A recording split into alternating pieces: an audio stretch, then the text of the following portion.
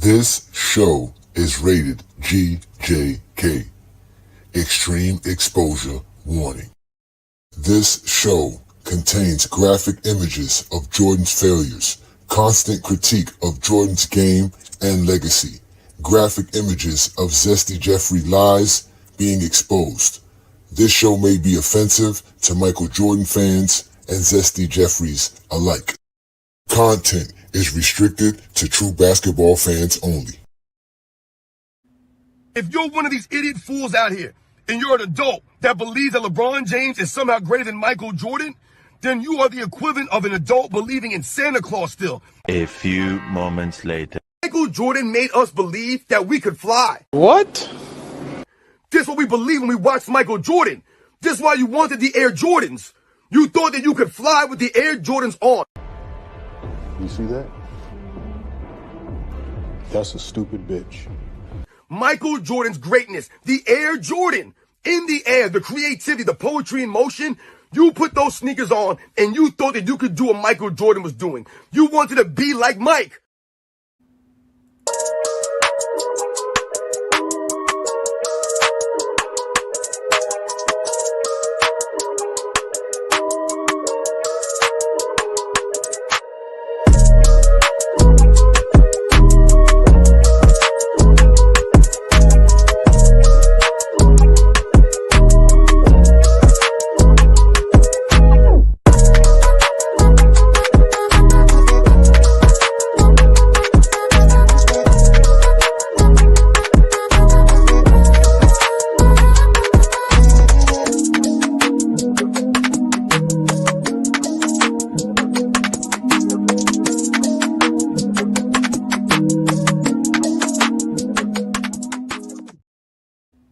Peace and blessings, y'all. Welcome to the GOAT James Kingdom channel. This is the GOAT James Kingdom show with B. Lee and A. Johnny. Y'all know we go live every Sunday noon to talk the GOAT conversation and the greatest players to play the game of basketball. Welcome again to another great stream right here on the GOAT James Kingdom channel. We'll also should be streaming live on FYF as well, as we will be debuting there today as well. So shout out to everybody who is a supporter of the channel. We're also live on IG and also on our Facebook group. You guys can follow us there. We're also on TikTok, Discord. We are the GOAT James Kingdom platform. I'm A. Johnny the Exposer. I have my partner B. Lee. What's good, brother? How you doing today? What's good? What's good, everybody? So today we're going to talk about our GOAT criteria. We have, like we said many times, the most comprehensive, the most objective way to determine who is the greatest players of all time. And today we're just going to try to show you guys a little piece of what we're going to do next week when we actually discuss more about who is the greatest and why such and such is the greatest, which most people know who's the greatest of all time, and it's not Michael Jordan. But as most of you guys probably do not know, this is the way that we determine who is the greatest players of all time. We always go by who has the greatest accomplishment, who's the best at what, who's number one at what. And as we can see in the regular season, we always acknowledge Michael Jordan averaged the most points of all time. And even though most people do not like to acknowledge LeBron James as the all-time leading scorer, the greatest scorer in NBA history, he does have the most points all time in the regular season. As we go down the list, we see that there's LeBron name stamped on a lot of things that he's number one in. And we see Jordan with the most points per game, since Jokic is passing him in most advanced stats, which is basically what you do on your team. So Jokic is very valuable to his team. That's why his advanced stats were high. And like Michael Jordan was when he was not winning titles, he had the best advanced stats because his usage rates was off the charts. And then when we go to the postseason, we see more of the same. We see more of Jordan as well, because Jordan was great in the playoffs. Jordan is, for me personally, is the second greatest player I ever seen before. But as we go down the list, we see LeBron James and Michael Jordan rule the postseason leaders. So just thinking about our criteria, I know you guys have seen it before. What objections do you have to our list? Let's start with Travis. Like I said, it's not really objections. Like I said, I've told everyone, I'm like, as long as you have a criteria and it's consistent, then I'm not gonna shit on it. Like I respect it. I mean, the only things I don't agree with are like I don't use totals. Totals to me are very subjective because it doesn't really take into account circumstances of a player's career, like why they retired or how. I care about how long you are consistently dominated. I use at least 10 years of consistent domination greatness, because it has to be continued, double the average player's career, and then after that you qualify for the conversation if you're dominant. But totals can be misleading. I mean, obviously LeBron totals are impressive. It's a testament to consistency, but um, that's really the only thing that I really alter. Although I mean, I've told you before, I really like your criteria for the most part, but totals don't really factor into the equation for me. Oh, well, I do have a question.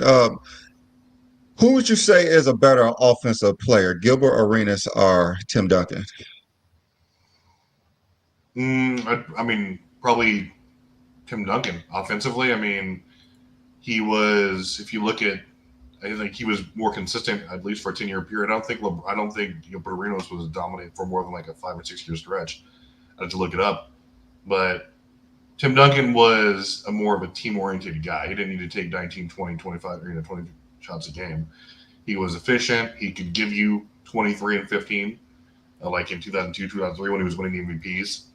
I Mhm. think he was more efficient. Obviously, Gilbert had it's from like three and stuff like that, but I'm taking Tim Duncan over Gilbert Arenas any day of the week. So who would you think averaged more points for a career? Probably Arenas because his career was notably shorter, and I think he had a more seasons of scoring higher points per game than Duncan. But again, just the averages for the career don't really factor to my criteria either. Averages don't either. So averages and totals, what do you factor in? So it's not an equation. You have to actually do your research and look at who the most Uh-huh. dominant players were as far as advanced stats, like impact on the team, things like that. And when you do that, there's a list that comes out of like players who are most consistent when all those things are factored in. It's mainly advanced stats. And again, it's like I give you my top five all the time. It's Jordan, LeBron, Kareem, Duncan, and Hakeem.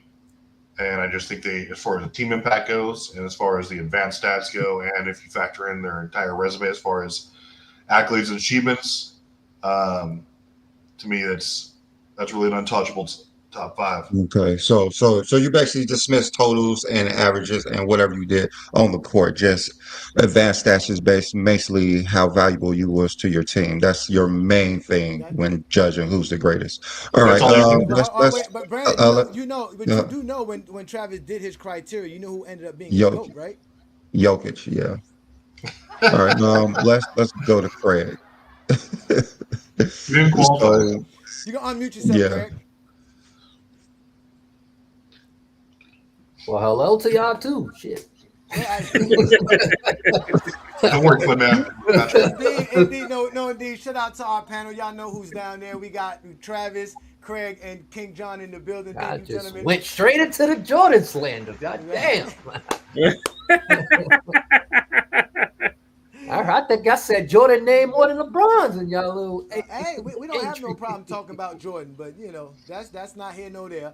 But you obviously we have our criteria. What do you think about the criteria? We've had it over a year now. It's been a year since we created it, and still to this day, no one else has been able to match it.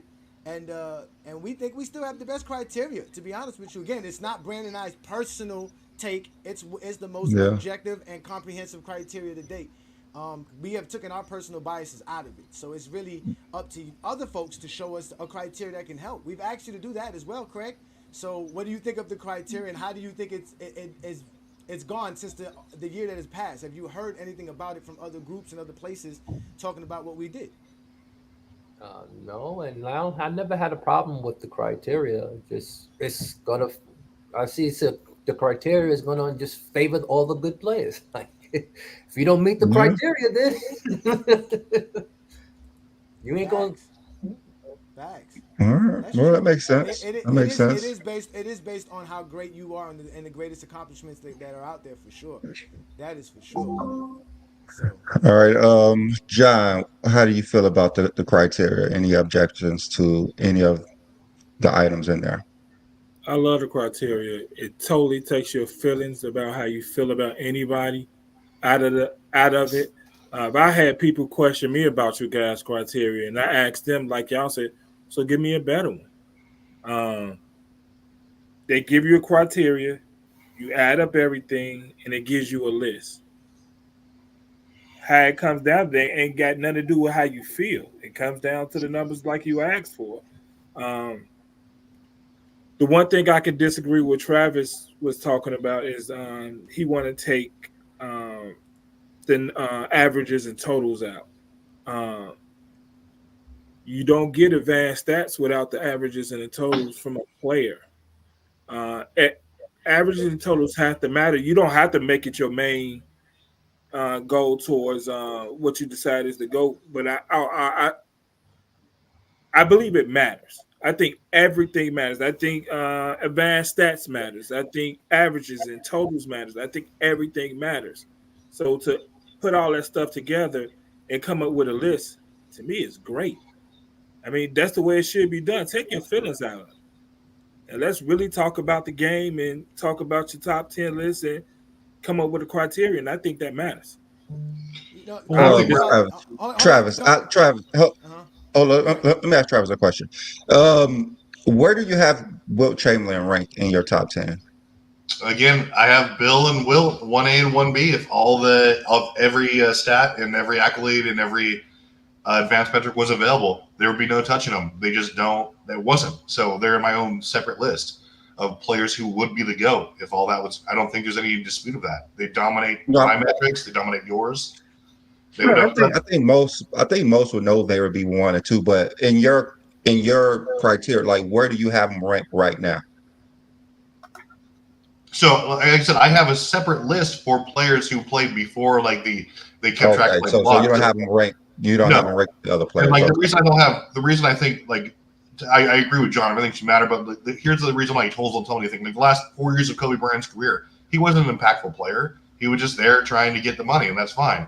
But like he didn't impact his team. The last like 3 or 4 years of Tim Duncan's career, same thing. Did he win a title in 2014? Sure, but he wasn't dominantly affecting his team, other than maybe from like a leadership standpoint, somewhat defensively. But he wasn't that guy who was giving you the best defense in the league and a top 10 offensive player, and he was going to win in the MVP discussion. So a lot of players just play to play, and like it gets away from their prime and career. LeBron's the obvious exception here to some degree, but I just don't think that. I mean, totals really tell you the story about how consistent they were, sure, but it doesn't really tell me how dominant they were in their at their best, which is what I care about. Okay, so Travis, where do Kobe rank all time in shooting guards and scoring? He's second, right? He's number one. Number one.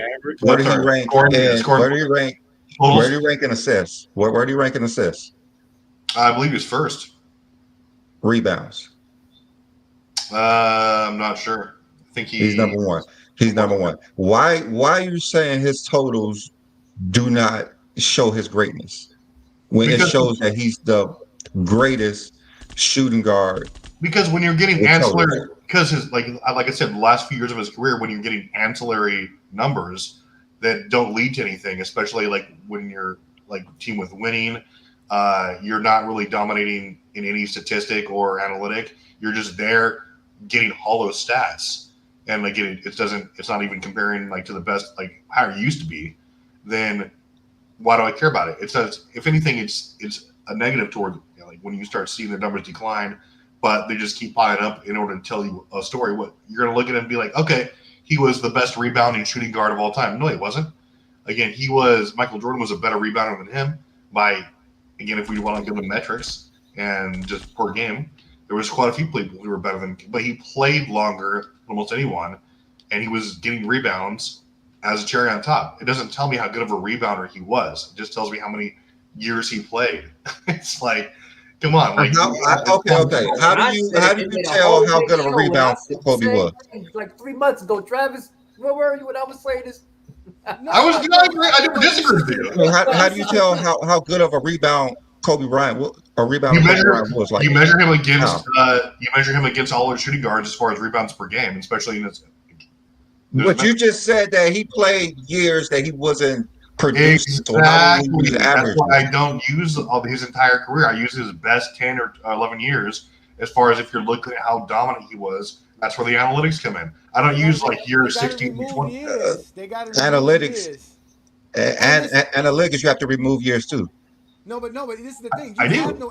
no you have no analytics without totals. You have Yeah, no you do. averages. Totals don't factor in at all. Yes, it is. Everything that you use to measure anybody's analytics, no matter what advanced stats you use, they're using your totals. They're not using your Totals averages. divided No, by we're games not. played. Totals divided by games played.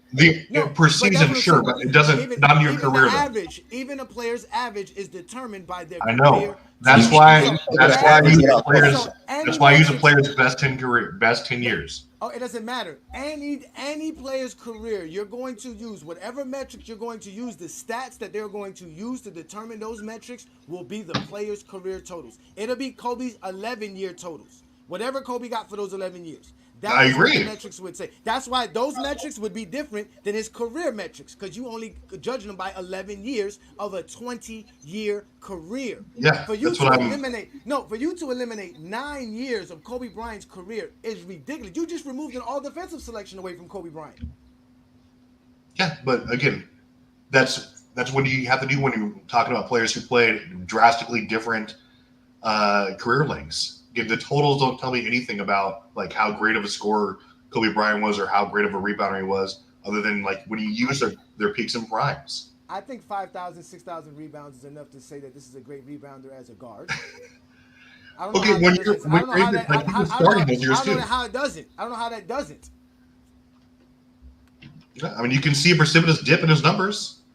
I mean, here's the flip side though. Do I dock him as a scorer because he was only averaging like 15, 16 points a game like his last couple of years? No, because he got 36,000 points. No, Of course, and he did that because he did that because he had such a high peak in prime. 25 points per game doesn't tell you how great of a scorer Kobe Bryant is, but 33,000 It's about does. it's about the consistency. I agree. It's not just 1 or 2 years. You have to have a good That's stretch. what 30,000 represents, consistency.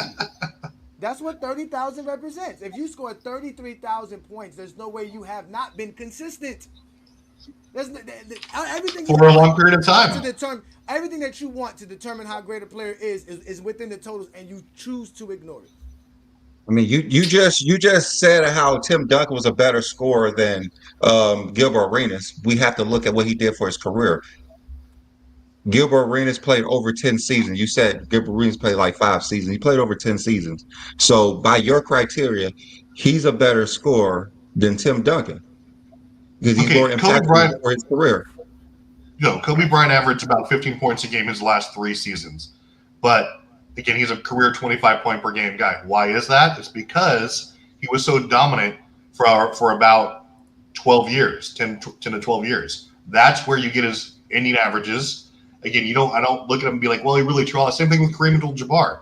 I'm not going to dock him. I still think he was one of the 10 best scorers in NBA history, not for his totals, but because of the stretch that he had from 70 to like 82. It's like same thing with Kobe. When you look from 01 to like, I believe objectively around 2013, he was still putting up like some of the best scoring numbers we've ever seen, even with if you take into account the efficiency of that era.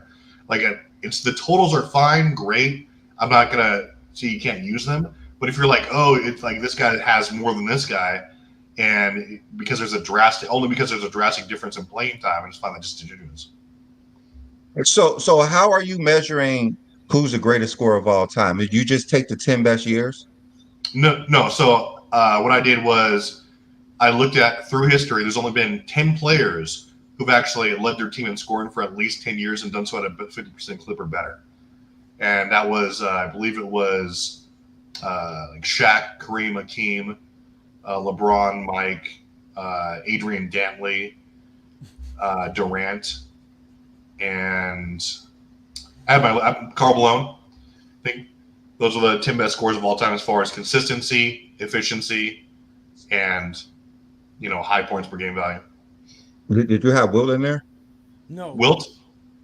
Will, yes, Will. So I had the list in front of me here. I can't remember it offhand, but Will was definitely. Wilt didn't lead his Yeah, team for 10 made years. 7, did. so Will was 8.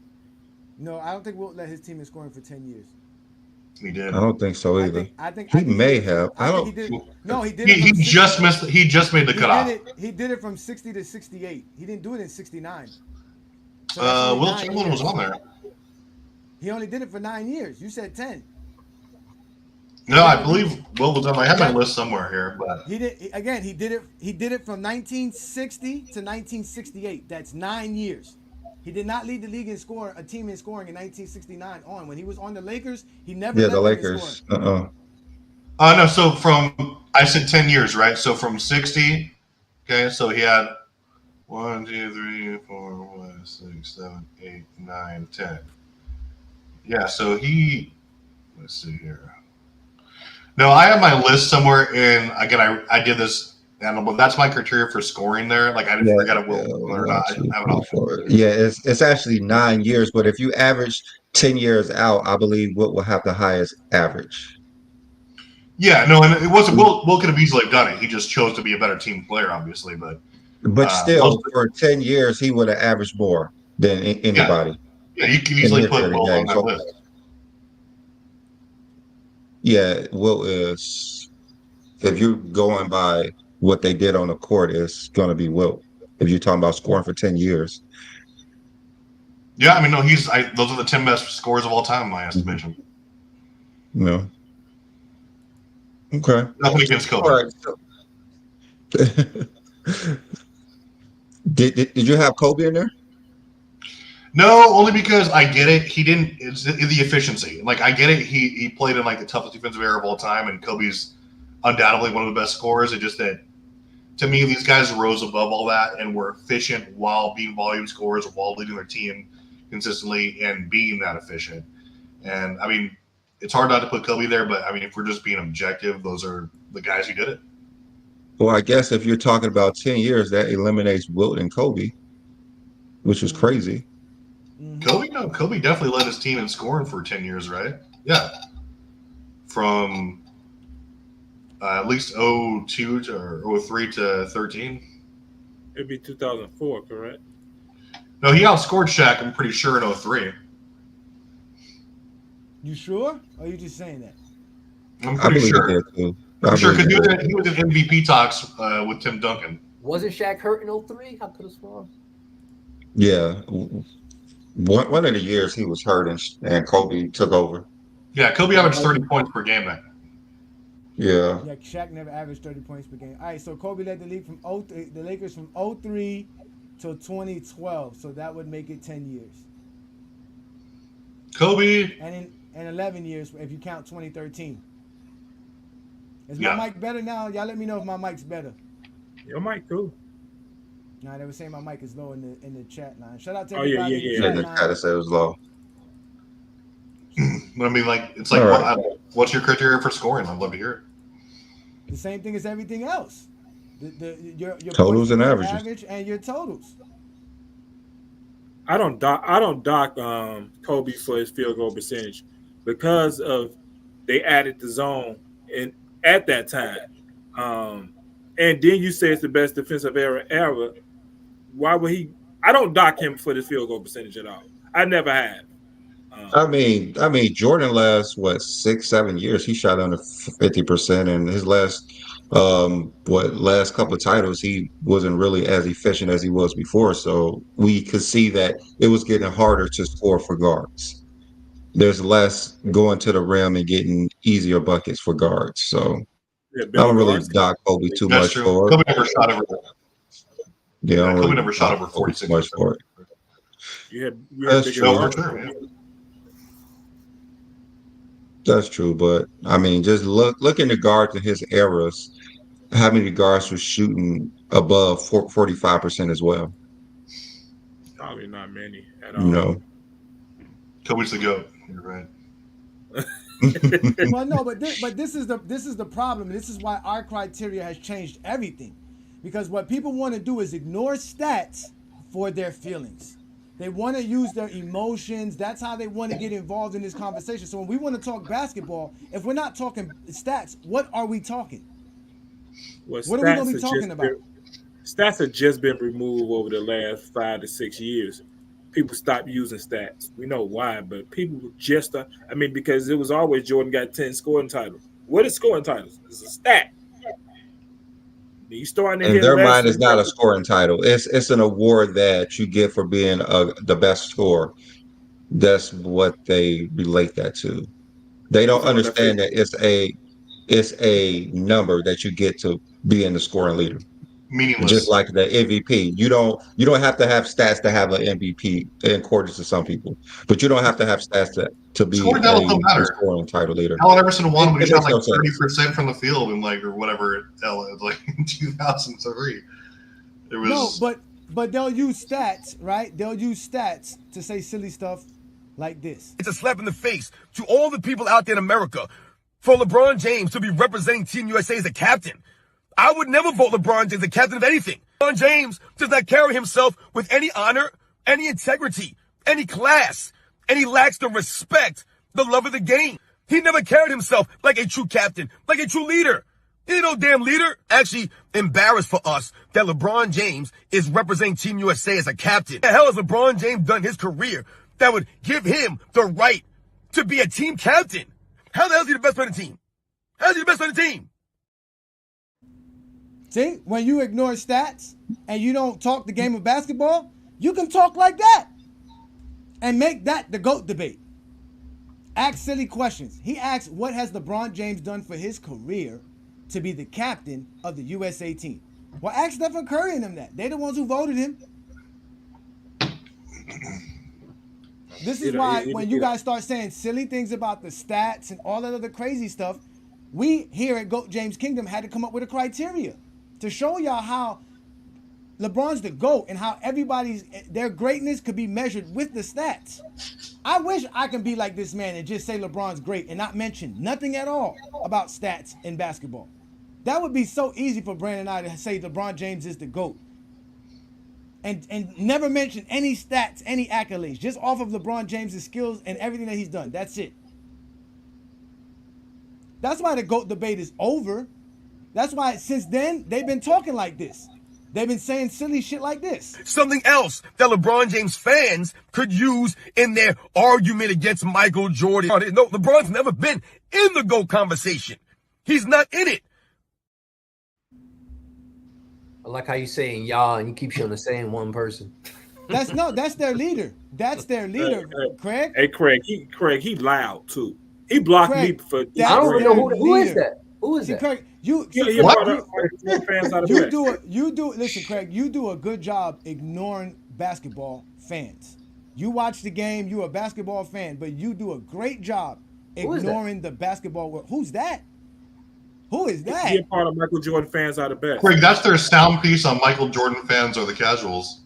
Yeah, he a part of that. Yeah. See, I give these people their attention. They gonna keep doing what they're doing. Matter of fact, they'll tell you he's a better content creator than Brandon and I because he has like 12,000 subscribers. Craig, what are you talking about? And they're all sheep. They didn't come from basketball. That came from. It can't be basketball. He don't talk basketball. That's not what he does. When you have someone screaming at you about all the things you believe and like he's reinforcing your echo chamber in a loud way, you're gonna get subscribers because you can't think for yourself. He's just screaming real loud. That's all he's doing. Just screaming real loud. Casual. That's because we have changed the GOAT debate. He encountered GOAT James Kingdom. So now it's just you can't talk. And he had to actually walk off the set. He literally walked off the set. I told y'all he blocked me for debating him on his own stream. He blocked me, and it was just like, well, since you want to talk about Jordan, let's talk about Jordan.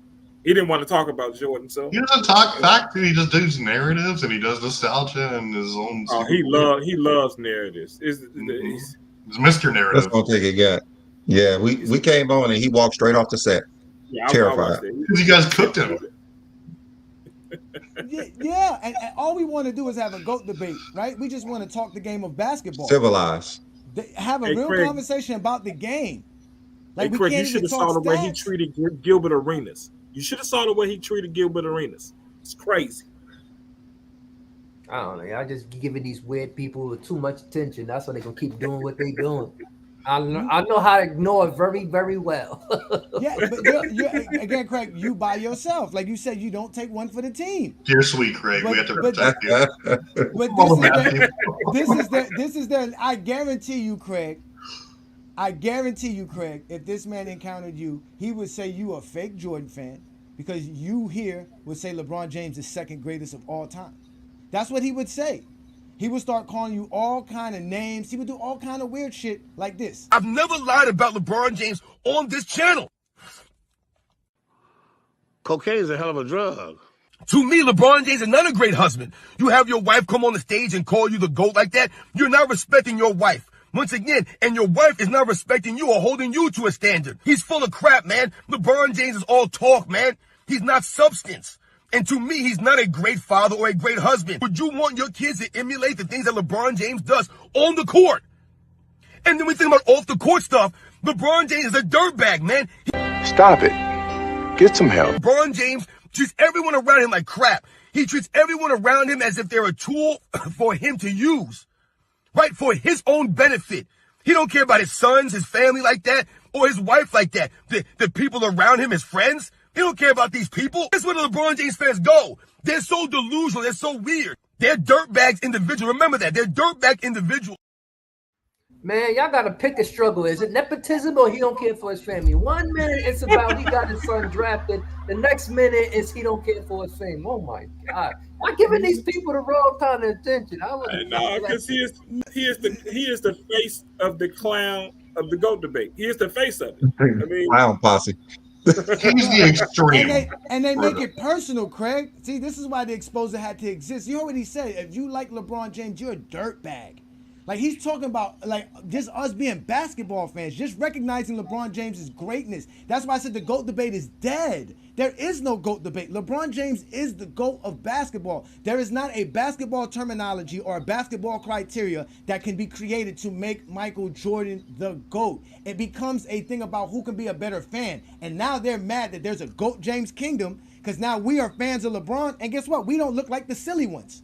We don't look like the idiots. We don't look like the dudes who can't talk basketball because you got guys like this who are the head of the Michael Jordan fan base. And I'm not even saying the Michael Jordan fan base. These are anti-LeBron guys. These guys make content daily hating on LeBron James and claiming all they want to show is how great Michael Jordan is. But they can't tell us how great Michael Jordan is without saying stuff like this. The thing about LeBron James, I've told you guys many times on this channel, LeBron James does not carry himself like a grown man.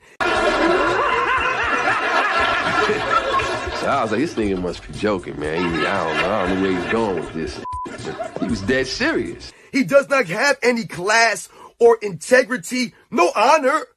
Think about some of the things he's done over his career. Is there any honor in having your wife come on stage and call you the GOAT? Is that an honorable thing?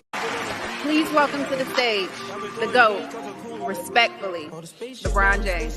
Thing? No, it's not. It's classless. What? Excuse me? That stupid look on his face. That's not honorable. Where is your integrity, LeBron James? Like, and mind y'all claim like it's just him. No, the Michael Jordan fan base that have these dudes in it, they're all over the place. They're loud like that in the comment section. If you go on any social media platform and you talk about LeBron James in any good light, you'll get a bunch of them come talking about you in this manner. And then they want to get very disrespectful, and then they get mad when we just school them with the game of basketball. Because all we do is just tell them, hey, the game of basketball shows us all we need to know. But he's not talking basketball. This man makes videos every day, all day, just like this, Craig. Thousands of people go ahead and listen to this man. Him and the hungry man combined together. This is a white man who wears an afro daily in blackface. He wants to talk about integrity. He has the nerve to talk about integrity. Yeah. Integrity. Like these are the people we deal with, Craig. This when you get mad at me and you say, "Damn, hey Johnny, you be taking it too far." How can I take it too far when I have people talking like this on a daily basis? LeBron James ain't top 5. He's not top 10, guys. He's not. He's not worthy to be in the conversation with those guys based on the way that he's carried himself, based on the way that he's went about his career. Right? He's a fraud, LeBron James. Never work on his overall game. New York City people, we ain't playing with this dude LeBron James, man. We don't respect this clown, man. We stand on the values, the integrity, man. This is how we are. Like a cornball, like a goof, man, like a 10-year-old kid, like LeBron James always is. Always exposing himself as a soft, sensitive fool, man. LeBron James. Just like his fans. Remember, you attract the same kind of people, right, that you are. So all the people that are supporters of LeBron James, they're clowns, just like LeBron James. This is why I'm telling you guys this, man. Think about it. The only people that LeBron James resonates with, the only people that gravitate towards him are people who are just like him. Soft, sensitive clowns that stand on nothing, have no honor, no integrity, right? They have no respect. They don't love the game of basketball. He must be from upstate. He must be from upstate. He ain't from. Travis, you okay, Travis?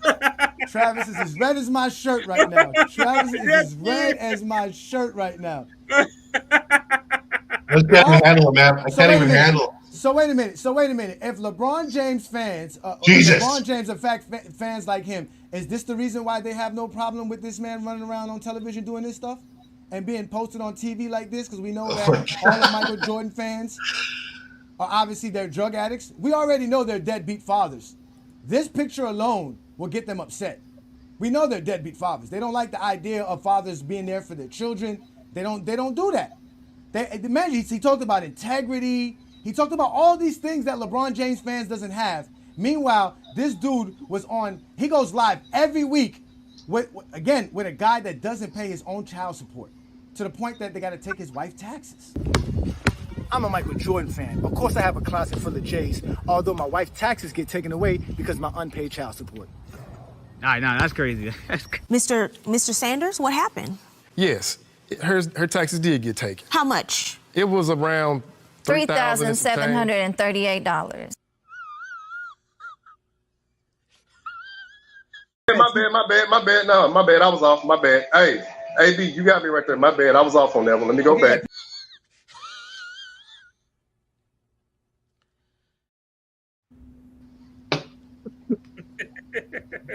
Have the nerve to talk about us and what we do here in GOAT James Kingdom and LeBron James fans in general. Because, and Craig, honestly, if they're the leader of the Zesty Jeffrey fan base, guess who's the leaders of the LeBron sexual fan base? Even though we don't consider ourselves LeBron sexuals. They're going to tell you, GOAT James Kingdom. These guys went on somebody's platform the other day claiming that I'm obnoxious, disrespectful, while he has sports fitness rants and Mr. not pay his taxes and get his wife taxes taken away or not paying his child support on his show every week. They're actually going live right now on their channel, talking crap about LeBron James and LeBron James fans and people who know the game of basketball just because they like LeBron James. And they can't tell you nothing about Michael Jordan. They can't explain nothing about why Michael Jordan's great. That's why we created the GOAT James Kingdom criteria. It's been a year now. And I have not seen one anti-LeBron page, one Michael Jordan fan page, a Kobe Bryant fan page create a GOAT criteria that will legitimately make Michael Jordan or Kobe Bryant better than LeBron James. They can't do it. They're just a bunch of liars who make up silly shit all day long. That's why the GOAT debate is over. Because we created a formula that ended the GOAT debate. That's it. From here on out, anybody who's telling you LeBron's not the GOAT, they're going to have a biased take. It will not be objective. It will be based on feelings. Because we did it in GOAT James Kingdom. We put it right here for you. We measured players by the greatest accomplishments of every category that exists. And we use all the categories that y'all like to use. We use advanced stats. We use the accolades. We use the per game averages. We use totals. Seasonal titles. Everything. It's everything. And all we do is getting cry babies. I mean, even when Brandon created this criteria. You remember this, Brandon? Yeah. They were all upset. Why would they be upset? Oh, well, why did you choose 5 finals? Why did you make it? Why did you make it only 2 finals MVPs? When Travis said I'm going to use 10 years, nobody had a problem with that but LeBron fans. Because 10 years make Kobe look good. 10 years makes Michael Jordan look good. 20 years don't for some reason. 15 years don't for some reason. You remember this, Brandon? Tell them about the backlash you got from this right here.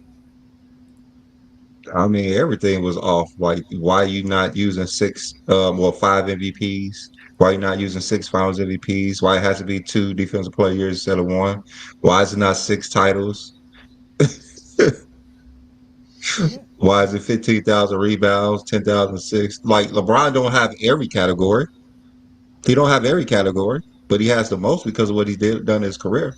There's a lot of players who played 18 plus years, 20 plus years. Like there's players who play a long time, but Michael Jordan is up there because he's great. What he did in his career was great. He had he didn't have a short career like most people believe he had. Michael Jordan had a pretty long career. He played over 1,000 games. Yeah, he has longevity. Yeah, he played great. A short career is under 4 years. That's the average. Yeah. Let me ask you this, Travis. With this criteria that Brandon put together right here, right? Tell me what's off here, because we obviously know Wilt Chamberlain and Bill Russell are at the bottom because a lot of these awards were not available to them. A lot of these stats were not available to them, right? So we exclude them. But what is off here? Who is off here? Who doesn't belong on this list in these tiers? Who doesn't belong? Scotty. If we're using those specific things, I mean, these are all greats. These are all-time greats. I mean, like if you're talking about one of the all-time. Well, wait. What's missing? What's missing? Who's missing? Who's missing? No. He said we're using just these. He said these. Oh. No. I'm saying not just those. I'm saying. But what else can we add? Like I said, these are. You want to add 10 rebounds? I don't care about triple doubles. I don't care about double doubles. Those things are ancillary. It depends on your position largely. Like when you're playing, like what kind of stats do you garner? So a guy being able to do multiple things very elite doesn't matter. I mean, there's point guards and there's centers with double doubles and triple doubles. So sure, no, and that's my criteria factors in your impact and all around play. That's like what contributes to advanced metrics. Is like how dominant you were on both ends of the floor. That all these things go into that. I don't say, okay, he has 10,000 assists. That's part of the team. Like that's part of winning. That's part of getting your teammates involved. That reflects in your record, how good you were, how good your team was on both ends of the floor, with and without you. All these things go into my criteria. Like these things are great. These are part of the finished resume overall, as far as like the awards go, like Finals MVP, all those things matter for part of the finished product, and like your performance usually translates to that if you're in the GOAT conversation. That's why my top 5 is really not ever going to change. And, it's like, I don't think you can put LeBron any lower than 2 objectively. I mean, you could make a strained argument for Kareem, but 1 to 3 is pretty much set in stone for me. But these things are I'm not going to say longevity stats because I think LeBron has redefined the word longevity and consistency. 2 words he redefined. Like, kudos on him. But I'm not going to knock other players for not being able to play that long. But, I mean, all this is impressive. LeBron is the most impressive player from a consistency standpoint we've ever seen. Hey, Brandon, was Dr. J's ABA stats added into that? Yeah. Okay. Yeah, we're not biased. They love to call us biased, that we always trying to make it seem like it's LeBron. I don't know how this is making it seem like LeBron. We added 2+ defensive players of the year. How that help LeBron? We had 15,000 rebounds. How does that help LeBron? Scottie Pippen being on that list is crazy. Because Scottie Pippen has done a lot. I mean, I'm not saying he shouldn't be, because I love Scottie's game. It shows something to me.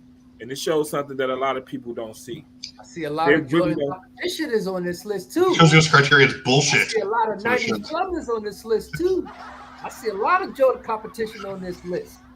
But he is plumbers, so I don't know how. Plumber Larry Bird out here. Who, Craig? Who's Jordan competition? Yeah, that's what I'm going to say. Besides Akeem, yeah, who's Jordan competition? He played against Kareem, he played against Magic, he played against Shaq, he played against Olajuwon, Kobe, Irvin, Garnett, he played against Pippen in 2 games, he played against Bird. That's a lot of players he played against. He did play against Pippen.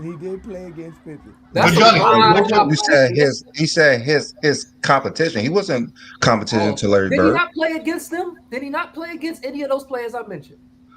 He played If you're against not him, but you playing the said game, when you his see those competition. players He I wasn't mentioned competition and for Jordan Larry playing Bird. He wasn't every competition basketball game. for Now you Kareem. He want to wasn't go competition into for because they Kobe. lost. It's still he was competition. He had to face them to win, right? Somebody had to lose. He didn't face Bird and win. He didn't face Kareem and win. He never played a basketball game against Bird and won. All right, which one of these That's people what he you're telling beat? me? Oh, wait, which one of these people he beat for a title though? Out of all these guys here. Magic. Okay. Well, look, Johnny. So these guys are also. And Shaq. And I'm pretty sure Magic is ranked higher than anyone LeBron ever faced. So Johnny, these guys, the I top. don't know. I don't know about that. All those guys are in my top 4, or are those guys in my top 5? Those players. Duncan was ahead of LeBron Magic. played against Scottie Pippen too, because Scottie retired in 2004. So. Okay, and it's still Old not Scotty. the same amount of players that Jordan faced. I know. So, Johnny, my thing coincides with you because those are all my top 5. Those top 4 guys and Hakeem, I have ahead of Kobe. And I mean, those are so we're lining up. Look how great Jordan is. You had to play 20 years to be on the No, same. I mean, like I would say if you're looking at like top 20 players that they beat during a title run, you know, you could put Shaq up there, Magic, and Hakeem. No, he never played Hakeem. Jordan. Well, he was in the league during that title run. He definitely was actually in the league during that title run. He finished the hardest run ever SRS wise, but like. So he has those 3. I mean, LeBron, you know, he had Tim Duncan, he had Kobe, he had Steph. Like now, you know, Jokic is probably a top 20 player. Giannis, Kevin Durant, Kevin Garnett. Well, Dirk, make this graph like, again there's a and lot see of if they'll players. make this list. Make this graph. They won't make this list. I mean, there's a lot of players. There's more on LeBron end because LeBron has played great for so long. That's why. KD don't got Curry 3 moves titles. up on this list. Curry moves Kawhi up ain't to got number 3 5. titles. Curry moves up on this list because he'll have 10 All NBA. Oh no, 10 All NBA first teams. This was like 2 years ago. So I was just about to ask you, when did you do this graph? yeah, This was like Curry's 2 years ago. Yeah, Curry's moving up, and LeBron's moving up some more points too. Shouldn't Russell Westbrook be on this list now? Kobe had a Magic? That's great. Nah, not really, because he doesn't have nothing here that you would say besides the triple doubles and the double double. I don't even think he has 500 double. Well, he has to have 500 double doubles. But I mean, he has a better overall stat line than Kobe. More Finals MVPs, more MVPs. Westbrook has 500 double doubles now. So he has that. He has All Stars. He doesn't have 14 All Stars. You don't got? No. How many? He don't have the assist yet. And Shaq's ahead of Kobe too. He would only have one thing in this category, and that would be the 2 things: the double doubles and the triple doubles. Double double and triple doubles. Yeah, this Shaq is like was the greatest of the great. Shaq was never like not the best player on his team, like for like a 15 years, like for like all but 1 year of his career until he retired. But like Shaq rewrote what it meant to be dominant. Like obviously, kudos to Wilt, but Shaq did it against better competition, consistently. But just to let y'all know, obviously Brandon and I have been trying to create this type of criteria because we want to be able to have a debate. We want to be able to explain how great LeBron James is. We find so many ways to do it. Even when I created my own criteria, which was basically me putting some things together here, and Brandon and I had challenged each other to come up with the best criteria. My criteria was a little bit subjective because if you look on the right-hand side, I gave several subjective points to certain accolades, depending on how I felt those accolades should go, which completely got people upset. But when we did the actual GOAT James Kingdom criteria, they were begging for us to be as subjective as I was when I did this. And I also ranked players by their stats, but I did it by where they were ranked at. So it was a little bit different than Brandon's criteria. So at the end of the day, Brandon and I did say, okay, we're going to come up with something that's the best. And Brandon came up with really the best idea, which was basically measuring players to the greatest accomplishment of each category. And we used players' per game averages, their totals. We used the advanced stats. So we used PER for all you Zesty Jeffries in the comments. We used PER. We use box plus minus. We use win shares per 48. All categories that Michael Jordan are better than LeBron in. We didn't do anything that was gonna make anybody have an advantage over the next. We didn't have anything that made a position have an advantage over the next. We didn't do anything that had an era that had an advantage over the next era. Everything we did was completely objective and it was completely comprehensive. And we created the best criteria to date. And nobody wants to actually show us anything. Like, they don't even want to bring up anything. As of right now, I'll take a biased one. We'll take a biased criteria right now. And I bet you still can't make Michael Jordan the GOAT. I guarantee you, with a biased criteria, you can't make Michael Jordan the GOAT. Oh, give me a little credit. What? I dare you. I dare you. If you make a criteria, Travis, a good one too. No, you didn't. You made Joker was your GOAT. Michael Jordan wasn't. No. I said Joker doesn't qualify because he only played 9 years. This is going to be his 10th season. You got disqualify people. Well, this would be his 10th season, right? Yeah. This is going to be his 10th season. He's on track. He's on track to be better than Jordan. Because I remember it was Joker. You had to disqualify him. Well, I mean, is he going to win another MVP? Is he going to lead in every advanced metric? Is he going to just be so dominant that it's just not even a question, like for another 3 or 4 years? Jordan's definitely not going to lead in every category. That's for a fact. Well, I think Joker got one more MVP in him, because if he averages a triple double for a season, he's going to win MVP of that year. And Joker's game doesn't require like mad athleticism or like just. I mean, he's just so cerebral and like from an IQ standpoint, and he's just insane. I do want to see his game. Once he slows down a little bit, I want to see how he affects the game. Is he going to be like Sabonis was in Portland? Hopefully not without the bad knees, though. Travis is only taking 10 years. It's impossible for Jokic to not be the GOAT for him. Because if you're just taking 10 years, he's going to be on top of everybody according to Travis' criteria. Well, not necessarily. As soon as he steps, what you're going to remove some of his high years or something, like what are you going to do? So here's the argument against Jokic, though. It's because realistically, this is going to be his 10th year of his career, right? So he's only played like 10 years. He's only really realistically had 4 years of actual dominance. His first couple of years were actually just middle of the road. Right. So I said you have to have at least. You're just talking your criteria rate in the middle of. No. I said you have to have at least 10 years.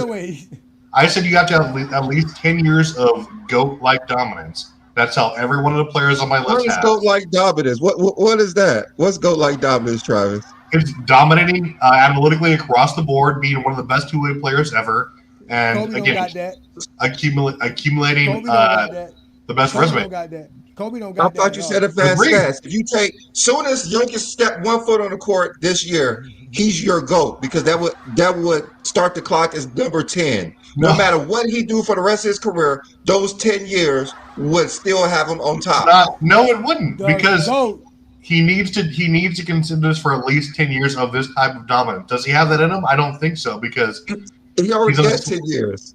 No, total play, not dominance. That's a great thing. Shout out to Twin Man. Let me ask you this: Is it 10 straight years, or can you take a break like Jordan did for his 10 years? No. It's just 10 years in general. It doesn't have to be straight years. 10 years in general. Okay, 10 years in general. Why does that? It's 10 years in general for Jokic. Dominant. He's the GOAT. Look at his stats. He wasn't this dominant force we've seen the last couple of years. Like when was he drafted? Like 20 or 14. He wasn't doing this in like his first 3 to 4 years. Like he was just okay. There we go. Hey, look, there we go. Y'all look. Is the most missed field goals, the most turnovers, the third in most missed threes, fifth in the most missed free throws count in the totals. Yeah, we can count that if you want to count that. I don't see how that's gonna hurt LeBron. It's gonna knock down everybody else. How do we do that, Willie? When we put the link up, Willie, we want you to explain to us, right, how we can do that. Because the way it works is like this, Willie. Pay attention now, Willie. You need to pay attention to this very closely so that when you show up, you can have an opportunity to show out, right? So let's start off with our favorite point guard of all time, John Stockton. Top 5. Right? Let's start off with John Stockton, right? Right? You have to show us, like how we're going to do here, you have to show us how we can measure it. So by points per game, John Stockton is 4.4 points. That means he's 44% of Michael Jordan's 30 points per game. How are we going to score the missed field goal attempts, the missed free throw attempts, the missed three-pointers attempts, the most turnovers? How are we going to determine who has the most per game? Because if we do that, Michael Jordan has more missed field goal attempts per game than anybody in NBA history outside of, I think Elgin Baylor only has more than him. So that means Jordan would score. How would we score that for Jordan? What's the negative that we're going to add? Because that's how we did the thing. You have to measure it by the greatest. So if we're going to go by the worst stats, we got to find out who has the worst stats. So if we go by missed field goal attempts per game, your boy Michael Jordan points have to go down worse than LeBron's. So I hope did a lot of LeBron research. Oh, he's not. We already know he's not going to do that. Yeah, he did a lot of LeBron research. I mean, wow, that was crazy. Willie's working. He can't do research. Willie off on Sundays. Willie earned the right to be off on Sundays. But I'm just saying, we had to create a criteria, and that criteria just basically shows LeBron's the GOAT. And I have yet to see any Michael Jordan fan or anybody who's an anti-LeBron fan or anybody that's an actual Kobe Bryant fan create a criteria that makes Michael Jordan the GOAT without being completely subjective and removing things from the GOAT debate. Okay, Johnny, hear me out really fast because I know that you've heard this before, but okay. It's all about being the most balanced. So Michael Jordan, right? If we're talking about his metrics, he was, up until recently, he was a leader in PER, box plus minus. Again, offensive and defensive, he was high as well. Winters per 48, VORP. Up until recently, obviously LeBron passed him there, but it's like he has the best mix of being most impactful player. Again, as far as advanced metrics go, he has the 6 Finals MVPs, 5 MVPs. Is he the best in all these categories? No, but who else has that combination? He's tied for first with 9 all-defensive first-team selections. Again, he has in total. So when we're talking about sheer impact, he led the league twice in defensive box plus minus. Again, when you saw like all these things that go into your impact, as far as you have to be efficient on when you're scoring the ball to lead, to have an impact like he did offensively in those metrics and defensively. So he's objectively a top 1 to 2 two-way player of all time by any measure you want to do. And his offense or his overall resume, if you're not counting things like ancillary things like Player of the Month, I get it. There are actual media awards, but who else has who else has the titles of 6 MVPs or 5 MVPs, 6 Finals MVPs? Things like that. We didn't count none of that. We didn't count. So he has the most player of the week. He has the most balanced count it. He has the most balanced case for GOAT you're going to see from a two-way perspective and from an overall resume perspective. He has more MVPs than LeBron James. No, he doesn't. He has fake steals. He has fake blocks. He has fake defensive accolades. That's why we don't use those because they be lying on them stat sheets. Hey Travis. I thought Russell Westbrook passed Jordan in PER in 2016, and they changed the criteria of PER. They did? No, it was VORP. It was box. They did. I just don't care. No, it was box plus minus. Yes, Russell Westbrook's box plus minus was so incredible in 2017, and it surpassed Michael Jordan by so much that they decided to change how the stat was calculated. And that's how Jordan became back on top for box plus minus, because they changed the calculation based off of totals. So all they did they're not using averages when they're basing Jordan's box plus minus. Jordan's PER is based off of totals, not his averages. So all these advanced metrics you guys want to keep using, which we did not ignore, and we added to our criteria, still shows Michael Jordan's not the GOAT. Instead of all they did was say instead of 2 times 2. What? He leads LeBron in all these things. Like what does LeBron lead Jordan other than totals? He leads him in rebounds per game, assists per game. Like, I mean, we've got to get the field goal. So Jordan has him points per game, steals per game, blocks per game. Their efficiency is virtually the same. It took Jordan 21 years to pass him in blocks per game. I thought they was even at blocks per game. No, LeBron's at 0.7 now. He's at 0.7 now. But again, I don't count that against LeBron. Years to get to that point. But LeBron has more blocks. He has a better block rate than Jordan does. And LeBron plays in a tougher era where guys are not sitting around shooting the ball in the same spot, where he actually has to guard guys 25 feet from the rim. Jordan didn't have to do that. How long he's been doing that? When did it? Because this y'all keep saying this tough era. The tough era is about Since 2009. 5 years. Since 2009. I mean, Travis loved to talk about advanced stats. When did this running around for 48 minutes really start? It's about the people, yeah. It's about the people who are most consistent in those It things. started with the Orlando Magic. They were the first team to chop up over 25 3-pointers per game in 2009. Just jacking them up, left and right. They had the what's it called? That Phoenix team didn't do that. Not Tucker Glue. Yeah, it was Tucker Glue and Rashid Lewis playing the 4. Turkaloo, not Turker Glue. Rashard Lewis, Johnny. Jameer Nelson. Yeah, jacking up threes, left and right as 4s. And then Curry came. Forwards doing that. Yeah. How very Vashon Leonard of them and Glenn Rice. Curry and them just was the most successful with it. Because prior to that, people thought you couldn't be successful enough with it. It wasn't. It was to Curry. That was what, We're bitching about your mic here, 6 years later, it was successful. Yeah, it took some time. It took some time because it took some time to get great shooters together. And once you put Klay Thompson and Stephen Curry together, I mean, you're talking about one of the 2 greatest shooters of all time. So is it only successful because they won championships? But I mean, because that's a successful season for a team is to be an NBA champion. I mean, I get that.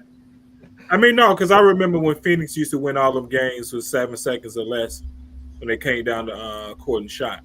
So I thought they were successful, even though they never won a championship. They were successful by keeping people jobs. They was until Amari stepped on the court. Yeah, that was that Robert Horry. That was that Robert Horry bumping them on the sideline, and everybody getting suspended. That's the same thing that he really, how is LeBron better than Kareem too? Like, let's have that conversation. Like, Kareem had arguably the most dominant 10-year stretch in NBA history, where he was averaging like 20 points and 15 rebounds. He would have averaged like probably 5 or 6 blocks a game if that would have been counted. 6 MVPs. Was the winning there? No, but like these are, and like his numbers dropped precipitously when he joined the Lakers for obvious reasons. But like these are things that measure how dominant you're. So for a career, you would say LeBron is ahead for his career. Moral defensive selections. Yeah, I mean, and then he eventually passed Kareem in All NBA, sure, but I mean, was there a better player? He been career past for Kareem career. NBA. He been past Kareem in All career for career. He has more All NBA than Kareem. Yeah, but Kareem, like, was there a better player during that any kind of a 10-year stretch than Kareem? No, they was in the ABA. Let me stop. Yeah, exactly. There was. If Dr. J was in the, if Dr. J was in the ABA. I mean, yeah. I mean, give me that player over anyone if I'm drafting first. Give me that player over anyone in NBA history. Why? So you can take a bunch of hook shots? I think LeBron is the greatest number 1 pick. Yeah, I mean this is not the 70s. Exactly. This is not the 70s. Travis. He was athletic. He was fast. That's 50 years ago. Huge that's IQ. 50 years ago. Arguably a top 3 defensive player. Yeah, arguably, yeah, in the 70s. Oh, but you know what? And some of the 80s. Listen, y'all can argue whatever y'all want, right? Because when we did the criteria, remember Travis and I did a top greatest defenders of all time. And I used the GOAT James Kingdom formula. And when I did it, these were the greatest defenders of all time. Like, and I separated by perimeter and interior guys. And in reality, I'm sorry, LeBron is not better than Scottie Pippen defensively. Well, the numbers say it. The numbers say it is. The numbers say it. The numbers So Travis, I have a question. You love advanced stats.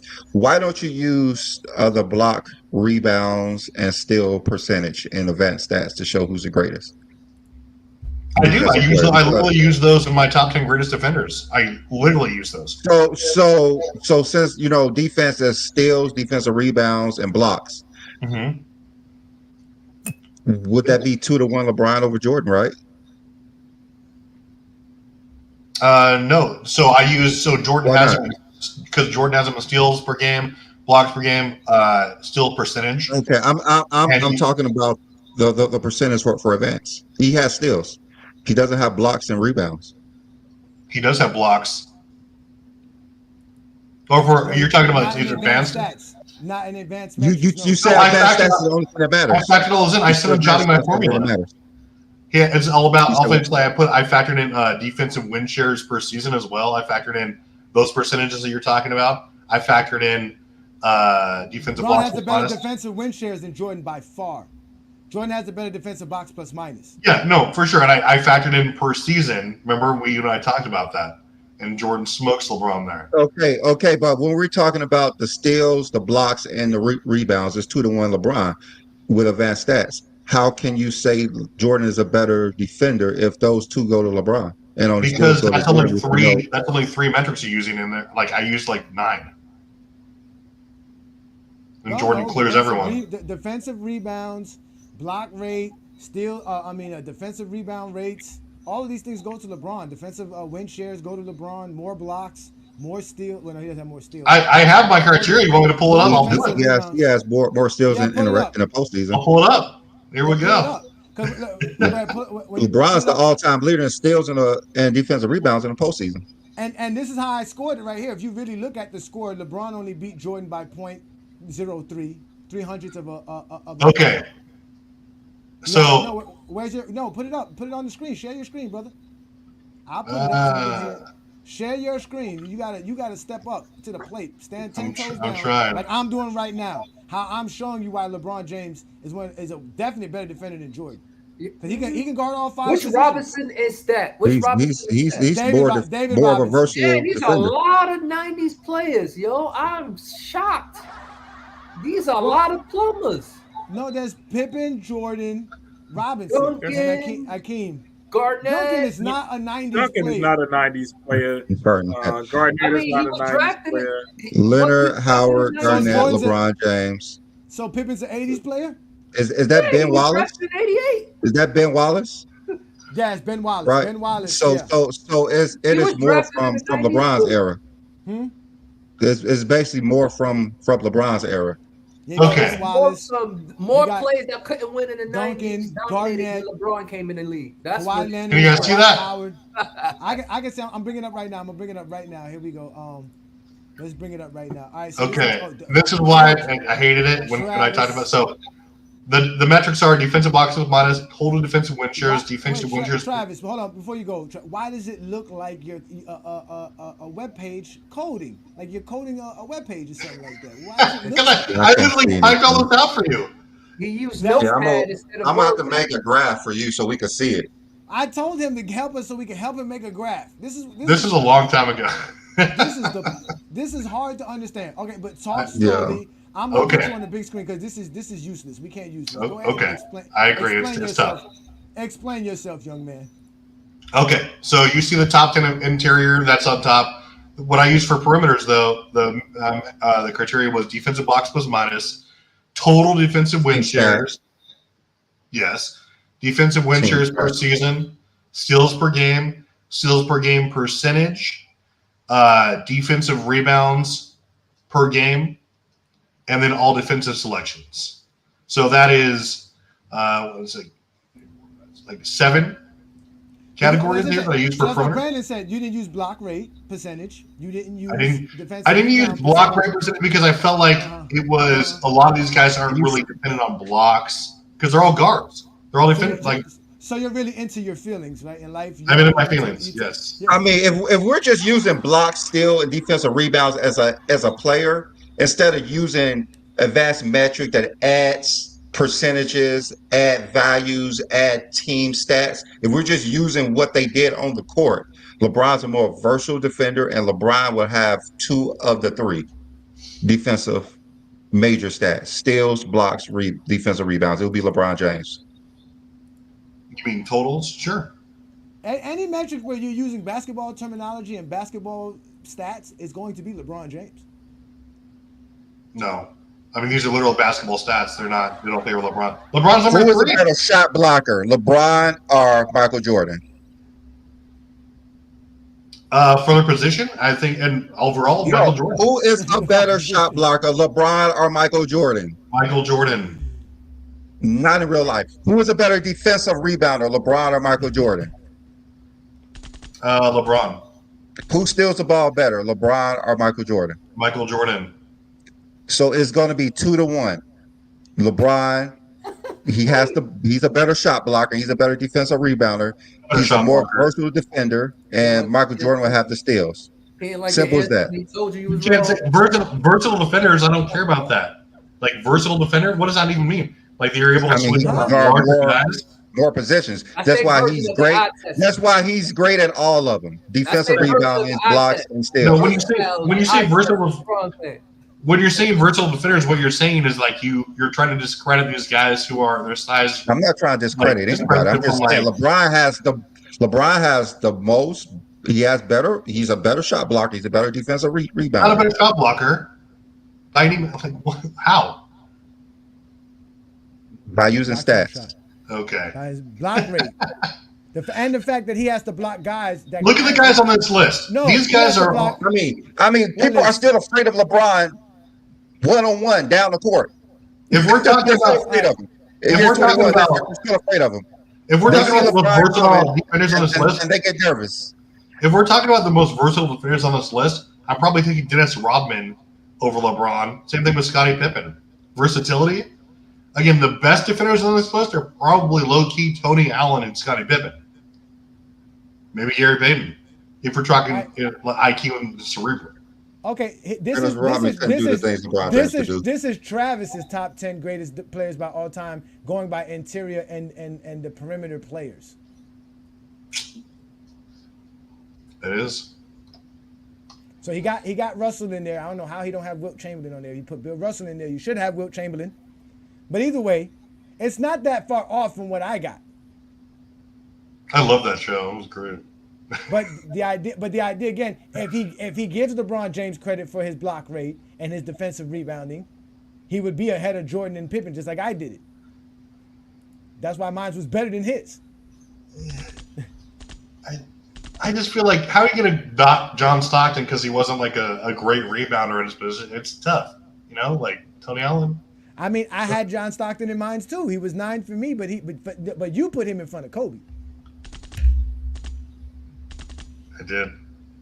Craig, you was on this show. I remember, right? You showed up for this Friday Night Exposure with Travis. Yeah, I remember because we was just talking about. I remember because we was saying, well, yeah, Pippen is a great defender, but remember Jordan and LeBron still had to give you 30 points too, along with being a defender. So you would give the edge to the person who was responsible for the bulk of the points as well as the defense. Facts. Yeah, I remember you saying that. I knew. You remember you saying how Pippen. That was a fire take. People like him. People like Pippen, Blaylock, Rodman, Tony Allen. Like all they had to do was. They had to do one thing. That was defend. That's why LeBron's so high. Ishmael said this is one of the worst lists ever. Ishmael can never make a list. That's why he doesn't have a list.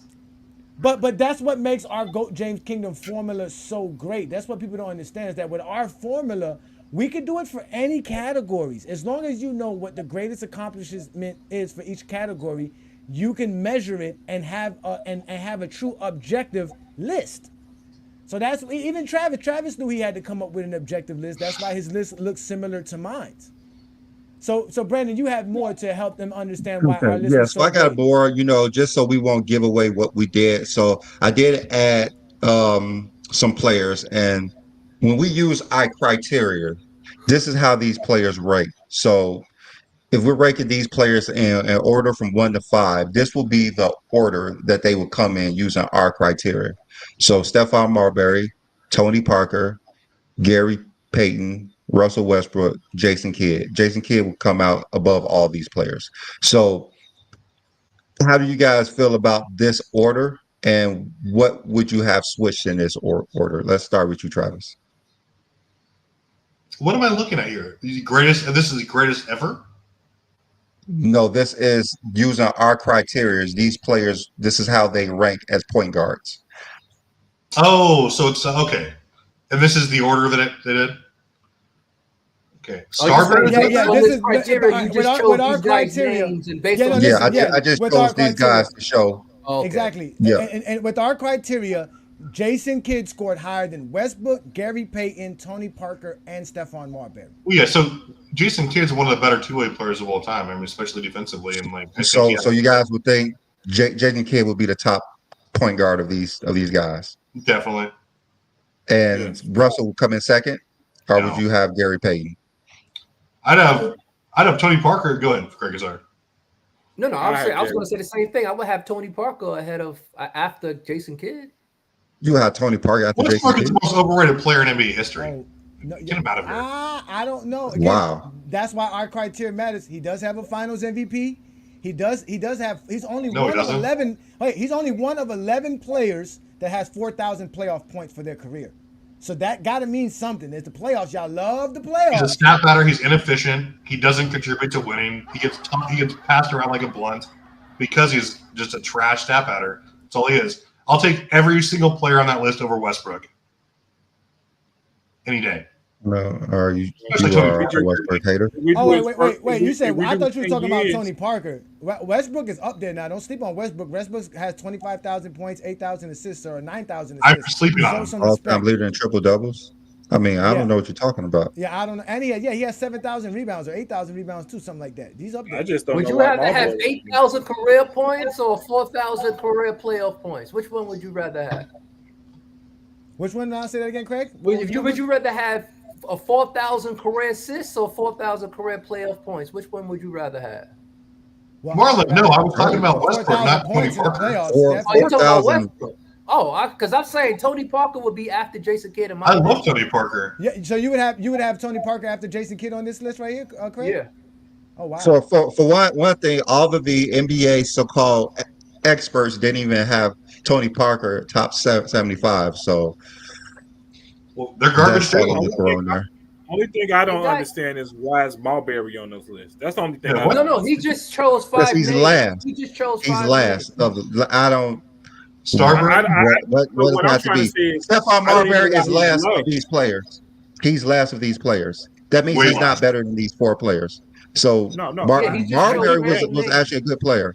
In reality, No, right? Because yeah. hold on, wait. Let me give y'all the point guard. He that was a Marbury really good wasn't- player. He was good, right? But Kyrie Irving scored was a really higher good than player. Marbury.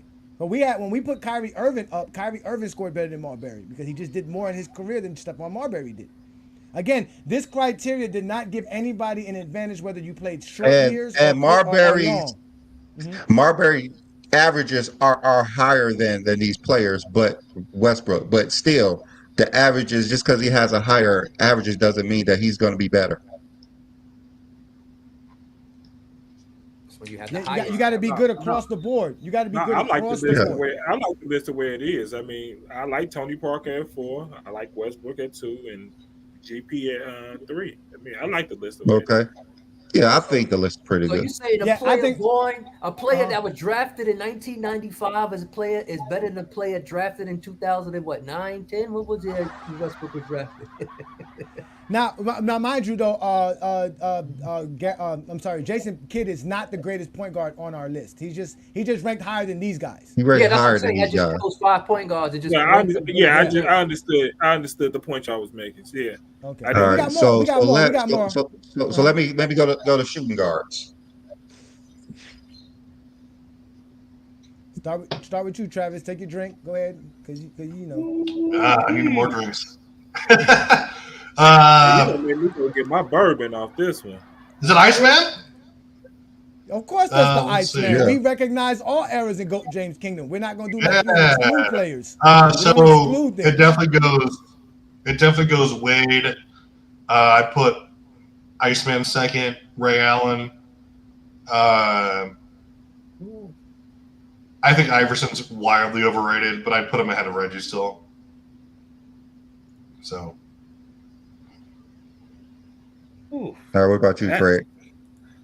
Yeah, Wade is number 1 out of these 5. It's a toss up between because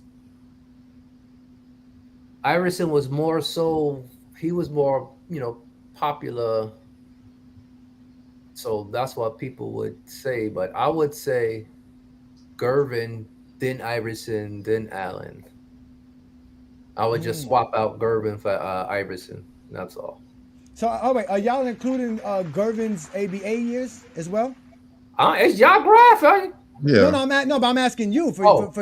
would say yeah. I mean, this is just ranking their play, not the production. If you would but we're just showing you how our criteria ended up putting it together. So it's very close to what you would have done. You got Gervin ahead of him. That's then Iverson, but because we did include the ABA career, so that does exist. We did include their career. And mind you, this is also like based off the person with the highest. So you really, it's not them, it's them against the person the highest. So they're really going against the other, whoever got the highest. So what? It's just based off where they rank in between. Yeah, exactly. You could say George Gervin's career from 74 to 84 was better than any of these players outside of maybe Wade. Like, I mean, I would even include his 87 year or 86 year when he was playing with Jordan as well. We can include that, might as well. All right, John, what you feel about this order? I like the list. I'm trying to see a lot of people. I was just watching something and they was talking about Ray Allen's game had matches Reggie Miller's game, and I remember Ray Allen game wasn't nothing like Reggie Miller game at all, especially the Milwaukee and Seattle years. It's after he got those injuries that he became really a jump shooter and shooter. Really in Boston, in Milwaukee, he was really in Boston because he had to. Yeah, in Boston he had to, and then after that.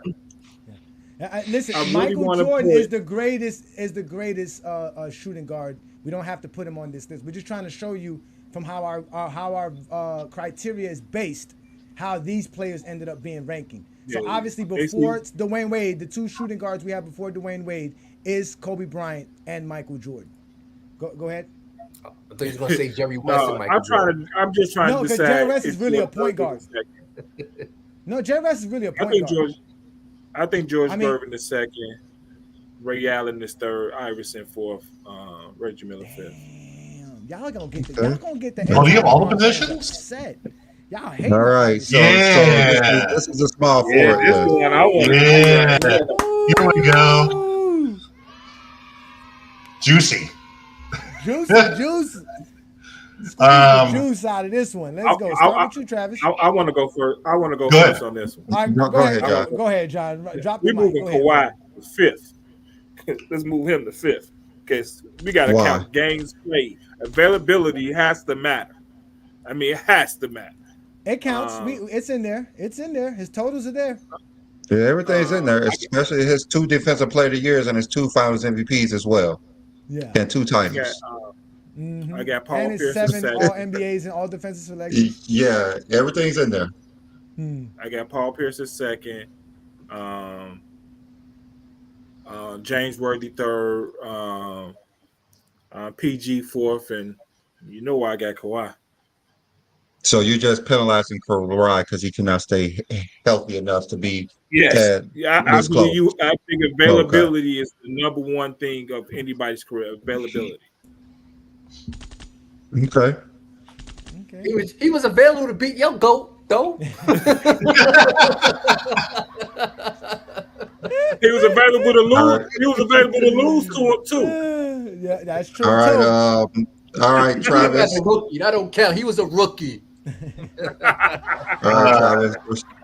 What's your take? It's actually a pretty good order, man. I mean, obviously James Worthy is my favorite player in league history, for no particular reason.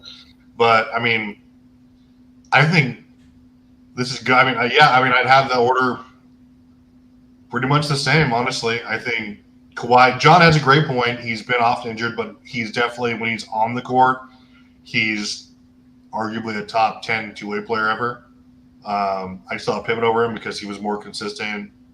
I think he was a little bit better defensively. I mean, I wouldn't really change this. I think that you can maybe argue that Paul Pierce wasn't. I don't know. I really wouldn't change. I don't have a problem with the order. Honestly. Okay. What about you, Craig? Oh yeah, this is. Yeah, I really cool don't order. have a problem. If y'all going dock, I can't dock Kawhi Leonard for being not available because the stats is only available when he plays. So you can't. Why is it y'all? John said that. You said he may be not playing. That was John. Why are you putting us with John? Come on, Craig. Don't put us with John. John did that. I'm knocking him for not being there. Ever. You can't knock him twice. All right, let's go to the power forwards. Oh. Ooh. Let's go with you, Travis. Oh shit. I mean, these are just okay. These are just random people. I was like, it's not the best of all time. I'd put the same way. I'd put AD over Dirk, Ooh. and I'd put Chris Bosh third, then Powell, then Rodman. I mean, maybe switch Powell for Rodman because Rodman was way better defensively, and a rebounder. But I mean, I would definitely have AD number one out of that group. All right, Craig. Bosh fifth is wild. I mean, I think Bosh was only a one-time All NBA player. Don't care about that. His stats are better than Powell's, better than Rodman's, on par with Dirk's. Not really. On his Toronto years? Yeah, they were. For his career?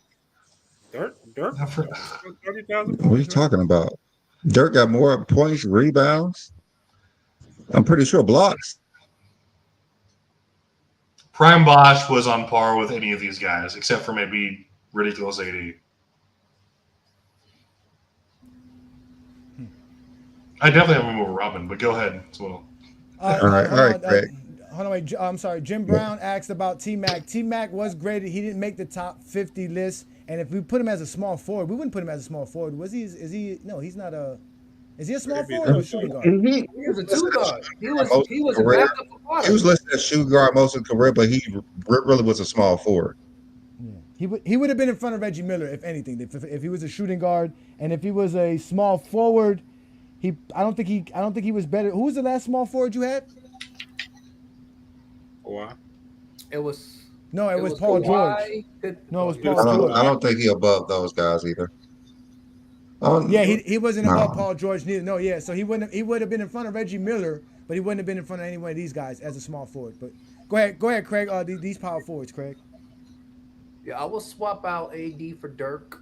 I mean, AD is a better defender than Dirk, and is just as well as an offensive player than Dirk.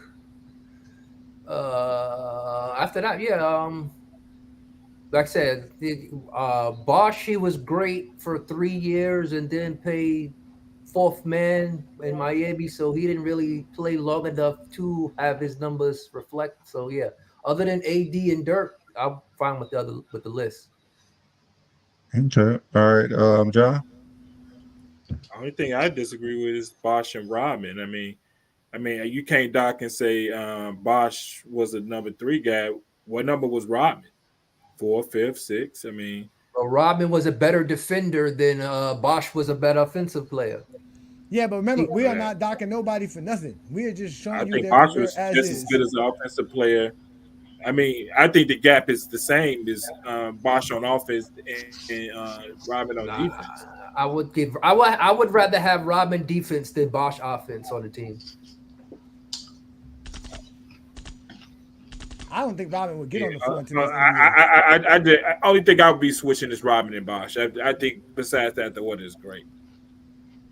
Bosh was a trash defense. Don't say. Hey, listen. Don't say. Bosh played great defense in Miami. Yeah, what? Yeah, he did. He did. He played great defense in Miami. I didn't watch him in Toronto. Bosh was great defensively. Uh-oh. That was some casual. What about these centers, Travis? Hakeem with a bullet. D-Rob. Great order. 100% agree. All right, Josh. Okay, I agree with the order, but I have to say this: if a friend of mine is on this live in the chat, I want to change Hakeem and David Robinson. But if he's not on this live, I agree with the order totally. Okay, I'm telling y'all. What? Okay, John, no. Who's out here bullying John? Who is bullying John out here? Who's out here bullying John? Bodying you, John. If a friend of mine is on this chat, switch Hakeem and David. But if he's not on this chat, I agree with the total order. And my friend knows why. Okay. All right, Craig. I don't know. I agree with this, but unless you want me to say Moses over Robinson, but I just Yeah, Moses I'm gonna was leave it a alone. dog. Moses won three Yeah, MVPs. that was tough. That's what I'm saying. Moses, the David Robinson. I wouldn't be mad if you seen. I wouldn't be mad if you had Moses over David. Just like I'm not mad that you had David over Moses. That's how I feel. The list is The reason I believe David Robinson came out on top was because of Moses played for so long and his averages took a huge dip. Yeah, that's what I'm saying. He played what, 21 years? 20 years like that? Yeah, his averages took a huge dip. Yeah, he played a long time. He was a I think it beast 19 though. years. He was like prime. He was the man. He definitely was the man. That's what I'm saying. I would have put him, but like you said, he played too long. Like he said, it dropped. See, that's one. The longer you play, just like Vince Carter, the longer he played, the worse his stats look. Yeah, but Was he honestly playing? though, David Robinson's career is illustrious as well. He has a nice career. He has a Defensive Player of the Year. He has a MVP. Stop giving all these 90s pundits credit, man. Get out of here. I want to put D-Rob top 10 so bad. I really do. 5 seasons in the 90s. Do not say anything great. Isn't that the era of the centers? Isn't that what people tell me? That's the era. It is. Robinson is a fringe top 10 player. Hey, so everybody know Moses was on that super team 83 Philadelphia 76er team. That was the super team. Overrated team of all That's where time. you got the picture from. The 83 Celtics was right there. Yeah. Yeah, that's the six. Johnny's favorite team ever? Well, I listen, man. Dr. J, you know how I feel about Dr. J. And that year, Dr. J let everybody know why he was great. That was a great season for that team. They were great. They whooped. Johnny, the 83 Sixers smoked the 16 Cavs. No. Nobody's beating the GOAT unless you have Tim Duncan, Stephen Curry, Kevin Durant, and that's Dude, it. Dr. J would dunk on LeBron and then LeBron would retire in game.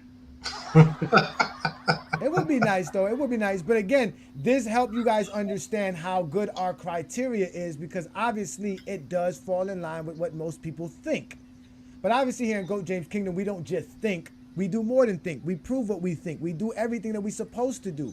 So that's why our GOAT criteria is the best criteria that exists, and nobody has been able to match it yet or even beat it. And we've been asking folks. We've been trying to tell folks, come up with a criteria. Let us know, because when we do our criteria, LeBron James ends up being the GOAT. Nobody ends up being greater than LeBron James. Nobody accomplishes more than LeBron James. He legitimately has done more than anybody in NBA history, and if it wasn't for media votes, he would have every accolade that exists in NBA history. He's just the greatest player to play the game, and we know that. Most improved player, he ain't get that. Nah, he never got most improved. So you what? See, here y'all go. Six man. That's like 6 man of the Coach year. of the year. We didn't include those. That's not included in our list. We can include it. He really should have got most improved. He should have got most improved player his second season. I did include it in my list. I think I didn't. What? Me and John agree that he never should have got DPOY. No, I didn't Rightfully include so. it in my list. No, I did not include it in my list. But again, you know what I'm saying? Our criteria is the most comprehensive criteria to date. Nobody can match it. Nobody has ever even brought up their own. We still waiting to see where everybody's criteria is. And we'll put up the link right now. If you guys ready to put the link up, you guys ready for the link? Not really, but since they've been crying. You know, so I think it was so peaceful up until then. It was Johnny. so, the internet is strong today. Johnny, I really think you should do this. I really think you should do. I think we should do random names of each position every week because I like that. I mean, This is great. Yeah. Whatever names you guys want us Or to do again. after every season, do an update for the current players. Best defender order, best scorer order, Yeah, we can smartest player. We can do all of that. Again, we can do all that. Remember, that's how I did my best defender criteria, right? I used the formula. The same formula was the same way. I graded every player by their actual accolades and achievements and all the stuff, and by the greatest. So oddly, Dr. J had some of the greatest accomplishments here for perimeter players. He didn't crack the top 10. Because he didn't have enough all defensive selections and other accolades to help him crack in the top 10. Because you have to have that. That's because he was in the ABA even though his in stats Bill says Prime that. years. Dude, can we give a shout out to Ben Wallace, the most underrated player of all time? Next to David Robinson. Shout out to Ben Wallace.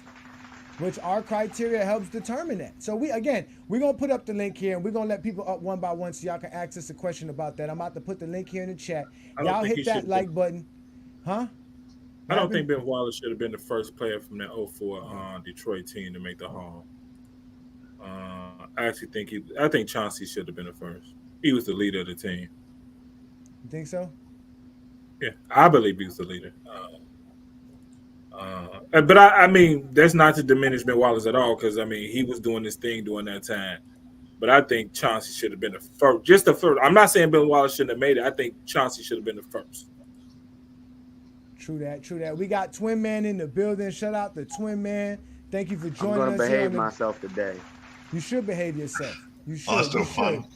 Because we're having a lot of fun. We are going live on FYF Sports Debates channel as well. So shout out to Lamont and all those guys over there. Y'all make sure to hit that like button, hit that subscribe button. Y'all know what we do here in GOAT James Kingdom. We talk the GOAT debate. We don't run from it. And we prove why LeBron's the GOAT, while y'all just sit there crying in the comments and sounding like zesty fitness and rants. But what up, Twin Man? What you got for us today? So just to start off with cokehead and face plants. There's something wrong with him. Any man who would sit here and say he made his wife go on stage and call him the GOAT, like she can't have an objective opinion, is insane to me. I mean, she's only been with her husband since high school, watched him grow in the game, see the work he's put in. I'm pretty sure she sees the numbers. I'm pretty sure she's an avid basketball fan herself. But this man with a straight face says, he doesn't respect his wife because she said that. That is literally the dumbest shit I have ever heard in my entire life. Let's think about that for a second. Hey, Twin Man, did Kobe White basically say the same thing about Kobe? Didn't she say the same but thing?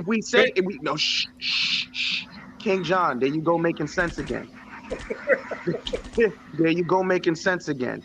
I would be shocked if any spouse didn't think that their husband was the best at their field. I'm pretty sure if they put Kevin Garnett's wife up there, if he's married, I don't know. I bet she'll say he's the best power forward ever, or he's the GOAT. Because you know why? That's what a supportive spouse would do. Top three, respectively. But you understand what I'm saying. I understand cokehead, but Zesty Jeffries don't get that. Yeah, they don't get that because they're not married. And if they are married, they're embarrassing. They'll go on live television and embarrass their wives, and all of that. Like they can't relate to their wife talking about them. Great, because we already know. So hold on, hey Johnny. Here's my sports fitness and rants impersonation. LeBron James, I mean, he doesn't conform himself with any honor as he hits the cocaine. I swear to God, he puts the cocaine on his hand as he says he comports himself with no honor. He made his wife go up there and call himself the GOAT. I'm trying to tell you, that's what he does. Every time he sniffs, it's the residue on his beard and his mustache that he's getting off. Because I'm trying to tell you, you talking about this? I've never lied about LeBron James on this channel. Cocaine is a hell of a drug. To me, LeBron James is not a great husband. You have your wife come on the stage and call you the GOAT like that. You're not respecting your wife. Once again, and your wife is not respecting you or holding you to a standard. He's full of crap, man. LeBron James is all talk, man. He's not substance. And to me, he's not a great father or a great husband. Would you want your kids to emulate the things that LeBron James does on the court? And then we think about off the court stuff. LeBron James is a dirtbag, man. Stop it. Get some help. LeBron James treats everyone around him like crap. He treats everyone around him as if they're a tool for him to use. Right, for his own benefit. He don't care about his sons, his family like that, or his wife like that. The people around him, his friends. He don't care about these people. That's where the LeBron James fans go. They're so delusional. They're so weird. They're dirtbags individuals. Remember that. They're dirtbag individuals. You heard that, right, I want you to think about this for a second, bro. Yeah, I saw how quick he put that hand up there. The cocaine was on his hand. He just did it fast. But listen to what he said. He's a dirtbag off the court. He doesn't care about nobody. He doesn't care about his friends. This man brought 5 of his closest friends up with him. Not only did he get the payday, he made his best friend his agent. He's helped all of his friends open businesses. See, this is how you can tell cocaine's a hell of a drug. This man said he doesn't love his family or his children. I believe everybody was screaming from the rooftops about nepotism when his son got drafted to the LA Lakers, but he doesn't love his kids, and Bryce is going to get into the NBA as well. Where's Michael Jordan's sons right now? Doing the same cocaine and sports fitness and rants. I don't understand what is wrong with these people. Oh, so you talking about Mike? Oh wait, Michael Jordan's son. To Hold the on, wait, other Michael half Jordan's of the son. show. To the other half of the show, I like how you did. I like how y'all took the 5 random players and you used the criteria to figure out who's the best. That's pretty dope. Keep that going. But back to the bullshit. There's something wrong with sport fitness and rants. He needs not just rehab. He needs a shrink. He needs a hug. He needs a Tootsie Roll. He needs y'all to Something stop wrong with giving his him blood attention. sugar's That's low. what he needs. Trust me, we have not been giving him any attention. He lucky to get this now. Craig do not like that. He don't like Craig us bringing up Craig haters. don't understand. Now, mind He you, don't like bringing up haters. Now, Craig, you're familiar with this individual. This individual remember he was talking about friends that only use other people for their own benefit. Now we have Young Miami running over there to the Michael Jordan fans are the worst page and running with steroids, fitness, and rants, and running with the angry man. Meanwhile, this is what this guy's life is about. This is Young Miami's life. I'm a Michael Jordan fan. Of course, I have a closet full of J's, although my wife's taxes get taken away because of my unpaid child support. No, that's crazy. Mr. Sanders, what happened? Yes, her taxes did get taken. How much? It was around $3,738. My bad. No, my bad. I was off. My bad. Hey, AB, you got me right there. My bad. I was off on that one. Let me go back.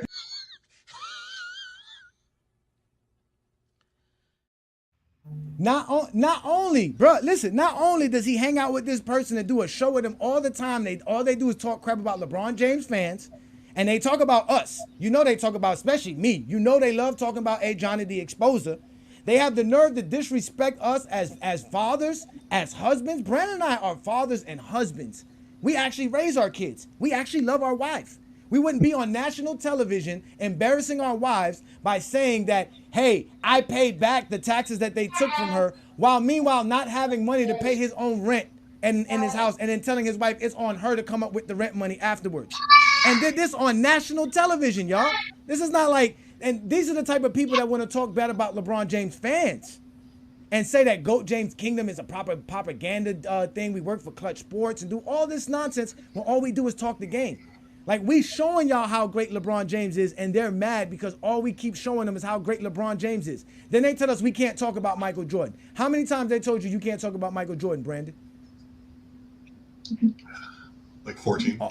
All the time. It's an everyday thing. It's an everyday thing. Like, why are you talking about Michael Jordan? Because I want to talk about Michael Jordan. I'm not because he's great. Jordan. We know Michael Jordan's great. We know Michael Jordan's great at the game of basketball. We never said Michael Jordan's not good at basketball. We don't hate Michael Jordan. We just know he's not as great as LeBron. Huh? I've been called a traitor because I'm from Chicago. I've been called a traitor. Oh, I should have said Blue Boat, LeBron. I was about to bring you up just now, Blue Boat. If you want to come back up, let me put the link for y'all. Again, I'm sorry, but we could bring y'all up. But I just had to let y'all know that because they are like Twin Man was breaking down. Man, these dudes, they have a problem. They're the ones who claim that they don't like LeBron James. LeBron James sucks, but all they do is create content about LeBron James. And people run around and regurgitate what they say, Craig. And what Sports Fitness Rants is saying, you'll see people talking about it in the comments. You'll clearly see it all over the place. And the real clown takes are win because at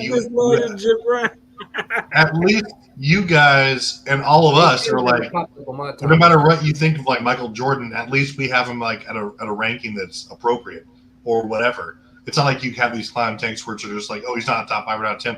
Like over in that clown channel or other channels, they don't want to have LeBron even like top 5 or 10 or 20. Some ridiculous shit like this is because they don't know basketball and they're so blinded by hate because people have dared to say that Mike's not the GOAT. That's where it's coming from.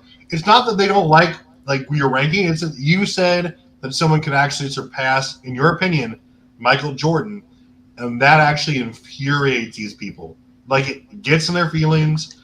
They lose all perspective and objectivity, and they just go ballistic. And that's really what it is. Bottom line. Shout out to Blue Boat. Thank you for joining us, Blue Boat. We know you're a Michael Jordan fan, and honestly, people like Blue Boat and Craig and people like Ralph, these are the guys we could respect because they tell you why Jordan is the GOAT to them. They understand it, but they don't hate on LeBron. They understand how great LeBron James is, but they do give you guys a bad name, even though you guys don't take one for the team. Man. I know you don't take one for the team, just like the rest of them. I know. Yeah, I mean, I'm just saying, like, over the years, man, I just, at this point, I don't even want to associate myself with Michael Jordan fans, man, because a lot of them, like you said, they can't make a legit argument of why and how Michael Jordan is the GOAT. They don't bring up the 10 scoring titles. They don't bring up he made the all-defensive team 9 times. They don't bring up he was the first guy that won Defensive Player of the Year, MVP in the same season. All it is 6-0, 6-0, 6-0. And you got PCP steroids and clown take rants over here, right? Yeah. PCP steroids and clown take rants. That's who he is. He's a representation of all this stuff. He's a representation of all this stuff, man, because, like, he's not the only one, man. You got he's just a grifter, man, that he saw what profitable the LeBron hate was, right? And I'm willing to bet that you see his background, right? He got Michael Jordan posters, the Come Fly With Me posters, the Slam Dunk posters. I bet you a million years you ask him what was Michael Jordan's best game, right? He won't even, he can't even think about it. He can't even think of it, man. I'm willing to bet you he can't even think of it, man. All it is goes back to LeBron James, how he's a scumbag, how he's a terrible father, how he's a clown, and he's opportunist and all that BS, all that jazz. It's like, dude, what the hell are you talking about? The only reason you got subscribers is because you're over here just putting a narrative out here. You're just like everybody else. Look, but what are you talking about? He's a faithful husband and a caring father. He's the worst piece of shit like ever. No, listen, right. That's what I'm saying. He discovered the earth. He discovered the earth. This exactly how Blue Boat just described Zeszy's sports, fitness, and rants. This is how he is. Listen, this is what sport, fitness, rants be talking about. Like you said, you gave us an exact description of it. If you're one of these idiot fools out here, and you're an adult that believes that LeBron James is somehow greater than Michael Jordan, then you are the equivalent of an adult believing in Santa Claus still. A few moments later. Michael Jordan made us believe that we could fly. What? This is what we believed when we watched Michael Jordan. This is why you wanted the Air Jordans. You thought that you could fly with the Air Jordans on. You see that? That's a stupid bitch. Michael Jordan's greatness, the Air Jordan, in the air, the creativity, the poetry in motion. You put those sneakers on and you thought that you could do what Michael Jordan was doing. You wanted to be like Mike. Johnny, what movie is that from? They talk about fanboys, right? They talk about fanboys, right? They talk about fanboys talking about saying that all LeBron James fans are casual and they fanboys. He's a poster child of a casual, man. Because I bet you $1 million. You don't even watch a full game. You don't watch a full game of basketball once in his life ever. In its existence. I'm willing to bet that. Games. They don't watch the games. We already know. They already admit that they don't watch today's NBA. Now, mind you, they claim Michael Jordan's impact of the game was so great that it changed the way the NBA is played, but they hate that change. They hate the game that exists today that Michael Jordan eventually created for them. So they don't watch today's game, and they didn't watch him back then. I think Sports Fitness Rants maybe at the same age as me. If not, he's probably younger than me. So he didn't watch Michael Jordan's career. Right. All he saw was a what Nike I'm saying commercial. is, they saying right for as much, they say they prop up LeBron to be this guy that's in the media, in the spotlight and everything. They trying to put a narrative behind LeBron and everything. Well, guess what? That all started with Michael Jordan. For as much as I like Mike, you got to admit they did everything in their power to protect that. From the gambling spots and other stuff going on with the Jordan rules, broken all that stuff. See, I could be accountable for people. You know what I mean? I don't put people on a pedestal. I may like you playing. I respect your greatness, but at the same time, nobody's above criticism and reproach. you know? Somebody, you know, just deal with within the game of basketball, you know what I mean? So it's like, for me, it's like a lot of these guys are grifters. A lot of these guys are opportunists. And he ain't the only one. I can name like 5 cats that act like sports and fitness rants just by their videos, making content about LeBron every day, saying LeBron ain't this, LeBron ain't that. I can name 5 right now. 2 Raw for Sports, Big Dave TV, Prince Sports, Kuncino. Who else? Black and white sports, whatever. Man Down Sports. That's more than 5. Straight up. I know all you heard of some of them cats. What do y'all be searching? Y'all just be searching people that hate LeBron James and No. Here's the thing. Here's the thing. Some of them cats were LeBron fans, so-called LeBron fans. But the problem was, once he got into the conversation of the GOAT, they resented him more. That's what happened.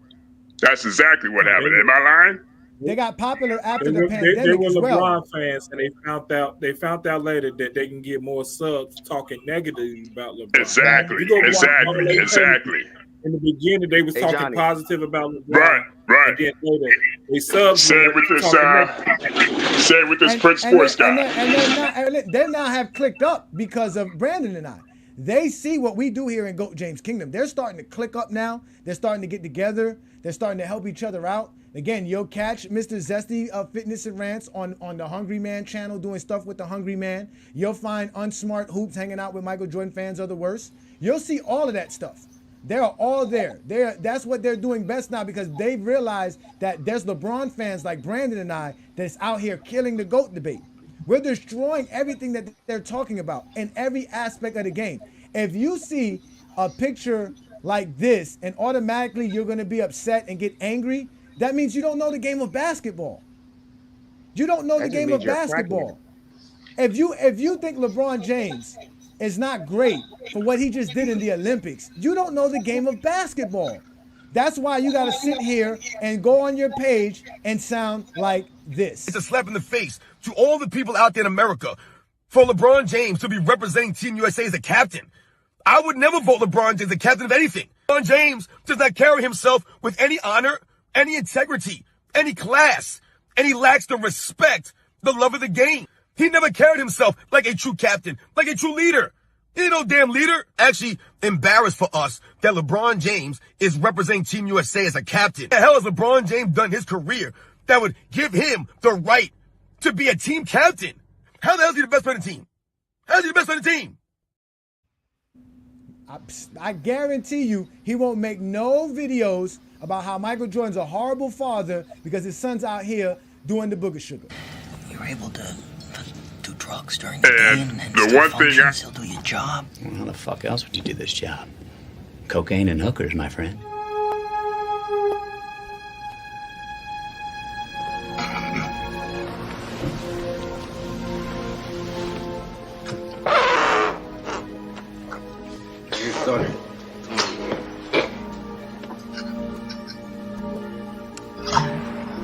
What is in our house? Shut up. What, was I supposed to be an accomplice?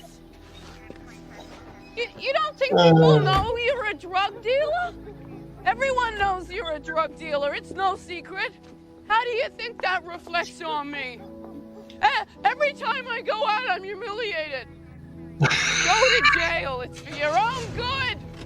You need to straighten your life out.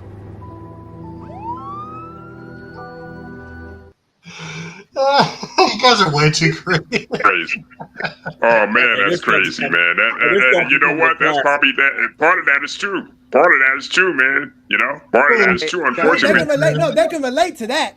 I guarantee you, they got the same plug, right? Pretty much. Who's that MMA fighter supposedly got the same plug LeBron got for steroids? Chanel Sonnet. Well, Zesty Fitness Rants and all of those YouTube pages all got the same plug Marcus Jordan got. They got the same plug. Sure. That's why they can relate to him. That's fine. That's cool. That's grown man. That's being a grown man. It's becoming to a point now where I don't think Michael Jordan fans are really basketball fans. You know, they're not. It's to the point now. I mean, just like I might be the only one. I would say Jordan fans. I'll say LeBron haters. I think there's a difference. Yeah, there's Zesty Jeffries, and then there's Michael Jordan fans. Craig is a Michael Jordan fan. Blue Boat, you're a Michael Jordan fan. Travis, you're a Kobe fan. Stop trying to jockstrap. Okay? Get out of here with that shit. You're a Kobe Bryant fan. Okay? I got one for you. I got one for you, bro. Check me out. Go ahead, 2 minutes, John. Come afterwards. That grown man sat here and said, if you're a grown man, you're a LeBron James fan, that's the equivalent of you believing in Santa Claus. Motherfucker, you just sat here and said, we bought sneakers. You bought Jordan sneakers because you thought they could make you fly. I want you to understand that. He sat here and said, if you're a fan of a player, that means you believe you Santa Claus if you believe LeBron James is the GOAT, but you bought sneakers because you thought those shits was gonna make you levitate and fly. I know one thing that made him levitate and fly, that 8-ball he bought. Also, shout out LeBron for landing a very savvy, business-wise, and very attractive queen.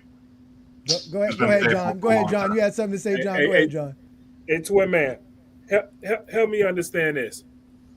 They haven't watched the game since the 90s, but they can break down LeBron James' game, and he was drafted in 2003. I ain't watched the game since Jordan retired. So how you can tell me so much about the game since 2003 to 2024? Hey, Twin Man, can you help me with that one, please? I'm gonna try to help you figure this out. Because they listen to people like Skip Bayless. Because as long as you can get the LeBron hate, that's the best information you're gonna get on LeBron's game.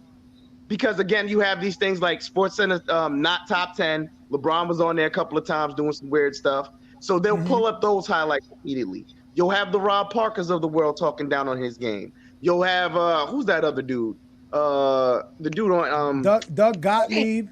The dude, the Carlton dude, Carlton from he's got fired as well. All these guys are getting fired. They're all losing their jobs. These dudes only listen to them. They don't do any research. You'll hear dudes sit here and say LeBron James cannot score the basketball and is literally the all-time leading scorer.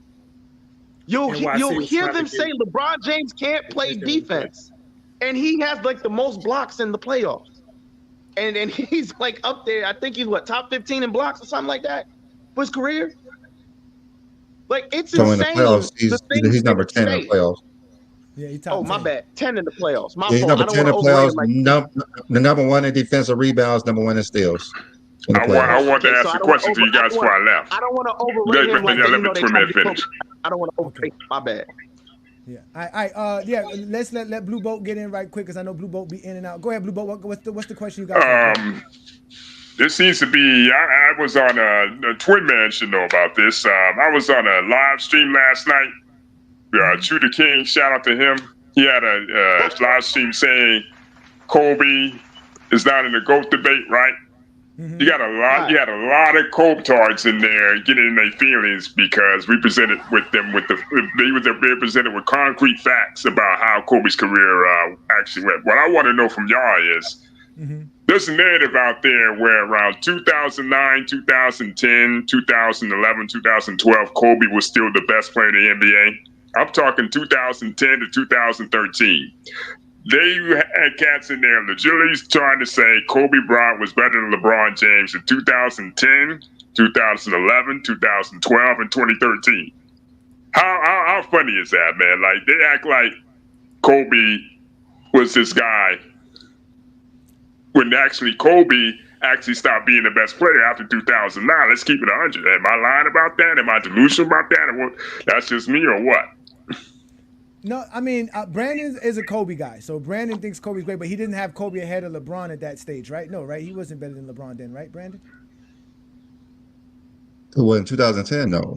No, right? I mean, to be honest with you, that's why GOAT James Kingdom does exist, Blue Boat, because in reality, Kobe is the gatekeeper to the GOAT conversation. I don't know if he's in the GOAT conversation, but if you're not better than Kobe Bryant, you cannot be in the GOAT conversation. And I don't know if anybody disagrees with me. Do anybody disagree with me there? If you're not better than Kobe, you can't be in the GOAT debate. No. I disagree with you. My question is, when was Kobe the best player in the NBA? To be honest, I say about around 2006 to about like 2008, 2009ish. After 2009, it became LeBron. If you ask me, I think 2009 was the 2006 to 2008. Yeah, I said the same thing. 2000. Right. But I'm saying like 2009 was like the connecting point between LeBron and Kobe. Then you start to see Kobe start to dip a little bit, and come LeBron's first MVP season, you started to see the dominance, the overall dominance of LeBron, to where Kobe was pretty much a playoff performer at that point. Now I will say 2010 Kobe was probably better in the playoffs, but other than that, that's about it. Yeah, I mean, you said I don't think Kobe was better. I mean, I think Kobe was best player in the league in 2006, like for sure. I mean, from a right. That's what I said. I mean, like you could say I think he was robbed of MVP in 2013, although LeBron was a better player, but I think Kobe did more for his team, especially considering all the injuries and their expectations. I can't go there. Kobe like that in year like 17. At that level, when he had nothing to work with, they wouldn't have sniffed the play. Nothing to work with. Well, hold up. Dwight Howard. I mean, injured Dwight Howard. He wasn't into the whole season. He wasn't into the whole season. I mean, I give you Steve Nash. Yeah, I give you Steve Nash, but you still have Ron Artest. You still have Pau Gasol. You have Dwight here and there, right? Yes, they had a pretty solid team. Right. Well, off and on. The times he was there, he made a difference. The times he was in there, he made a difference. That's in the much tougher conference. Yeah. I mean, you can say that. But then again, at the same time, 2013 Lakers are no different than the 2022 Lakers, right? Right. I mean, for me. With the Kobe and LeBron, I think once I seen them play on the same team together, that's when I think LeBron took up ahead of of Kobe, because if you saw them play in the Olympics, you talk about Redeem Team 08, right? Redeem Team 08, right? Kobe literally took a step back because he was playing with LeBron James, and except there's really nothing you can say that about it. Hey, Brandon, that's what I got one for you, Brandon. There's really nothing that you could use to say when someone outperforms you on when you're your teammate in every category, but 1 out of 12, you can say that he's a better player. Like, it was clearly LeBron outperformed Kobe Bryant next to him every time they played together. Kobe's a better player than LeBron. I mean, LeBron's a better player than Kobe. Sorry, like there's no doubt, there's no debating that. There's no doubt, but I'm just saying when they played together next to each other, LeBron was superior to Kobe. But when did it become concrete? When did it become concrete that LeBron became the best player in the NBA? I want to ask a question to everybody to that. Honestly, I would have to sit here and say for me it was 2007. I can't go with that. I can't go with that because at that time, it was still, he had a case. He was in top right 3. after the Olympics. Yeah, right after the Olympics in 2008, 2009 season when LeBron won an MVP. I would say that's when LeBron took the reins as the best player in the league. You could say 2009 was arguably the best season. You know what? That's fine. That's the same thing I was thinking, Brandon. 2008, 2009 was probably the first time you could consider LeBron better than Kobe, because at that point the dominance was starting to come about. While he was still great, you could see his game started to tail off a little bit to more of a perimeter style game. He started to go to the rim less. So tell he started to attack the rim less. Tell me that Kobe became better than Duncan. Kobe became better than Duncan. You can. I got Duncan ahead of Kobe. No, because that's my question. Because I got Shaq to 05 as the best player. Wait a minute. You saying Duncan the year Duncan Kobe became better than Duncan as the best player, right? Yes. Yeah. About 2005, 2006. Duncan in 2003. I get Duncan 2003. So would I. I say about from 2003. Yeah. 2003 to 2005. Hold on. What you say? So Shaq only got 2000 to 2002, just those 3 years? Yeah, because you starting to see a tail off. You starting to see a tail off. Now, I don't know. Tim Duncan outplays Shaq all the time. Tim Duncan outplays Shaq all the time. Tim Duncan outplays Shaq all the time. What's up, T. Perfect? He outplays Shaq. What are you gonna say? You look at the numbers. Tim Duncan always outplays Shaq. Brandon, you're actually overlooking the fact Blue Bolt wildly contradicted himself when he said that LeBron was like the best player in 2008 because Brian Scalabrine cleared him in every metric. I knew that was coming. But yeah, I got an argument. Blue Bolt, you'll probably remember this argument from last night too. Who's the better scorer, Kobe or KD? KD. You know what? From a totality standpoint, it's gotta be KD because the only thing Kobe had over KD was flash. The only thing Kobe has over KD is flash. The thing about KD is he's a scorer, but he's efficient at it. KD is a more efficient scorer. There's no ifs, ands, or buts about it, man. Kobe might be more enticing. Down. KD is the best scorer of all time. Talking about KD. Talk about Kobe is a better scorer than KD, even though he's more efficient. His true shooting is better than Kobe's. Like, there's no argument. When you're almost averaging a 50, 40, 90 for your entire 17-year career, you're the best scorer in history. Kobe got 33,000 points. Until Kevin Durant get there, I don't want to hear nothing else. Let's let Jermaine in the building. Shout out to Jermaine. Thank you for joining us. All right, fellas. Salute to y'all, man. Everybody. Appreciate you. Thank you so much, Blue Bolt, man. Twin man, you heard Donnie say that just now. Let's let Jermaine get his take in. Jermaine, we're talking about the GOAT debate is completely over because LeBron haters have nothing to talk about other than stuff that's non-basketball related. And as far as GOAT James Kingdom goes, we've created the greatest criteria to show who's the greatest player ever. What is your take on today's show, sir? God, who you talking to, man?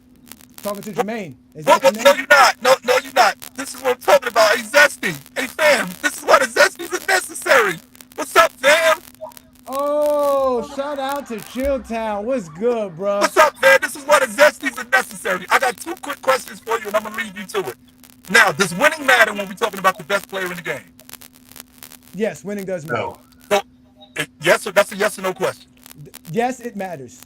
Okay, so in your history, of all the work that you've done, Jay, in your history, when has the best player in the NBA missed the playoffs, bounced in round one? When has that ever been the best player in the NBA? Jordan rookie season. They made the playoffs his rookie season. Focus, man. Focus.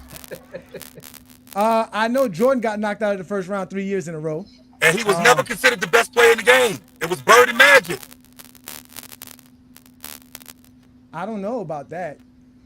In 1988, it was Bird and it was Magic. As good as Jordan was. 1988? Because Jordan made it in 1987. Jordan wasn't considered the best player in the league when he won the scoring title, 37 points per game? No. You know why? The reason why he wasn't was because he wasn't winning. Like you just said, winning matters. Well, they called him the GOAT in 88. They called him the GOAT in 88. They did not call him the GOAT in 88. I can show you the articles where they were talking about him. They were calling him the GOAT in 88, and they were calling him the GOAT with 1 championship after 91. So is 1 championship all you need? Okay, so one championship. Okay, we're talking about later on. I'm talking about you missed the playoffs. You get bounced in round one. You're the best player in the game. That's not happening. That's number one, Jay. Number two, when have we not said that the best player in the game won the NBA championship twice in 4 years and been Finals MVP twice in 4 years over a guy that's missed the playoffs, got bounced in round one. That dude is better than the dude who was the Finals MVP, twice in 3 years. So are you saying this player is not the gatekeeper to the GOAT conversation? I think Brian, I can definitely get with that logic. I really like that. That Brian is the gatekeeper. I love that. However, when I think about him being the best player in the game, what is the criteria? That's number one. Number two, when can you say he was undisputed the best player in the game? Okay, just so y'all know, your mic is kind of bad, Chill. Everybody know we're talking to Chilltown Hoops. He's coming as an undercover agent right now because he's coming as an undercover agent because he knows there's a bunch of Michael Jordan police out here, and they might mess up his live tomorrow at 9 a.m. on TikTok. They can help. Yes, I gave the sketch artist a description. Yeah, he'll be back in a second. Ed. That'll be all, McTeague. Why don't we get that other artist? You know, the one who never dates? Lives with those two guys? Yeah, right. Sorensen. Jane, I'd like to see the rest of the Institute now, if you don't mind, Dr. Meinhammer. So shout out to you, Chill. Your mic was kind of bad. But he was saying some true stuff there now. He was basically saying Kobe was in the middle of his prime and he wasn't making the playoffs. So how can he be the best player and get knocked out of the first round 2 years in a row? And one of them was because you quit on your team. You was up 3-1. Listen, I already told you I don't agree with Kobe being the gatekeeper of the GOAT conversation. I'm sorry. And last I've been night saying you got to be better than Kobe, though. All right, wait, Trim, where do you have Kobe Bryant ranked on your top players of all time? Where's Kobe Bryant? 13th. He's 13. I have him 13. Who's 11 and 12? Steph and KD. You have Steph and KD in front of Kobe Bryant? I sure do. Yo, you're going to have to probably revoke your GJK license. We might have to revoke your GJK license here. Hold on now. Are you serious? I sure do. Stephen Curry? Yes. I have Curry. So wait. Wait, this is the worst. That's worse than me. That was worse than me. That was worse than me putting Jerry West. I said what I said. I meant what I said. Is anyone going to check Chilltown on that bad take? Like, okay, you just said everything. Okay, so by that logic, 2014 Kevin Love, even though he dominated analytically, was one of only 5 players in NBA history to average at least 26 points, over 12.5 rebounds, and over 4 assists, behind Billy Cunningham, who else we got here? Elgin Baylor and Kareem. So does that mean that he wasn't a top 5 player in the league because the Timberwolves went 40 and 42? No, that's the dumbest take ever. Your winning depends on your team composition, not your individual dominance. There's no argument for Kobe being better than LeBron in 2008 or 2009 because LeBron was transcendent on every level, especially from a two-way perspective and a team impact perspective. The Cavs don't sniff 30 wins if LeBron isn't doing everything on both ends. You can say that winning equates to greatness historically, sure, but you can't argue that Kobe was a better player when there's nothing to support that other than the eye test of like his footwork or whatever you want to say. Kobe was not a better player than LeBron. Did he lead his team to a championship? Sure, but LeBron was the better player. It was just a bad take. No, actually, I think he was agreeing with you. That's what he was trying to say. He was trying to say Kobe was. Yeah, that's what he was trying to say. He was saying Kobe was, at no point in time, basically saying the time that y'all saying Kobe was the best player. There's no way he could be. He wasn't making the playoffs. He was getting knocked out in the first round. So he can't be the best player in the league. That's what he's trying to say. So there was no point in time. Kobe was disagreeing because he then brought up the fact that Kobe won back-to-back Finals MVPs when y'all saying that LeBron was the best player in the league. So yeah, he said Kobe was better because he was winning Finals MVPs over LeBron, and that's just bullshit. Yeah. Hey, shout out to Sports Talk Only. You're right. There are over 500 people watching, and we know there's a lot of supposed Jordan guys or anti-LeBron fans, but y'all don't want to hit the link. You know why they don't want to hit the link? Because as we told y'all and explained to y'all, we have the greatest criteria to exist. We could prove why LeBron's the GOAT. They can't prove why anybody's better than LeBron James without talking bad and being negative. We have changed the GOAT debate. Jim Brown. The only way you could ever come on here and sound like you making any sense to anybody that's outside of people who know basketball is if you come on here sounding like this. The thing about LeBron James, I've told you guys many times on this channel, LeBron James is not carrying himself like a grown man. So I was like, this nigga must be joking, man. I don't know where he's going with this. He was dead serious. He does not have any class or integrity, no honor. Think about some of the things he's done over his career. Is there any honor in having your wife come on stage and call you the GOAT? Is that an honorable thing? Please Please welcome to the stage the GOAT, respectfully, LeBron James. Thing, no, it's not. It's classless. What? Excuse me? That stupid look on his face. That's not honorable. Where is your integrity, LeBron James? So they're not going to hit the link. They won't give us their criteria to explain why Michael Jordan is the GOAT or why Kobe's better than LeBron or why Kareem's better than LeBron. They're safe in the comments. You guys know this already. This is why GOAT James Kingdom exists. So hit that like button, hit that subscribe button, because y'all not going to find no other platform that talks the game of basketball the way we talk the game of basketball. We do it better. And guess what? We control better than y'all control. So at the end of the day, what are y'all going to end up doing? Crying in the comments like y'all supposed to. That's just how it works. Unless you want to sound like this. LeBron James ain't top 5. He's not top 10, guys. He's not. He's not worthy to be in the conversation with those guys based on the way that he's carried himself, based on the way that he's went about his career, right? He's a fraud, LeBron James. Never worked on his overall game. New York City people, we ain't playing with this dude, LeBron James, man. We don't respect this clown, man. We stand on the values, the integrity, man. This is how we are. Like a cornball, like a goof, man, like a 10-year-old kid, like LeBron James always is. Always exposing himself as a soft, sensitive fool, man. LeBron James. Just like his fans. Remember, you attract the same kind of people, right, that you are. So all the people that are supporters of LeBron James, they're clowns, just like LeBron James. This is why I'm telling you guys this, man. Think about it. The only people that LeBron James resonates with, the only people that gravitate towards him are people who are just like him. Soft, sensitive clowns that stand on nothing, have no honor, no integrity, right? They have no respect. They don't love the game of basketball. Shut the fuck up! Hey! Shout out to you, Darnell. Grant does not represent all of New York. I am from New York. He does not represent me. He needs to stop speaking for everyone in New York. Speak for yourself. Man, I'm getting so much hate in these fucking comments, man. Like, they just... No. Hey, Travis, he was at me last week. Jim Brown, he was at me last week. Trust me. He's picking everybody on Brown, no mind, bro. Like, people saying I'm diabolical 13th. Yo, hey, Johnny, people are saying I'm diabolical for having Kobe 13th. Who are you taking out of the top 10 to put Kobe in there? First, let's start with Steph. First, let's start with Steph on Curry. First, let's start with Steph. Who's your top 10? Let's start with Steph on Curry. Yeah, who's your top 10, sir? I'm putting you on blast. Who's your top 10? Yeah, we need to know your top You already 10. know who I got at 1. So Yes. I have LeBron. Jordan? Oh, yeah, okay. Jordan? Absolutely. I have LeBron. I have Cap. I have Wilt. I have Jordan. I have Duncan. Then I have Shaq. I have Hakeem. I know Duncan. I have Shaq. I have Hakeem. I have Bird. I have Magic. I'm diabolical. That's 9. That's 9. That's 9. That's That's 9.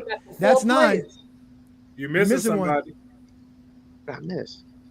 Son of a bitch. You said LeBron. Did you say Russell or Wilt? You said Russell. Russell was supposed to be 6. That's my fault. Russell was supposed to be 6. Russell should be your gun if you rank him at all. You don't have Wilt Chamberlain in your top 10? He does. I did say he does. He said You did Wilt. say Wilt? Okay. I think Wilt was third, right? He was third. Wilt was third. Wilt was third. Oh, Wilt was third. So it's LeBron, Cap, Wilt, Michael, Jordan. Yeah. Jordan 4. then Duncan, 5. Then it's supposed to be Russell Bill 6. Russell, Then Shaq 6. and the rest. Then Shaq, Yes. then Bird, then Magic. It's Shaq, then Hakeem, right? Oh, then Shaq, then Hakeem. Yeah, I had Shaq, Hakeem. I had Shaq, Hakeem, Magic, and Bird. Wow. I know Bird and I know Bird. Well, I know I had Bird and Magic. I had Magic 10. I have Magic. It's not a list if we're being honest. No, but now hold on now. But now hold on again. Our criteria is so great. That's why our criteria is so great. Because remember, I did my top 50 list, and I just excluded certain stats like the advanced metrics. I didn't use no advanced metrics, but I added stuff to the playoff accolades and things of that nature. And when I did that, this was my top 10 greatest players of all time. Again, you can catch the Friday Night Exposure every Friday night, 9 p.m. Eastern, right here on the GOAT James Kingdom platform or on FYF. Either way, you know what we do best here. We talk the game. And it ended up being the same way. It was very similar to the GOAT James Kingdom top 10 list, but LeBron James still ends up being number 1 because he just accomplished more than anybody. He's done more greater things than any player in NBA history. It's just the facts. I got Tim Duncan at 5, bro. Tim Duncan Has to be. Johnny, I like how we have the same list. If you take out Bill and Wilt, we have the exact same top 5. Yeah. That's what I'm saying. But that's what our list does. That's what our criteria does. It makes it so where you can really determine who's the greatest players ever. Even when we did ours, right? Because we were talking about it. Brandon and I talked about this before. Well, I don't have it here right now. But like I said, when Brandon brought up this criteria, I was just like, yo, this is the best way to do it. Because he was like, man, I'm measuring everybody to the greatest accomplishment. It's just easy. It was just very simple. No, nothing complicated. So, want to step up to the plate and have a conversation. Y'all are some scary little LeBron. I know. I said some people who want to talk about the GOAT debate, but you know These are the supposed people from FYF, and they're too pussy to come up here. They're liars. They don't want none of this smoke. It's NYC because he wants attention. You can look at him. NYC's a clown. He wants attention. I think the gatekeeper of the GOAT debate is Kareem Abdul-Jabbar. For me, that's the gatekeeper of the GOAT debate. It's Kareem. Didn't you have Kareem second? He's second. So that means so you say that nobody. You just say only Kareem and LeBron's in the GOAT debate there. You just excluded everybody. and look, and this is another thing we wanted to do too, because Brandon did something brilliant as well. He did separate it, right? Because we separated players by what they did in the regular season and what they did in the playoffs, and we combined their numbers together. So when we talk about who had the best numbers overall in the regular season, it was Wilt Chamberlain. Because obviously we had to make sure that we accounted for all their stats, and it wasn't no disadvantage to them because they didn't have certain stats and accolades available to them. So we were able to just judge them by what they were doing in their time. And when you do that, Wilt Chamberlain had the best regular season, but LeBron was the best player when it came to all the playoff numbers. And he outbeat everybody. So that's how you combine the numbers for you to get the type of list that we got. And at the end of the day, like I said, it's just the most comprehensive, the greatest list, the most objective list, and no one has been able to match it. We've been asking people to match it, and no one wants to match it. They don't want to put the work. None at all. It was a lot of work, to be honest with you. It ain't easy. I remember that show. It was a lot of work, you guys. Yeah, that's the problem. They can judge y'all criteria, but they don't want to put the work in yourself. Oh yeah. Oh, it was a lot of work. It wasn't easy for Brandon and I to do this. We graded over 80 players, and we were able to determine how great a player was by all the greatest accomplishments in NBA history. We counted everything that they said we should count. Brandon didn't want to count steals, titles, and the seasonal titles is ridiculous to count. I don't understand why y'all keep harping on that crap. They're included in their numbers. I didn't want to include advanced metrics, but Brandon was like, we got to, because that's something they wanted to as well. Yeah, they are people like Travis would. I don't like advanced stats because majority of them are just what they did versus their teammates. So it doesn't really make any sense to include that crap. But we had to include everything, even seasonal titles, which makes no sense. Brandon, you want to explain the criteria again? We got some new folks in the chat, some new folks watching the show. Shout out to everybody who's watching us. Again, hit that like button, hit that subscribe button. Check out the membership in the GOAT James Kingdom platform. We're going to go ahead and explain it to you how we went ahead and graded the greatest players of all time using the GOAT James Kingdom formula and criteria. All right? And it's the greatest criteria that's out there. No one's done better than us. So let's go ahead and get this going. Go ahead, Brandon. All right. So basically with our criteria, we look at who had the highest in a certain category. So if you look at points per game, it's Michael Jordan. Total points is LeBron James. You look at defensive wear shares, is Bill Russell. You look at MVPs, it's Kareem. So we took all of the major categories that we could take with points, assists, rebounds, blocks, steals. Those are the top in averages and totals. Then we look at the advanced stats, and we try to use most of the advanced stats that every player we can calculate for them. I know there's a few we could not, so those players that did not get judged by those if those was not included in that era. But we took basically everyone that we could measure, every player through the history of the game that we could, and we took the greatest awards, the All NBA, All Defense, All Stars, MVP, Defensive Player of the Year, and seasonal titles. So we took all of that, and then we got a percentage of their numbers, and we got we got a number. For instance, Michael Jordan he's at the top. So 30.1 divided by 30.1, he's going to get a perfect 100%. So that's a score of 10. So 10 is the highest. And if we take LeBron James as 27, he's 90% of what Jordan did points per game. So he would get a 9.0, I believe. So we just took the percentage and we got a whole number of 10.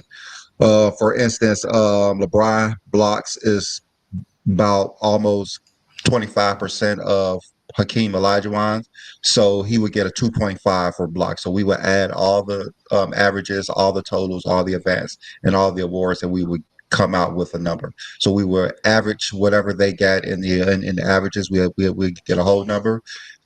Totals, we get a whole number. Advance, we get a whole number. And awards, we get a whole number. We put it all together and we get a number about what they did in the regular season. And then we measure everyone to that. And then we went to the postseason. We did the exact same thing. And so once we're done, we combine the numbers, and then we would get the whole number of where each person ranked in order. So everyone had a point system of where they rank according to all of the major statistics, stats, and awards. And that's how we get our GOAT formula. All right. And to give you an example, just to give you even more of an example, this is how Karl Malone scored. So if you look on the top, those are his regular season numbers. The highest score any player could get across the board is 80. So if a player scores 80 points, that means he's the greatest player ever. He gets a 10 across the board, all the way across the board. So Karl Malone scored 22.7 in the regular season when we take his points per game averages, his per game averages, his totals, his accolades, his advanced stats. Then when we do the same thing for the playoffs, like Brandon explained, and we measure him towards those greatest accomplishment, he scores 15.75. 15.75 plus 22.7 is 38.45. That made him 14th rank in our list. So only 13 players scored higher than 38.45. So that's how our criteria was put together. That's how the formula is. And it allows you to do that across the board. We can do that across the board. It doesn't matter what criteria or what category y'all want to talk about. Our formula will help you understand that greatness.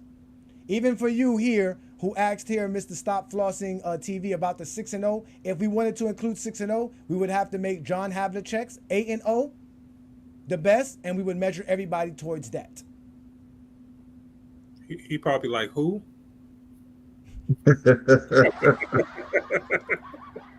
Right.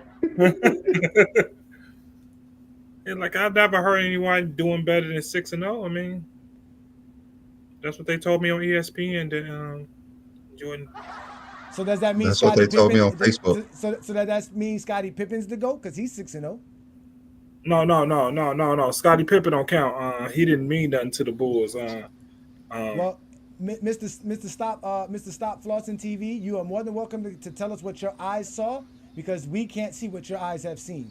Since you can't see the stats with your eyes, we're probably more than likely sure you didn't see nothing with Michael Jordan as well. You didn't watch Michael Jordan's career. You guys are just liars. You didn't see Michael Jordan play. So it's just a lie. Who John? Who they chicks? No. Who's this guy you talking about? So again, if you got a criteria out there that can make Michael Jordan the GOAT, we're all ears. Don't be safe in the comments. Okay, Come out here and tell us how Michael Jordan is the GOAT. We'll give you your time. Explain to us how Michael Jordan is the GOAT of basketball. Okay, this is the criteria. You have to go 6-0. You can't win more than 6 championships at all. So now the finals MVPs, it has to be 6 finals. It has to be 6 plus finals MVPs. And guess what? You have to win 2 3-peats. It can't be 8 in a row. It has to be 2 3-peats. That's it. Facts. Okay. John, wait, Mr. Jim Brown. If the finals MVPs matter the most, so does that make LeBron James? LeBron's 4 for 4. Is he second on your list? Because Kobe only got 2 finals MVPs, and Kobe is not undefeated in the finals as well. So I'm quite sure you can't put Kobe in front of LeBron. Jim Brown got Kobe second on his all-time list. I can't take him serious. If you've been watching since 93, that means you did not watch Michael Jordan's career. That is what? 9 years you missed of Michael Jordan's career. Hold on. I have a question for Twin Man. Really fast. Go ahead. Hey, Twin Man.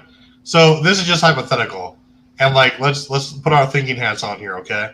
So if I came up to you and I'm like, hey, here's player A, here's player B. Player A, and you had the stat line. Player A obviously is Michael Jordan, right? So 30, 5, and 6, right? He had, and you knew what, like they said, what the standard was for all defensive first team selections, 9. Finals MVPs, who had the most, things like this, right? All these major awards, and then you have the advanced metrics. Michael Jordan's now second in most of them, right? I think LeBron leads in VORP. So if you had all these selections, right, you didn't have their totals, you just had their averages, you had their media selected awards here, right?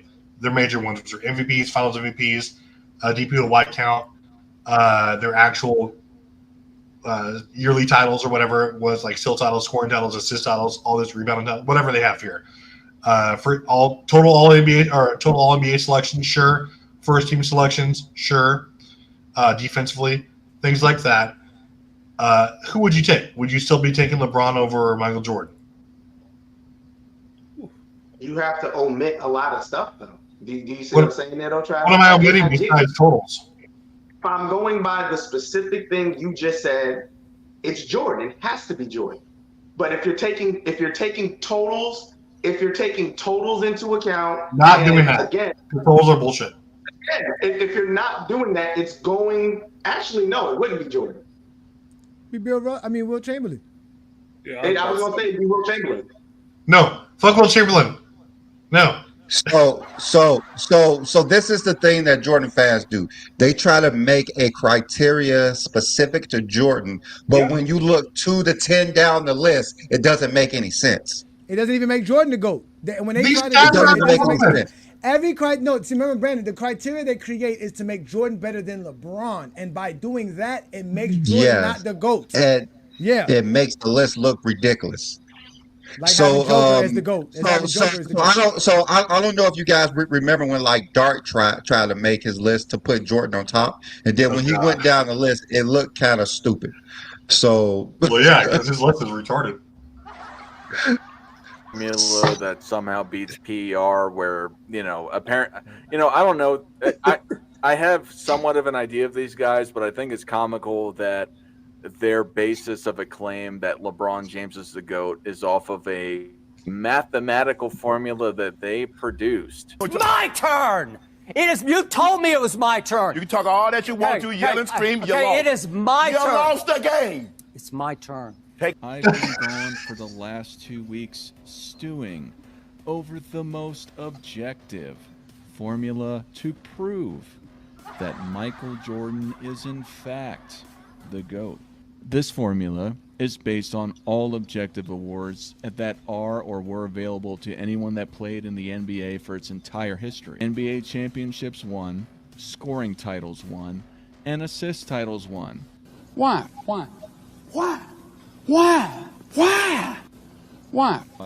These titles accurately represent a player's dominance in their space and time. 1. Michael Jordan. Number 2. Bob Cousy. No! God! No! God, please, no! No! No! No! Are Shaquille O'Neal, Kevin Durant, and LeBron James. This makes me want to burn this motherfucker down. So this is what they use to make LeBron's a GOAT. And the rest of the list was pretty ridiculous too. So when you try to make a criteria, it has to be at least consistent. You can't have Bob Cousy as the second greatest player of all time and LeBron number 15 with your list, because you're trying to use things to eliminate LeBron from being on top, because you don't want to use everything. This is crazy. And this is why I don't know if you saw the interview he had. Shout out to Casual and Vanity Sports. They had an interview with the Michael Jordan Fans Are the Worst page, and this is why he says that for him, Zesty Fitness and Rants is just a determined and passionate basketball fan saying stuff like this. Something else that LeBron James fans could use in their argument against Michael Jordan. No, LeBron's never been in the GOAT conversation. He's not in it. It gets funny. It's hilarious. It's completely hilarious, man. I don't know what to say about these dudes, man. They're funny as ever, man. They're funny, man. They even said George Mikan is better than LeBron James. Is a greater basketball player than LeBron James. George Mikan.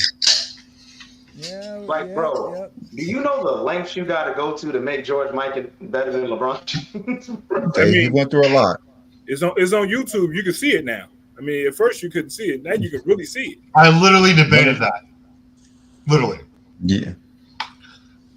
He said George Mikan was more popular in his time than LeBron James. You mean the time where like black players weren't allowed to play basketball and he was like playing against people who like baked your bread on the corner? Yes, and like he shot 40% from the field, and he was right. There is something to be said when players or certain people aren't allowed to play the game, and like when that got abolished, the swing was like the ratio was like 80-20. Like there's something to be said for that. I don't care about eras usually, but when you're talking about like segregation, like George Mikan, great, but like you can't place him logically among the all-time great players when there was nothing equal about those days. Like there's nothing. I mean, 90% of people didn't even know who he was, I'm pretty sure, in the 50s when he was playing basketball. Yes. But he said he was more popular than LeBron James in his time. Fuck no. Popularity is what they count. So we got a new person on the panel. Shout out to you. Thank you for joining the GOAT James Kingdom platform. Y'all make sure to hit that like button, hit that subscribe button. Shout out to everybody who's also watching us on our Facebook group, because as you guys know, we have reached 100,000 members in our Facebook group. But we have a new member here, a new panelist here. Shout out to you, Rel. Thank you for joining us. What you got for today's topic, sir? Coming here with no picture. I want to know who I want to see who I'm speaking. Rel Lamar. Hey, I just got one question. Why nobody ever talk about LeBron James recruiting Team USA to play with him? Those are the greatest. Those are the best players in the league at the time. He goes and grabs Team USA players, and y'all talk about Jordan recruited Dennis Rodman. This is Team USA. What team? What players are that? Chris Bosh, Dwayne Wade, Kyrie Irving, Kevin Love, Anthony Davis. Keep going. When did Kyrie Irving those guys? He didn't recruit them from Team USA. They didn't come from Team USA and then join him after they played together on Team USA. That didn't happen. What year did Kyrie Irving play on Team USA? Didn't Paul Gasol? He didn't. Kyrie didn't play on Team USA. Didn't Paul Gasol win international championships and was begging for people like Kobe was begging for him to come on his team? No, I'm saying. But you're saying Michael Jordan recruited Dennis Rodman. No. Didn't Ray Allen and Paul Pierce be a part of the USA team and Kevin Garnett recruited him? No, we talking about Michael Jordan. We talking about Michael Jordan and LeBron James. You keep bringing up every other person to make your case for why LeBron is this great. Jordan recruited Dennis Rodman. You keep saying he recruited Dennis Rodman. Yes. LeBron recruited every player that was considered for Team USA. No, he did not. Every player. He did not. Okay. All right. So Rel, who do you think is the GOAT? It's Jordan. Is it close? Is LeBron a close? I mean, second? I would never say LeBron is not up there. You know what I'm saying? LeBron is LeBron. But to try to take away from somebody else just to make this dude the GOAT is crazy to me. What are we? And then half the people that's here arguing this, half the people that's here arguing this is only getting it from your mouth because they've never seen the guy play. No, okay. They see highlights. They've never seen him play. What are we taking away from other players to help LeBron be the GOAT? That he doesn't play with the best players in the league on his team. He doesn't play with the best players on the team. He don't? No, what do you mean Team USA players are not the best players in the league? So you're just going off of just being a Team USA. That's it. When Michael Jordan played, they didn't put nobody on the NBA on the USA team till 92. Majority of Jordan's career, Jud Bushler would have made that team. Jeb Bushler, Dickie Simpkins, Jeb Bushler, Randy Brown, they would have made those teams, right? They would have made those teams. Rel, this is what we're gonna do, Rel. This is what we do here in GOAT James Kingdom. You have an opportunity here to prove Michael Jordan is the GOAT because you obviously want to talk. Hold on, wait, no, you obviously want to talk. My point is, you have to let us talk. You have to let us talk. So I'm gonna ask you. We have this thing where we let you prove Michael Jordan's the GOAT. You'll have 5 minutes and 1 minute intervals to show us that Michael Jordan is the GOAT. Do you want to accept the challenge that you say that you can prove Michael Jordan is the GOAT? Yes or no? But I came with questions and you didn't have an answer for. I did have an answer for you. Your answer does not prove anything. What you're basically saying is LeBron James can't be the GOAT because he had teams that played on the USA team. Is that correct? Is that what you said? What I'm saying is stop taking away from somebody else's greatness to make your guy the GOAT. That's crazy. I asked you, what did we take away? You didn't mention that. What did we take away from other players? Like, come on, bro. You can't be a GOAT when you flop when nobody's standing next to you. Okay, you're not answering my question. You're not answering. Are you going to accept the challenge? You're not answering the question nor accepting the challenge. Is that correct? I guess I'm not, because y'all ain't answering my questions. We did answer your questions. What'd you answer? What'd you answer? We just told you LeBron James did not recruit everybody on the USA team. That's what we just said. He recruited players from the USA team, right?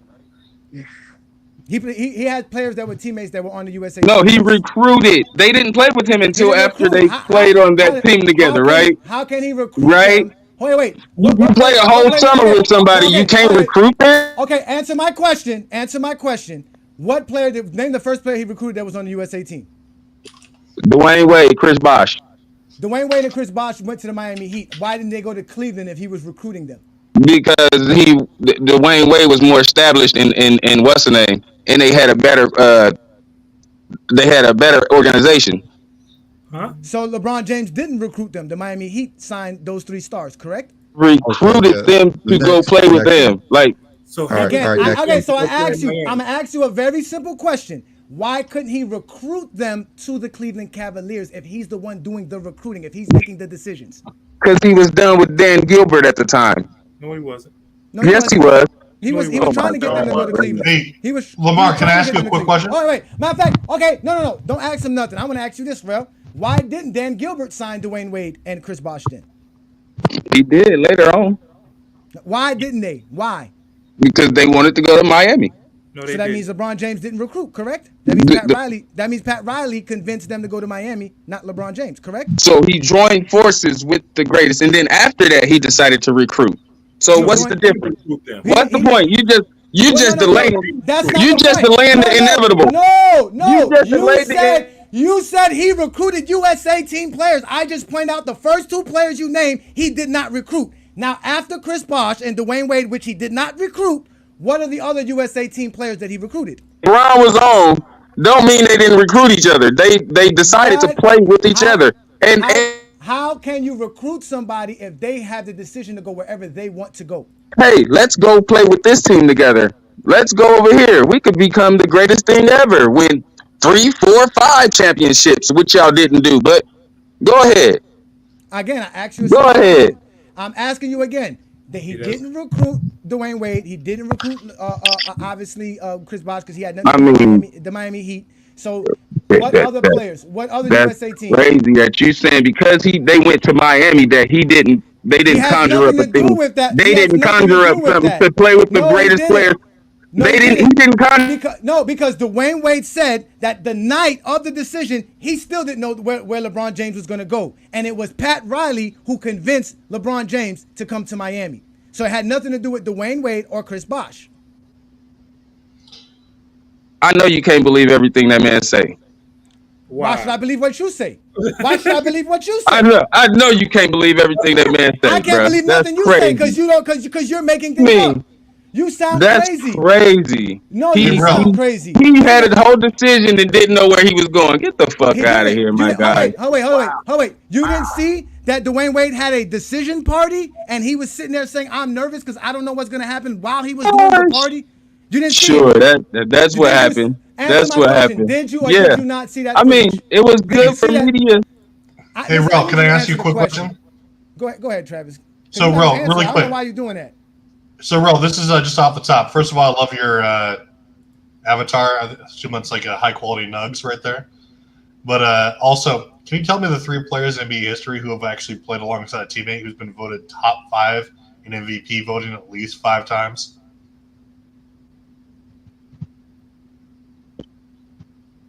You got one person, and that's who y'all hype on, bro. No, there's 3 players. That's crazy. You got one person, and that's what you go off of. Like the dude played with one All-Star his whole career, and then that's what we go off of. Can you name those players? Can you not name All-Stars that LeBron played with? Jordan played with one All-Star his career. That was an All-Star while he played. An All-Star while he played, and we gonna argue this. This is bonkers, bro. Are you gonna accept the challenge, or are you just gonna get off? Which one is it? Like, just you saying 5 years? Like he didn't even play with people for 5 years. What are we? Sit your ass down. Bruh, I got tired of it. He didn't even want to answer Travis's question. He don't want to answer nothing. He just wants to hold the conversation, but not actually have a conversation. You cannot dictate to people in GOAT James Kingdom what we're going to talk about. This is why you get put in the dugout like the rest of you zesty Jeffries, because you don't know how to talk the game. We're trying to have a conversation with you. You won't answer none of our questions. Sit your punk ass down. That old bullshit. Think that people really want to hear what the fuck y'all got to say. You sitting here, we asked you what players. I just broke down 2 players that you first named that LeBron James couldn't have recruited because they went to a team that LeBron James wasn't even on. Well, first of all, you have the presumption that people care what you say. They don't. Sit your ass down. And this is what happens when you come up on GOAT James Kingdom and can't talk to us. Travis asked you a nice, simple question. He started ranting about All-Stars. So it's Kareem, Kobe, and Michael Jordan, by the way. Yo, I was listening to this, and I was like, first mistake, and he made like get our 2 super instant chat in mistakes there. when he started. Yeah, 2 instant mistakes. Let's get our super chat. Let's get our super Yeah, chat in let's here. get our Shout super out to chat. you, Ruddy Hood Sports. He says, I'm married with 4 kids. Wouldn't swap my life for LBJ's life. The haters want GOAT James' life because they aren't content with their own lives, which is true. LBJ is the GOAT. MJ was great. LeBron James is better. Salute, fam. Shout out to you, brother. Thank you so much for your support. Thank you. It's just that simple.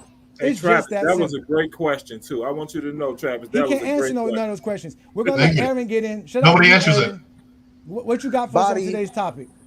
I just wanted to say, Body, T Perfect asked him a question and he couldn't even answer it. That's crazy, bro. But they claim that they know basketball, watch basketball. You know what I'm saying? But see how he says that only people that label LeBron the GOAT are people that never seen Jordan play. Isaiah Thomas seen Jordan play. Draymond Green seen Jordan play. I seen Jordan play. If Rel wants to, he can ask me any question about the 90s, about any roster or anything, and I guarantee you I'll name him 40 players from the 90s off the top of the head real quick without no hesitation. Draymond Green All right? ain't My no memory Jordan is great. player. He My younger than memory me. is great. And then he want to talk about emotional.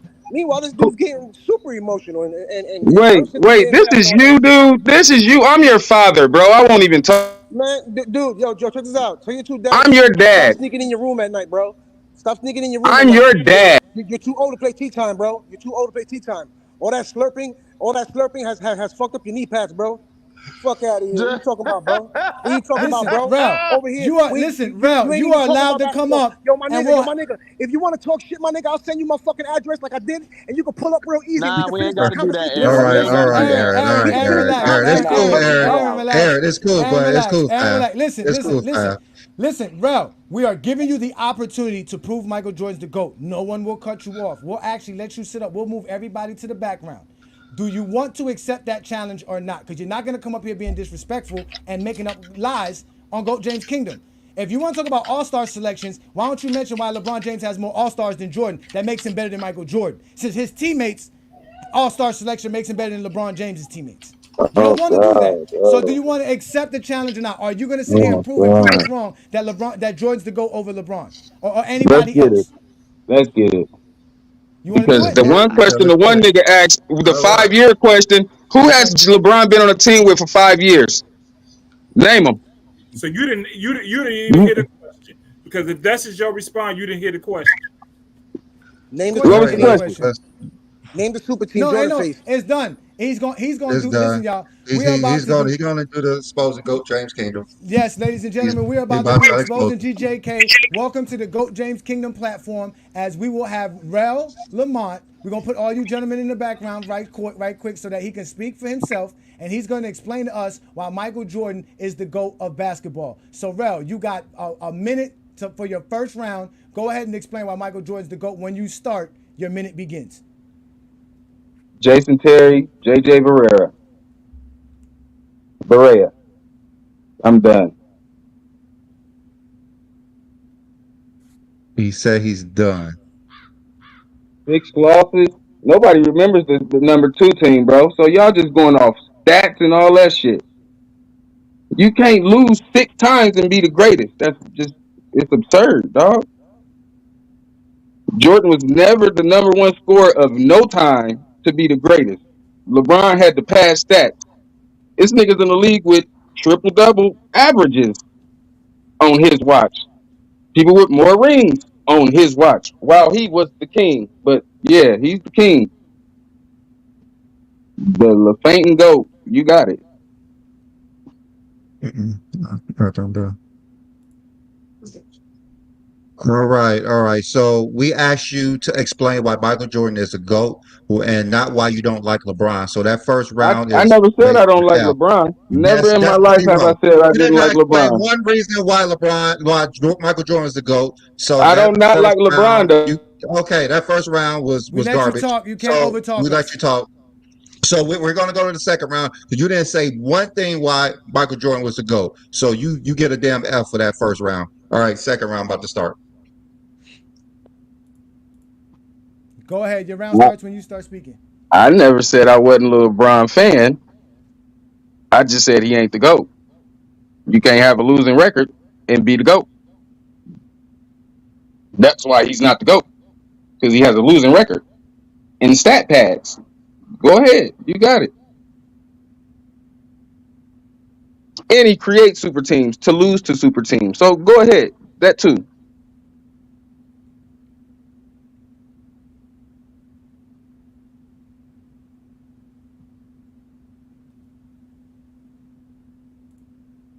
All right.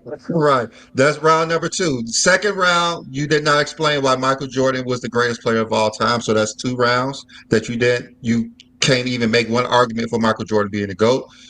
It's kind of sad. So we're going to go to round 3. Hopefully you know something about Michael Jordan to make him a GOAT. Let's go.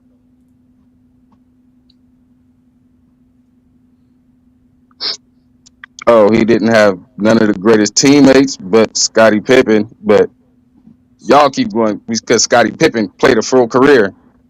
LeBron's teammates still are in the league. So yeah, he's the GOAT because he made everybody better. But you got it.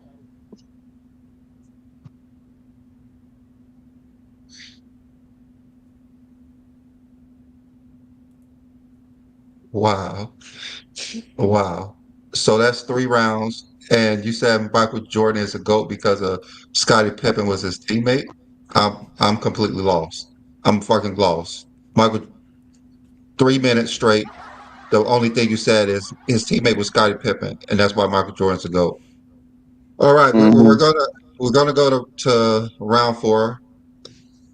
All right, we could go right now.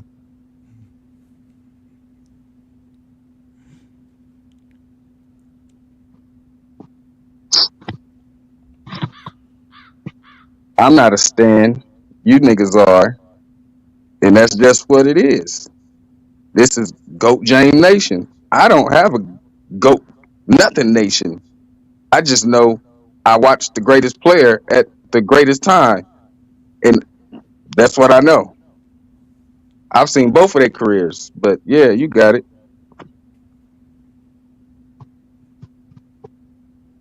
I stat pad.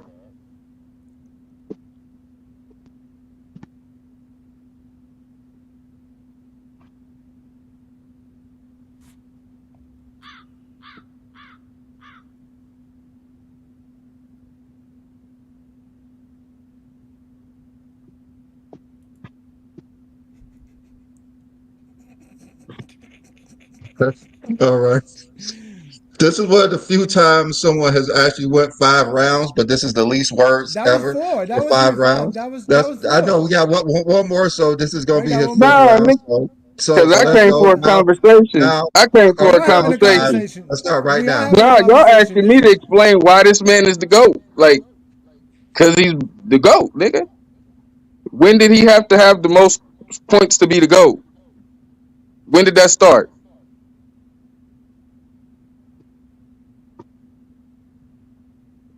When did shooting guards lead their teams to championships? Who left, played baseball for 2 years, came back, lost to Orlando, then took over the league again? Who did that? You can talk about Scottie Pippen, but when Scottie Pippen was the man, they lost to Orlando and New York. But yeah, we got it. Y'all got that too.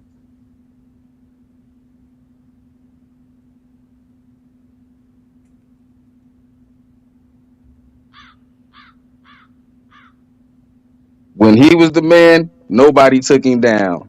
LeBron, the man, he's 4-6, and he loses to super teams with super teams. That makes him the GOAT. Stat padding and losing makes you the GOAT. It's good. Good. Good. Wow, that was brutal. That was brutal. Man, that has to Yeah, be the worst I never ever. heard anybody explain Michael Jordan's the GOAT better than that, Rel. I got to give it to you. Wow. You're the best at it. Because I could care less to Wow. explain why he's the GOAT. I seen why he was the GOAT. I Yeah, don't we have can to see. explain No, to we can stands. see. We can see you want to I talk don't have to LeBron. explain the stands because nigga, you are gonna believe what you want to believe. No. It is what it is. It is what it is. Okay, are you gonna let me speak? Are Yeah, you go sure ahead, your Johnny. time is done? Okay, You listen. got it. You only want to talk LeBron James. We gave you 5 minutes to explain why Michael Jordan's the GOAT. You couldn't even explain it. You couldn't even explain what your eyes saw. You just said Jordan's the GOAT because he's the GOAT. That didn't make no sense because we don't understand what that means. You talked about Michael Jordan quitting the game of basketball after only playing 9 years because it was too grueling and it was too mentally tough and How is it hard grueling for when him. you win a championship, bro? That's You're crazy. not going to cut me off when I'm speaking. That's what he did. He That's quit. crazy work. That's not crazy work. What's crazy work that That's you showed up crazy here work, and we man. gave you 5 minutes and you couldn't explain shit in 5 minutes. And I'm trying to get my little 1 minute in and you won't let me get my 1 minute in. Jordan quit. There was a retirement. He said, I'm not playing the game of basketball anymore. I'm done after 9 NBA seasons. He went to go play baseball, correct? He came back and lost. He lost to that same Orlando Magic team that you want to blame Scottie Pippen for. That's how this works. See? But again, this is what they do. This is why they are the Zesty Jeffries. They But sit what there happened and the they year talk. after? I ain't discussing shit with no goddamn kid. Motherfucker, let me tell you something. Who give a fuck? Sit your ass down. Ladies and gentlemen, when you don't allow us to speak after we just gave you a whole entire 5 minute for the platform to speak and you don't let us speak, you get put in the Michael Jordan dugout in 94 because he couldn't play the game of basketball the same way you can't handle us here in GOAT James Kingdom. We asked you to prove why Michael Jordan's the GOAT. You couldn't do it. You were so bad, we got Willie in the background ready to save you because he already knows what just happened because you couldn't explain why Michael Jordan's the GOAT. All you wanted to do was talk about LeBron James, which makes LeBron James the GOAT. Sit your $5 ass down before I make change. You fucked up big time. You're incapable of running this shit. So obviously, you didn't explain why Michael Jordan's the GOAT. Because him winning 3 championships and quitting and coming back and winning 3 championships means nothing. He didn't dominate. He had more help than anybody in NBA history to do that. You mentioned Scottie Pippen. He was the only one to have a Scottie Pippen in his era. No one else had a Scottie Pippen in his era. You admitted LeBron lost to super teams. Jordan never faced any real super teams. He faced nobody. He lost without Scottie Pippen. When Jordan was the main man without Scottie, he lost every time. You want to mention finals losses.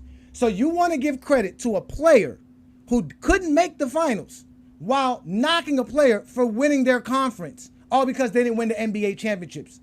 They both ended up with the same results, not the champions, but one had a better season. One made the finals. One accomplished something. They won their actual conference.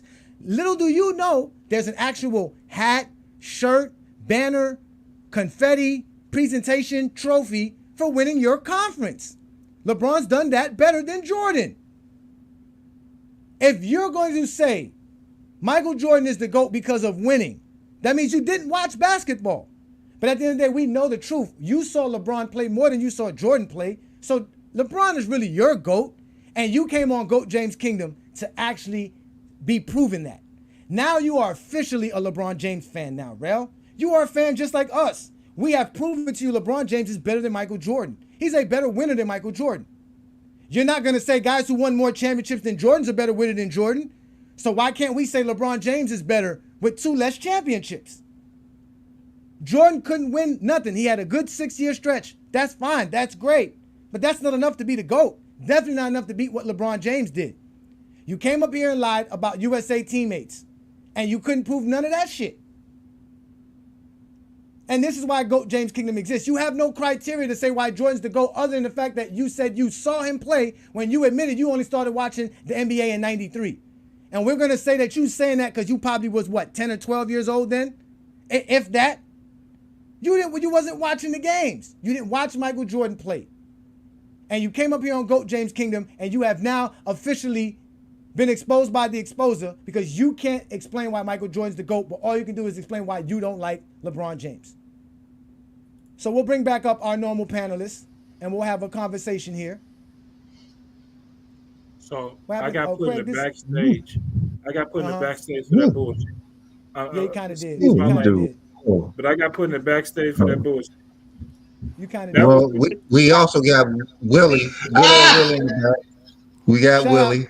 Shout out to Willie. Thank you, Willie. Willie. All day.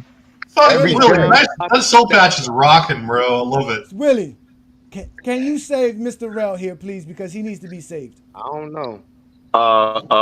Well, first of all, I mean, Jordan is older than LeBron, so you asking us to explain why Jordan is the GOAT.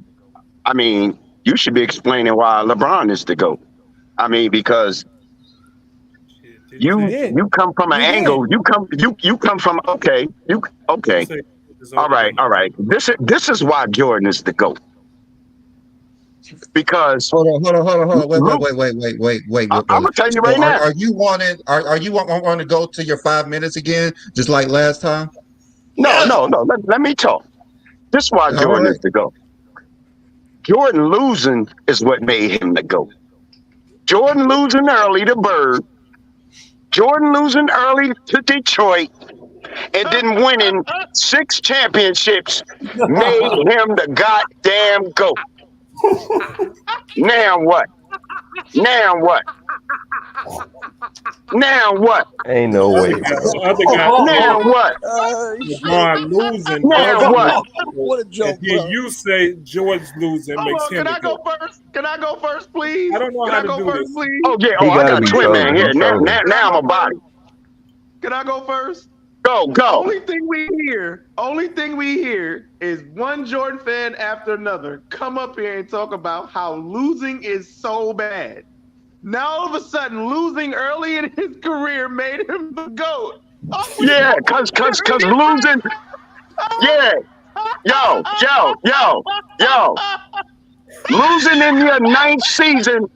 Losing in your 9th season in your prime, boy. You look like trash in 2011. Trash. I thought losing was bad, Willie. Trash. I thought losing was bad. That was great. Now it makes you great. Losing makes you great. Your GOAT cost the team a championship. Talk about that. Oh my God! No, my GOAT owned the conference for a decade. That's what my GOAT did. And my GOAT owned titles and championships for a decade. You sharing that with Curry. Not in the 80s. Boy never played. What did he do in 88? What did he do in 89? What did he do in 90? Yo, what you doing it for? We both can do that dumb argument. What did he do? It's a dumbass argument. What did he do in 86? What did he do in 85? Nothing. He made the playoffs with a losing record. What did he do? He stayed with his team. Know what it feels like to lose a playoff. He stayed with his team. But that made him so. That makes him go. Hold on, wait. Let's let some new names. That was the way. John, hold there. Hold on, wait. Let's wait. Let's let some people speak. Hold on. Let's let Ishmael in first. Ishmael, thank you for joining us. Thank you. Go ahead, Ishmael. What's it? You're not doing nothing. You ain't cooking nothing. Sit back and smoke a joint. Go ahead, Ishmael. You Go try ahead, me. Ishmael. Don't It's start. a lot right now. Don't It's a lot start. to take in right That now. losing makes you the GOAT. Watch Jordan play. We got these guys who didn't. All right, listen, we gotta let people speak. We gotta let people speak. Let's let Ishmael speak. Go ahead, Ishmael. Your turn. It's a lot right now. I'm trying to gather all my thoughts right now from what I just witnessed. So For real? Yeah, that was trash. That was somebody attempted to expose us and can't even prove. We already proved why LeBron's the GOAT. I lost my train of thought from all this. Shut up, Ishmael. All right, so let's Can I get the one on with somebody? Can I get the one on? It's like 9 of y'all. Like Joe. You can do that on a Friday night. You don't work Friday night. There's no construction happening on a Friday night. Why you don't show up on a Friday night for a one-on-one with me? $100,000 a year, $100,000 a year. So keep talking. Again, why can't you show up on a Friday night for this one-on-one? You know we got a full panel. We just gave you your little 2-minute soliloquy. You asked me why Jordan was the GOAT. I said, listen, you asked me why Jordan was the GOAT, and I gave you the answer. I gave you the answer. Losing became winning. Nigga, like a Superman movie, nigga. You just skip me and come back. Yes, I know that's what I'm trying to do, but Yeah, the only thing Willie said was about titles, and we know titles don't make Michael Jordan the GOAT. So let's go. So- Sports talk only. It's your turn, brother. Thank you for joining us. What you got for the topic today, sir, on today's show? Go ahead, brother. I had a question for Willie, because this is a common thing that Jordan fans do. Yeah, Willie's listening. Willie's listening. Go ahead. 6 finals losses, right? Mm-hmm. Okay, let me ask you something, Willie. Was Jordan in the finals at age 22? No. Okay. So we can move over that. Hold on. Let me finish. I answered your question. That wasn't my only question. Willie, we're gonna give you your chance. Willie, let's let sports talk first, and then we're gonna let you go right after because he did address you. We're gonna give you a chance. You know that we don't do that in GOAT James Kingdom. We don't just mute people. You good, Willie. Go ahead, sports talk. So that okay, that was LeBron's first finals loss. All right. In 2015. Mm-hmm. LeBron loses Kyrie Irving and Kevin Love. Did Jordan ever lose Pippen and Rodman or Pippen and Grant in an NBA final series, in any NBA final series, and win? Did he ever do that? Did he ever have to deal with that? Did he ever have to deal with that in the finals? I'm asking you the question. Can I answer your question? Go ahead. In the 1998 finals, Pippen had a bad back. Averaged 13 points. Jordan scored 50% of the team points, 45 points in the closeout. So what did Pippen do to drag the Bulls in the 1998 finals? Let me give you some context. Okay, so in the first round of the playoffs, Kelly Olynyk tore Kevin Love's elbow out of socket. So Kevin Love was out. Kevin Love was out from the first round all the way to the finals. He didn't play. Kyrie Irving gets injured in overtime of game 1. The Cavs lose that game. LeBron scores 44 points that game. So for the rest of the series, LeBron didn't have Kyrie Irving or Kevin Love. He won 2 games. I asked you, did Jordan lose Pippen and Rodman or Pippen and Grant in an NBA final series for the series and win the series? Did he ever do that? Did he ever have to deal with that? You said Pippen injured his back. Pippen played the series. Pippen wasn't out for the series. Rodman was out for the series. And was the third I'm gonna answer your question. I'm gonna answer your question. Did Jordan ever play a full, complete series without Pippen? No. But you asking me questions like LeBron won. LeBron shot 39%. Yeah, but he averaged 35, 13, and 8 and led both teams in points, rebounds, and assists. But that's trash because he was the only offensive threat. Jordan was the only offensive threat in 1998. Okay, Jordan was. Pippen and Rodman was injured though. They was injured. How do you think he would have shot if Pippen and Rodman was injured? Wait. Hey, sports talk landed here so Willie could address you at the end because we do got other people that want to come up and speak. All right. You guys not gonna sit there and go back and hit one another. Yeah, but he's ducking and dodging the question. Landed. No, don't keep going back and forth with Willie. All right. Well, then we just Friday night exposure is available for that. Well, then the last question I had because okay, this is what I'll give you. 2011, LeBron didn't play well. I'll give you that. All right. 2017 and 2018. Did Jordan play a team as good as the Kevin Durant Warriors? No, because they were that. They had Jordan. Here we go. Yep. I already know. Yeah, They were that. Right. And you mad Sure. because KD was busting his ass in 2017 with an even matchup. LeBron versus KD. Curry All right, versus bro. Kyrie. Love versus Green. Here we go. Nigga, that Yeah, was okay. even. And they folded. All right, bro. And they folded. You got it. You got All it. right, And they let folded. Chad. Let's All let right, Chad all get right. in here. Let Shout out Chad to get in there. Chad. What up, Chad? You know what we talking John, here. I'ma Thank you throw for up. joining us. It's been a while since we seen Fucking you, Chad. Chad, yeah. What up, Chad? What you got for us today, man? What's Fuck good, out bro? me. First, I just want to say here lately, Travis has earned my respect for much love. Old dude said something earlier about what shooting guard was leading his team to a championship or to the finals before Jordan, and that, my friend, is Jerry West. There he was. I was going to say that guy had the worst take that I've ever saw in 2 years on here, but Willie always comes in there and tops it off. That's all I got to say. All I got to say. I appreciate you, Chad. Chad, I'm gonna let you go because we got some other people waiting in the background as well. Again, y'all want to join the GOAT James Kingdom platform? Hit that link, hit that subscribe button, become a member of the channel. Hey, We Johnny, doing I big got things. a question. Do you not currently have any room right now for the panel? There's some people that Yes, are trying to get up. it's too Yeah. many people are on. There's a lot of can people drop on. off and can I come Talk about back? a goat. Of course, They you're talking always about a welcome. goat. You're always welcome, Ishmael. Okay, You're always I'll come welcome, back. I'll Ishmael. drop off. All right, I'll come back. Okay. Talking All right, about so a we'll let goat. you go. Ishmael All right, got a so headache. let's Ishmael let got a Dante headache from speak. some Dante, crazy thank you, shit. Dante, for joining us. You've been very patient. We appreciate you. What you got on today's topic, sir? What's up? What's up, hey Johnny? Hey, What's good, man? BE, What's what's good? up? BE, what's up, man? Hey, what's good? What's good, fam? Oh wait, who? Dante? Do you know Dante, Brandon? We know where we No, know you from. he been on a few times. Okay. I've been in the Facebook group with you, bro. Appreciate that. Thank you, man. What's good, man? Again, we did reach 100,000 members in our Facebook group, so we are doing big things here in GOAT James Kingdom. So we appreciate everybody who supports us and continue to support us. Thank you Congratulations. so much. Thank you so much. Thank you so much. So go ahead, Dante. Congratulations. What you got for on today's Thanks, topic, Willie. sir? Thanks, Willie. Willie follows us on all platforms that he's on. Shout out to Willie, man. Willie, you the best, man. Yeah. Willie Hey yo, can I ask Scottie Pippen fans something? Because they always say 1 and 9. I want to ask them, can they please explain how did Scottie Pippen get Jordan out of the first round? And we can leave it at that. Just explain that. In 1988, when Jordan got out of the first round, because I see a lot of 1 and 9 without Pippen. But can you tell the people, tell the public, or tell the world how Pippen got Jordan out of the first round? Tell him, Johnny. Oh my God. Well, first off, we had a show talking about this. All right. Now we all know in 1988, Michael Jordan was the man. He won all the awards that you could win during that span. But what we also do know is that they were up 2-0 versus the Cleveland Cavaliers, and they lost 2 straight games in a row. And they were struggling while Michael Jordan was out here putting up supreme numbers during that time. Michael Jordan was looking phenomenal in that series, and the Bulls were still split 2-2. Right? Do you see the numbers? They lost game 4. They lost game 5.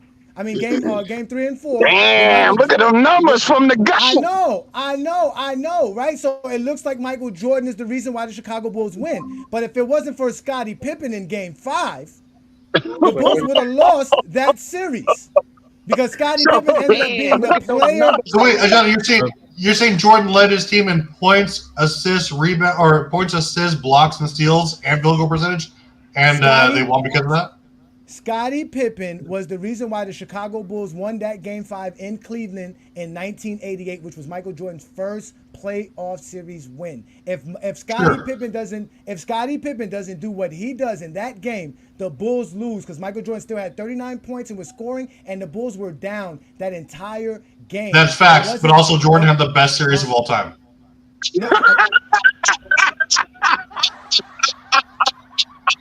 How can he have a better series? How can he have a better series? How can he have player of the game? When he was no. How can he have the whatever when LeBron James had a triple double in a losing series in the finals? So that's better than LeBron's triple double. Is that what you're saying? Yes. You are Pippen averaged 9 points in that series, bro. You saying one game? You actually thought we didn't know this question. You thought you was gonna get us on this one, didn't you? You thought you was gonna get us on 9 this. points. You He'd be traded if he was playing with LeBron with 9 points in a series. 9 points. What do you think the other team was doing? Yeah, it was what do you 8 think points. The other team was doing. Oh my God!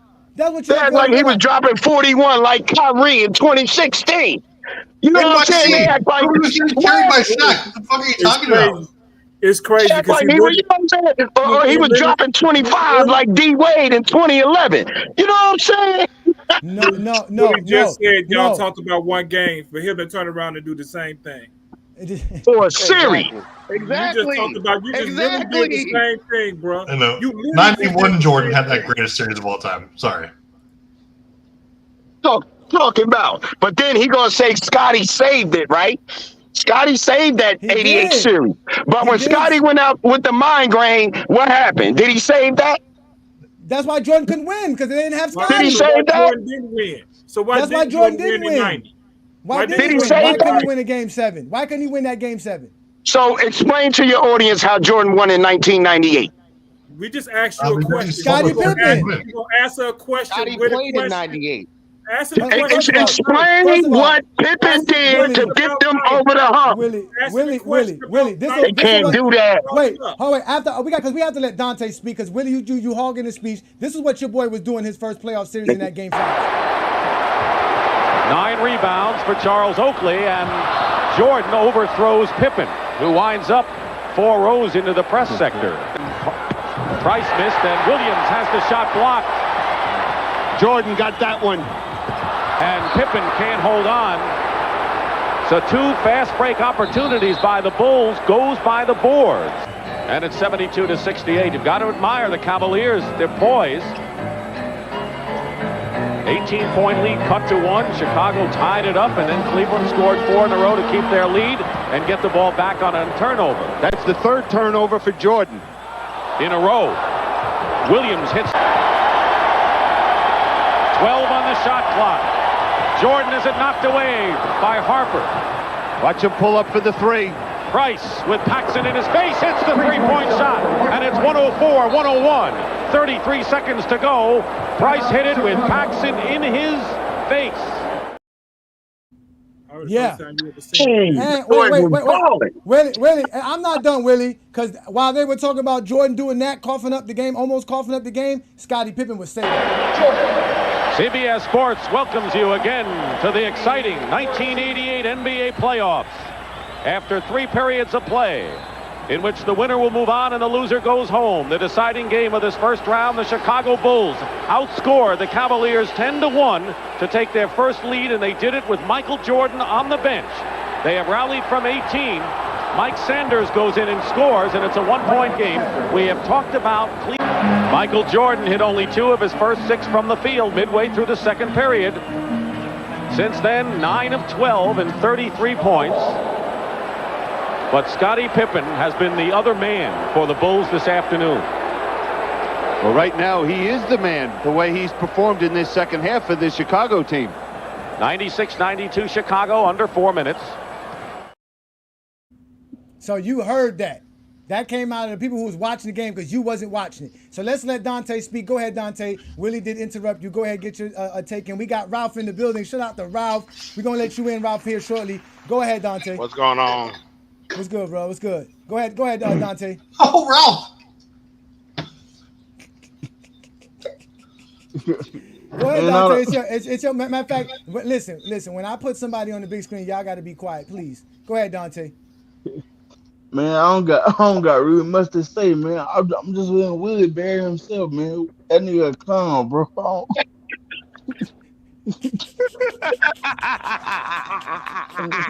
Shout out to you, Dante. Appreciate you, brother. So, Ralph, what's good, brother? We got you in the building. What you got for us, man? Long time no see, man. Good to see you, brother. Yeah, good, man. I've been on the road for the past 6 weeks. That's why if you see me, I'm back home now. That's good. That's good, man. It's good to have you. Welcome to GOAT James Kingdom. It's been a while. We were actually talking about our GOAT criteria and how everything is over right now because basically, the Michael Jordan fans got nothing to stand on. And I know you've been trying to save them for years now, but you really can't because you don't take one for the team. But it's been horrible for them. It's been horrible for them. It's been horrible. Well, I'm still working on my criteria. I'm gonna present that to y'all shortly. I told you. Me and you had that conversation already. I know. I'm working. Know. Yeah. Unmute yourself, Brandon. I'll just say it, Ralph. You've been working on your criteria for over a year now. Nah, I've been working on it for about 8 months. But the thing is, for 6 weeks, I've been on the road, like going to different cities working, so I haven't really got back to it. Like I said, I got 58 categories. I want to get to probably about 100, and we'll see. I'm gonna present it to y'all. Yeah, I'm gonna present it to y'all. Don't worry. Willie, Ralph, you still out there hooking, or? Nah, I'm driving. I'm driving, man. Yeah, man. So what you got, man? As you can see, we put another person up for exposing GJK. They failed horribly. And they only want to talk. No, we're not. No, Rel it was Rel. Rel was a casual for sure. It was pretty bad. Where my man go that was knocking me? Where'd he go? I was cracking up. Dante's still there. He's still there. Listen, Willie, who you got on fentanyl next to you in the car? Who's passed out like that sitting next to you, bro? What's going on over there? What you got going on? Oh, it's Sports Fitness and Rent. Y'all out there doing Zesty Jeffrey activities. You know what I'm saying? It's Sunday. We work. We work. We smoking. I hear you. Go ahead. Let's let Ralph talk because Willie's still in the show. Willie's the star. Go ahead, Ralph. What's good, Ralph? Nothing. So the conversation today was y'all criteria that y'all showed in the past. Mm-hmm. And how nobody's been able to really come up with one. And as of right now, it's been so bad for the Zesty Jeffries and the LeBron haters that they're out here talking about LeBron James like this. The thing about LeBron James, I've told you guys many times on this channel, LeBron James is not carrying himself like a grown man. So I was like, this nigga must be joking, man. I don't know where he's going with this. But he was dead serious. He does not have any class or integrity, no honor. Think about some of the things he's done over his career. Is there any honor in having your wife come on stage and call you the GOAT? Is that an honorable thing? Please welcome to the stage, the GOAT, respectfully, LeBron James. No, it's not. It's classless. What? Excuse me? That stupid look on his face. That's not honorable. Where is your integrity, LeBron James? Jesus, all right. I listen. I done tuned in on their show from time to time, and it makes me upset to where I try to get on the panel and they're gonna make me defend LeBron myself, and even though I don't have him as the GOAT, but they're ridiculous over there. And I've heard his takes and everything. It's terrible. It's like saying that he's not top 5 or top 10 is crazy. He's excessive. He's excessive. Even though I have Jordan as the GOAT myself, but he's doing too much. He's a little bit excessive. I only talk basketball. I don't want to talk about what you did off the court. I don't care about that. I want to talk the moments, the pressure moments. You know what I'm saying? The shit that 33 million people was watching at one time. I only talk about the moments when you played well or folded. We watch like in the Olympics. Say, for instance, okay, LeBron fans be like, oh, well, LeBron had the rebounds and the passing. We watch basketball to see Curry hit that shot. I don't care about who passing. I'm not watching basketball to see who passed, bro. And nobody watches basketball to see that. So you a casual, bro? I want to see that shot. shot. I don't like that, bro. But you know, I want to see the all aspects of basketball. He was on point to that Yeah, last end. that's exactly what that means. He's a casual. No, because Willie, you know that was one of the greatest basketball moments of all time. There was almost 250 million people watching it, right? You know that, right? When LeBron James broke Kareem's record, there was almost 250 million people watching that. You talking about 33 million. right? Hitting shots. But hold on, this is another thing. Let me give a shout out because again, my beautiful wife has said, "Hey Johnny, let me take you on a date away from these zesty Jeffries and go James Kingdom." See, listen here, wifey. I always tell Johnny he has a smart wife because she's a New York Knicks fan. But hold on, Zesty Jeffrey. Hold on, wait a second. No, but wait, Ralph. See, they would be upset because my wife is supportive of what we do here in GOAT James Kingdom enough to not only become a member of our channel, but also to do a super chat. But if you allow people like Zesty Fitness and Ranch talk, they'll say your wife should not be doing it. They'll be talking like this. I've never lied about LeBron James on this channel. Cocaine is a hell of a drug. To me, LeBron James is not a great husband. You have your wife come on the stage and call you the GOAT like that. You're not respecting your wife. Once again, and your wife is not respecting you or holding you to a standard. He's full of crap, man. LeBron James is all talk, man. He's not substance. And to me, he's not a great father or a great husband. Would you want your kids to emulate the things that LeBron James does on the court? And then we think about off the court stuff. LeBron James is a dirtbag, man. Stop it. Get some help. LeBron James treats everyone around him like crap. He treats everyone around him as if they're a tool for him to use, right? For his own benefit. He don't care about his sons, his family like that, or his wife like that. The people around him, his friends. He don't care about these people. That's where the LeBron James fans go. They're so delusional. They're so weird. They're dirtbags individuals. Remember that. They're dirtbag individuals. As a Jordan fan, I would never go that far as to try to bash that man's family and shit. That's crazy. Yeah, I've always said keep the basketball and like he's going way too far. They don't do drug tests. That's too much. That's too much. That's too much. Ralph, you know here we respect fathers, right? Because you a father yourself. We respect husbands. We respect men that have wives and come home and provide, right? Just like Willie. Willie works hard, goes home and provide for his family, those that support him. They can't relate to that. They can't relate to that because, see, when Michael Jordan's son is out here doing the booger sugar, they have no issues with that. They can relate to that. You're able to do drugs during the day and still function, still do your job. Well, how the fuck else would you do this job? Cocaine and hookers, my friend.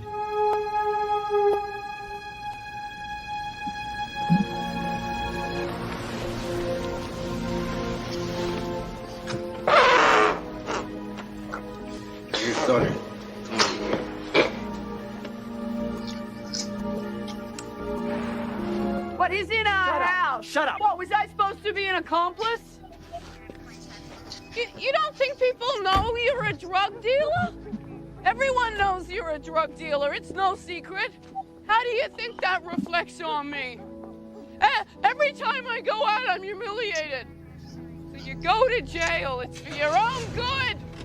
You need to straighten your life out.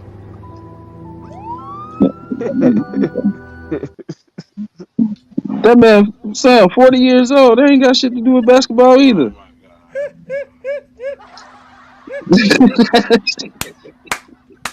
Jesus Christ.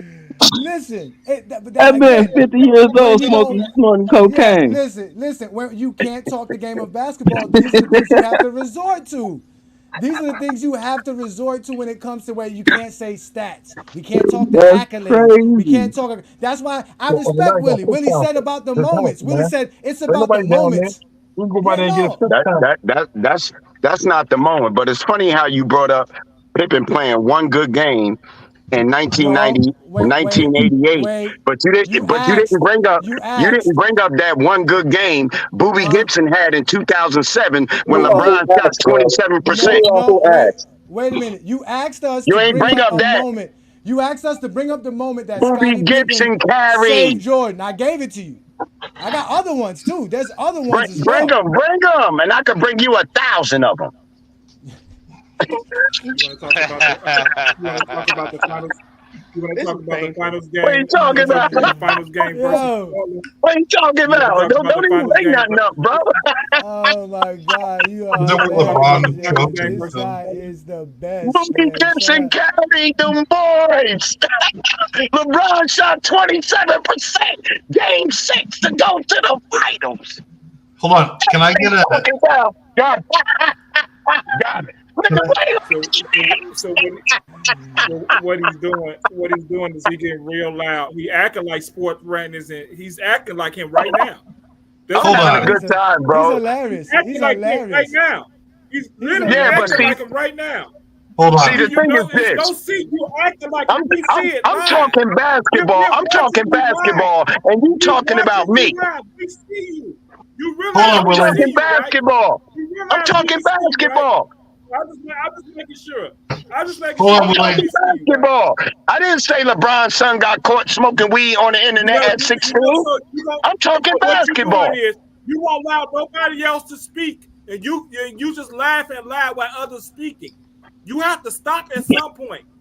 See, now it's counseling. Talk about the game. You ain't my psychiatrist. Now it's counseling. Talk about what I said, bro. I talk basketball. Will you talk narratives, dog? That's you got your feelings. Without your feelings. Let's do this. No, let's do this, Willie. Since you want to rep Mo so much. So how come when we did our criteria, Michael Jordan did not end up being better than, forget LeBron, he wasn't better than Kareem and Wilt. How is Jordan better than Kareem and Wilt? Kareem and Wilt? Yeah, Kareem and Wilt. Because when we did our you know what? To be honest with you, stats wise, I don't think Michael Jordan is better than Kareem and Wilt. I only think Michael Jordan is better than them as far as legacy and his impact and what he did for the game. But as far as numbers, because they are centers, it's funny how y'all compare centers to guards.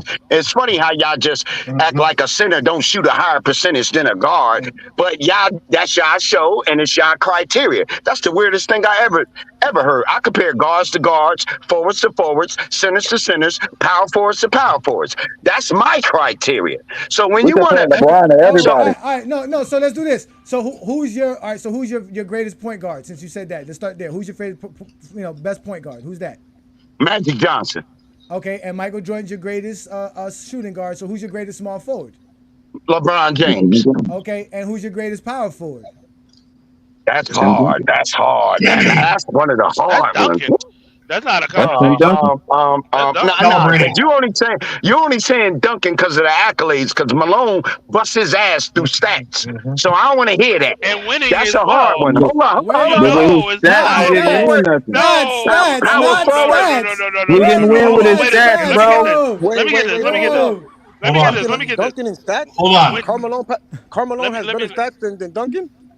So wait, Malone did knock out more under his chin. Malone was number 2 scoring all time at some point.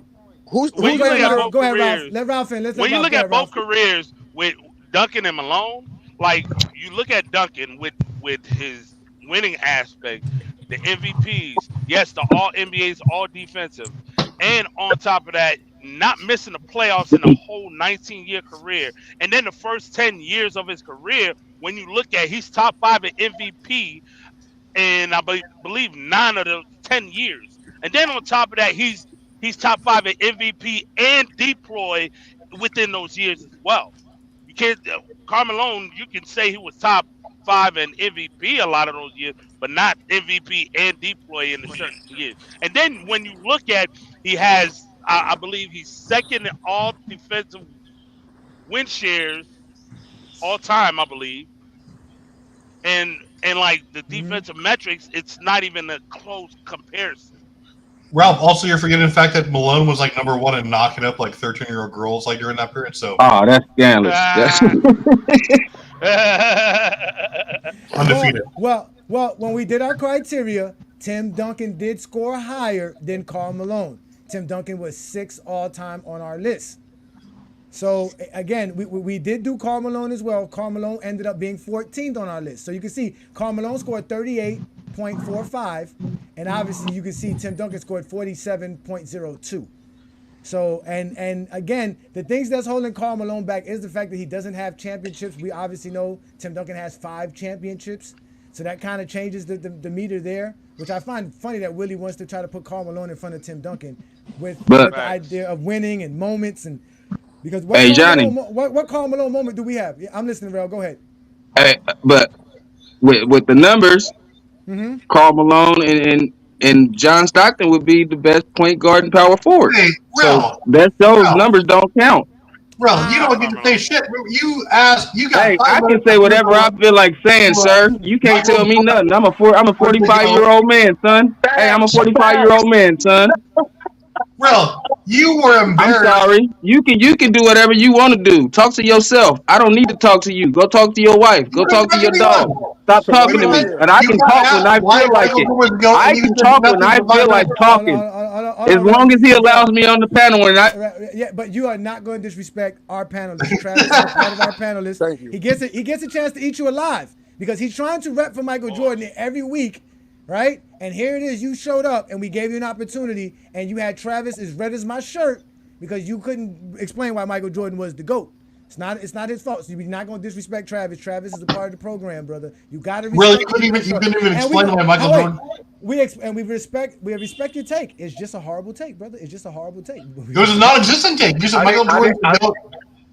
I didn't say Malone. I said it was a hard decision because Malone was a 2-time MVP. You know what I'm saying? Malone led the league in scoring. Like Malone was a monster. I know he did his thing off the court, but like Kobe did his thing off the court. But I'm only talking basketball. Malone was a monster, bro. I mean, he was a monster as far as scoring. But I'll probably take Duncan because Jordan plays better with guys that play defense, not a bunch of offense. So But Karl I would Malone is a probably better take. scorer than Tim Duncan. You can say that, Ralph. Can I say something He's a though? better Can I say scorer. something though? I'll Okay. say he's a better scorer, but the defense is a much bigger gap than the offense.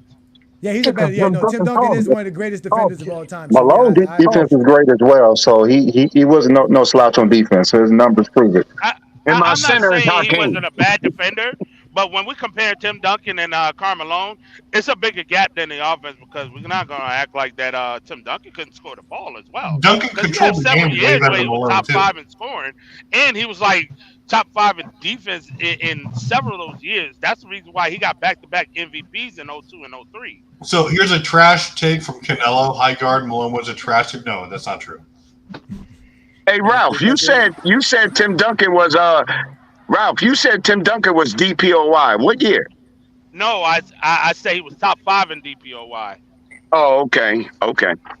All right. Yeah, he didn't win. They've been hating on those dudes. I don't know why they never let those players win Defensive Player of the Year. And it seems like you're only win Defensive Player of the Year if you only do defense. If you're a two-way player, they really don't like to give it to you. So his on and off numbers in I a just lot can't of get those over. years is crazy. I just can't get over how this man didn't bring up anything like Jordan's advanced metrics. He's like leading the league in the finals MVPs, second MVPs. Again, anything like that elevates his team. There's a ton of arguments you can use for Jordan as the GOAT, but I didn't even hear one except for I watched him play. He's the GOAT. That is mind blowing. Like Relmar, you sound like an intelligent guy, 100%. You sound like you've watched the game a lot, but you got to ask a simple question. You have 5 minutes to you couldn't say one argument why Jordan wants to go. Yeah, that's to Willie's defense. Karl Malone was a beast. You know what I'm saying? Because Tim You got that off the glass. Tim Duncan did have way more help than Malone did in his career. So I can say that. No, we don't want to do that now. I'm not saying. I'm not saying Hey. Karl Malone's better because to me Duncan is the best power forward. But one argument you can have is that Karl Malone had less help. Man, look at them late 80s teams. That's true. No, look at them late 80s teams that Karl Malone had. Aaron, what do you mean? John Stockton was the best player of all time. You had John Stockton. You had Mark Eaton. That was a 2-time. Man, Martin was God, man. You had the leading blocks, averaging 6 blocks a game.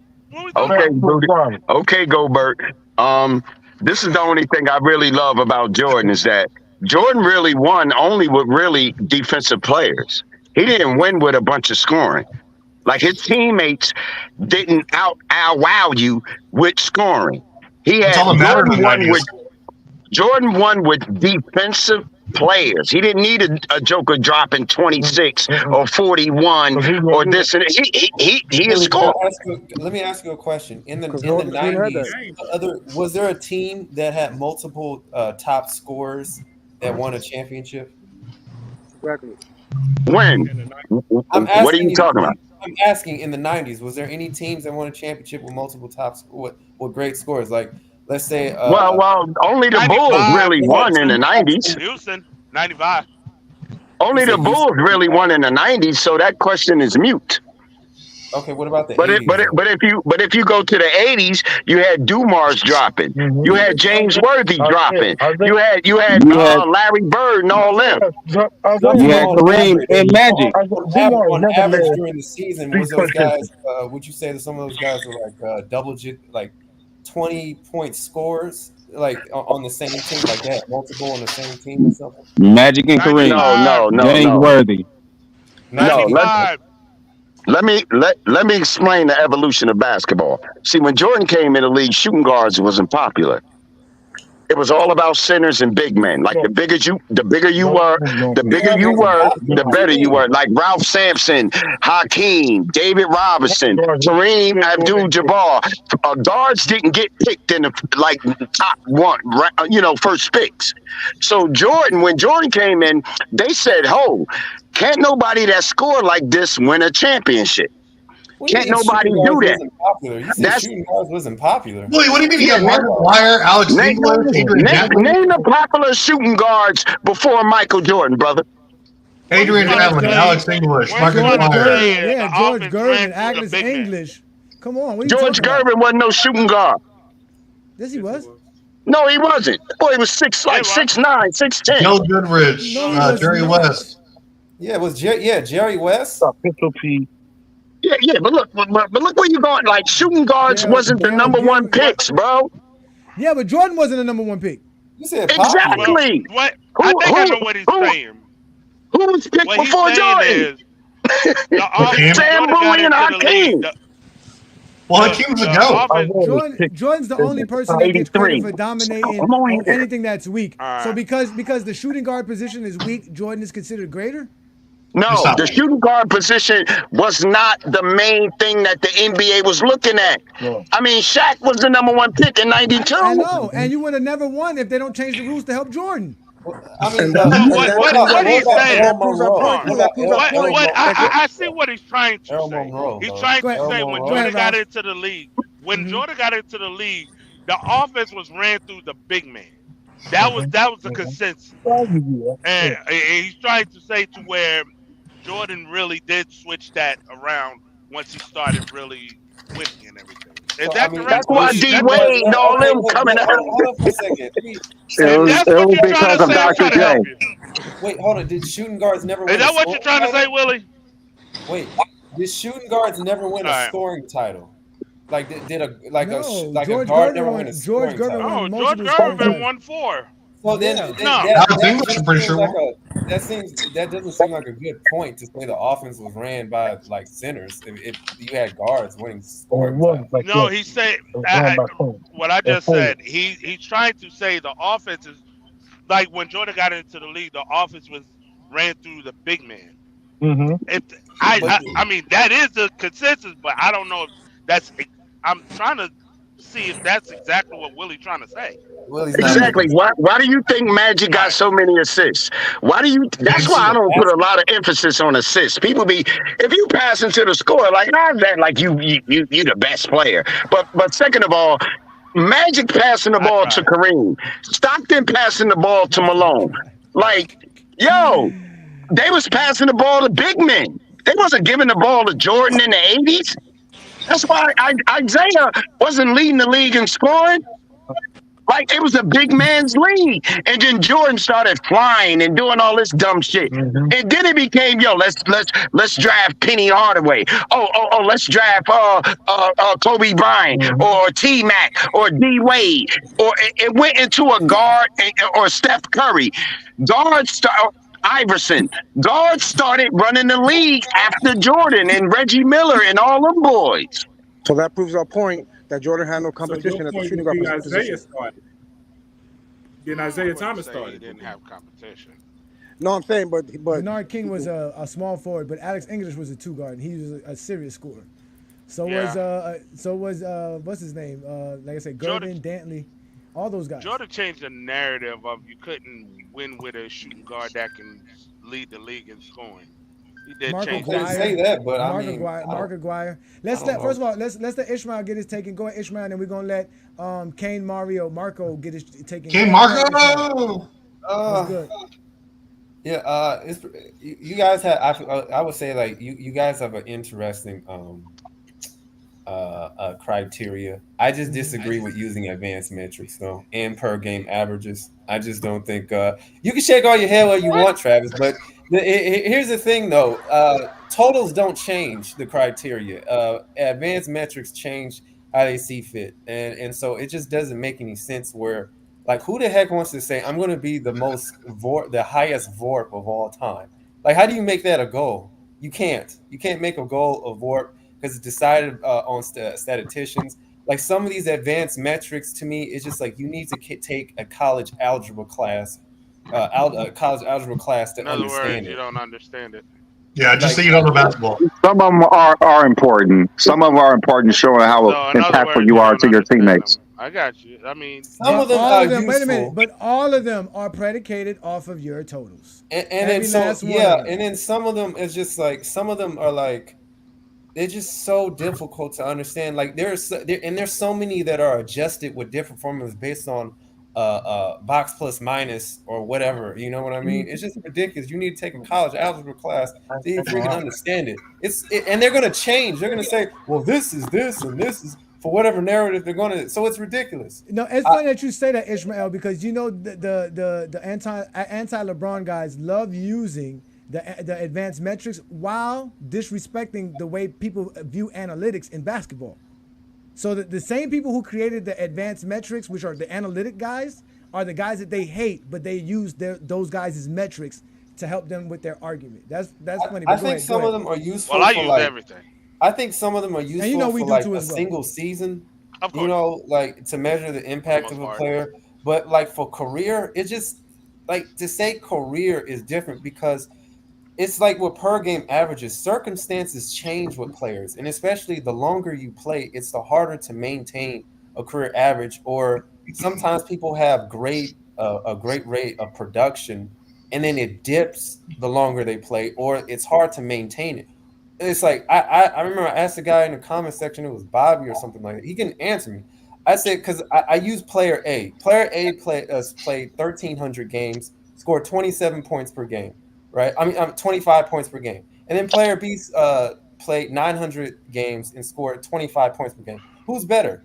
You can't like who do you say who's better? Well, you see from that. You see the gap. I mean, the gap in the games is much wider than the per game the example that you gave. So I wouldn't.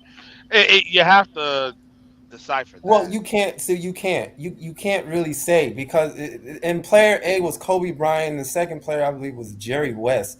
So it's like, and then the fact that Jerry West is ranked higher all time in per game averages, but per game averages is an estimate value based on the games that you play and from the production.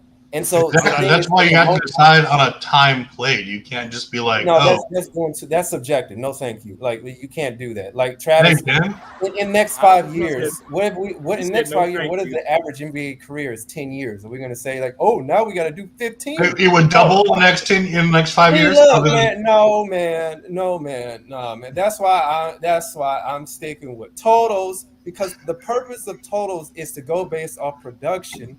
Despite the games you play, it doesn't matter because it goes based off a ranking. If you continue to score, your ranking goes up. If you continue to rebound, your ranking goes up. With per game averages, you continue to play, your averages can go down. So that makes it very difficult. You can't go like averages are good to me in single season, but you that's can't. Why you don't use either. That's why you gotta count.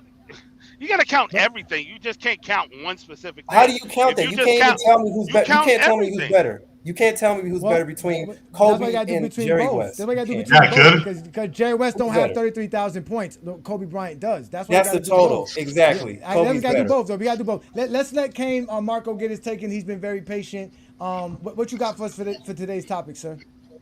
What's good, fellas, man? Appreciate y'all having me on. To kind of explain what y'all was just talking about with the stats and all that. To me, when we get down to the top 10, 15 players of all time, all of those players average some variation of between 20 to 30 points, 5 to 10 rebounds, 5 to 10 assists, 1 to 2 steals, 1 to 2 blocks. So let's throw that out. We don't give a damn. At the end of the day, like Hermit would say, you play to win the game. Now, when we look at Jordan, what I called in for is to tell y'all why Jordan is the GOAT. So when you look at Jordan, when he played, he was indisputably the best offensive player in the league. Am I right? Yes. If you go scoring, okay. He was the best scorer. Yeah, go ahead. And he was also the best defensive player at his position. Now, when we go back to the different eras, and not to mention he also was the most dominant winner and the most clutch player.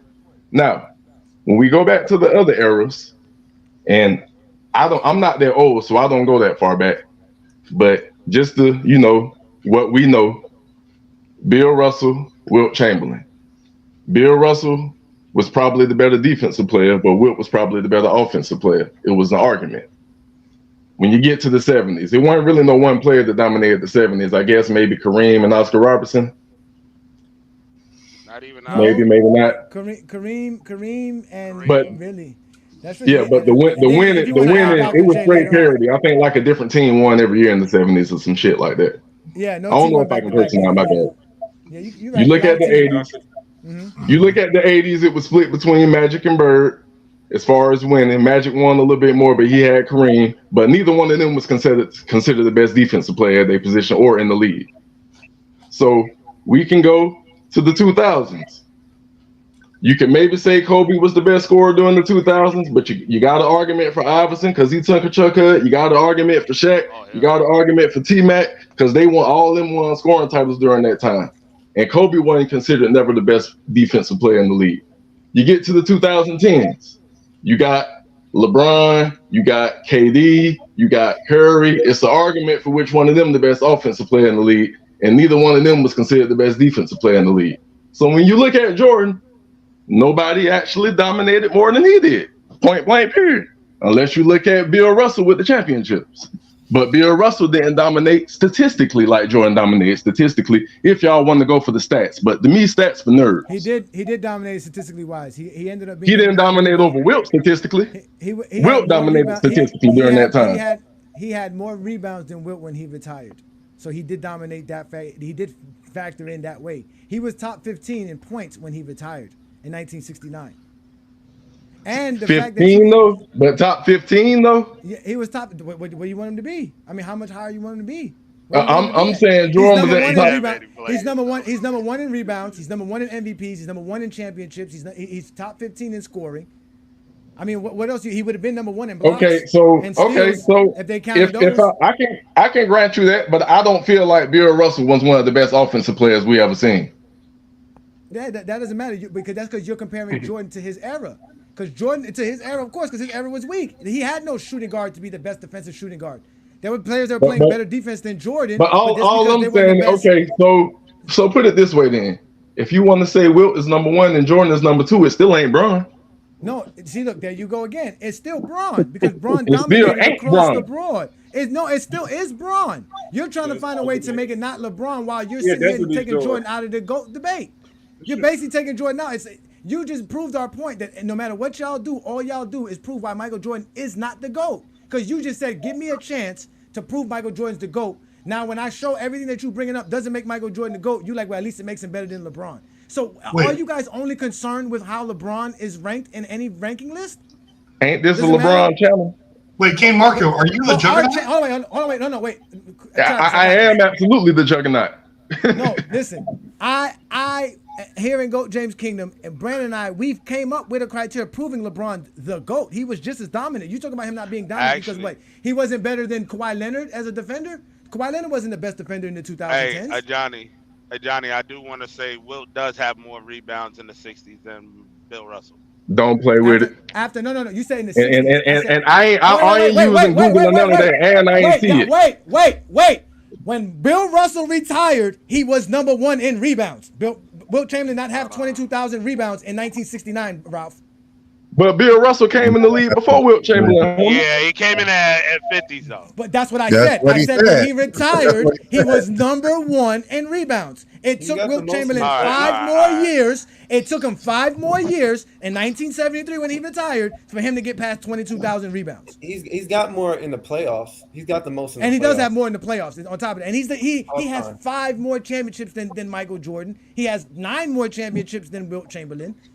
Y'all, that's what I'm saying. So I didn't hear everything. But again, Bill Russell was not a top 10 offensive player during his era. He was not a top 10 offensive player during his era. That doesn't matter. What does that have to do with anything? But that's what I said. I said Jordan was the best offensive player and the best defensive player at his position. You said that how was Jordan a better offensive player? We can say there was players better than Jordan offensively. Scoring doesn't make you the best offensive player. So who was the best offensive player then during the 90s? There's a lot of players we can throw out there for go ahead. I'll wait. Go ahead. I'll wait. I can start off with John Stockton. Go ahead. I'll wait. And let's see if anybody on the panel agree with you. Let's see if anybody on the panel agree with you. Let's see if anybody in the sports history agrees with you. Clearly was a better scorer to start off his career along. You are not going to ask me a question and then try to overtalk me. Yeah. I want to. John Stockton averaged well over 10 assists per game throughout the 90s. He was a great offensive player. His shooting efficiency was great. His 3-point shooting was great. His free throw shooting was great. He was a great offensive player.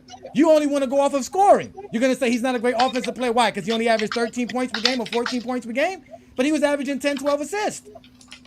So he was contributing all over the place. So again, you guys are making false statements about Michael Jordan that doesn't exist. Jordan's not the greatest offensive player because of scoring.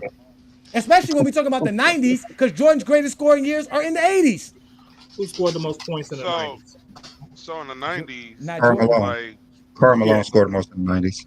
I would just check it. I would just go ahead, Ralph, and then we're gonna let real debates come in. Go ahead, Ralph. When you said with John Stockton in the 90s, like when you equate those 10 assists, what minimum of like 20 points right there, along with the 14, that would be what 34. 14 points? It's a minimum. Y'all can down the John Stockton hill. I'll let y'all have it. I'm just saying with John Stockton, like I know you said 14 and 10. Mm-hmm. The 10, yes. What you could say like that would equate to like 20 points. You know? Right? And that's pretty good, but John Stockton wasn't the primary scorer nor the primary offensive player on the team. Nor did he command scoring is nor not did he the only command double teams. aspect of the game. Like, it's not the only aspect. So that doesn't you can't just go off of just scoring. I'll let y'all down with John Stockton. Y'all go ahead. Y'all can talk about John Stockton. Hold on, wait. First of all, you don't let us do shit. We do what the fuck we want to do. This is GOAT James Kingdom. And your business.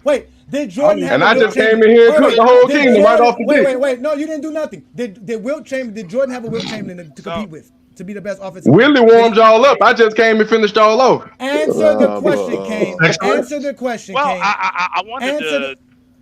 Hold on, Ralph. I got to deal with this because we got people who think they're cooking. We got people who think they're cooking and they're not cooking. I'm gonna ask you again, Kane. Did Michael Jordan have a Wilt Chamberlain in the 90s to compete with? We're not talking about bringing people from other eras. We're not talking about that. We're talking about what actually happened. We're talking about what actually happened. We are comparing that because he said that he wasn't number 1 in offense. I mean, you were talking about Bill Russell in another era. So I'm asking you again. I said yes, when he played. Shut your bitch ass up. Sit your ass down. Ladies and gentlemen, you get put in a Michael Jordan dugout when you don't allow to actually let people speak, nor are you willing to have a conversation and answer the question. I asked you a very simple question. You brought up being dominant as an offensive player. I'm asking you, did Jordan have the competition that Bill Russell had in offense? Jordan didn't have somebody averaging 40 points per game when he was playing in the 80s and the 90s, did he? No. Did Oscar Robinson? Let's do that. Did Michael Jordan have anybody as good as Oscar Robinson, Kane? You mean on this team or to go against? Offensively, scoring points. Offensively, did he have on the opposite team? Yes, offensively, did Michael Jordan have somebody as great as Oscar Robinson to compete with on offense in his era? Yeah, Clyde Drexler was pretty comfortable. Clyde Drexler was getting almost 30 a game, bro. Nah, but Dominique Wilkins was the elite scorer. And Dominique, yeah. Dominic's not in the same. And Malone was getting almost 30 a game. Dominic was in the 80s.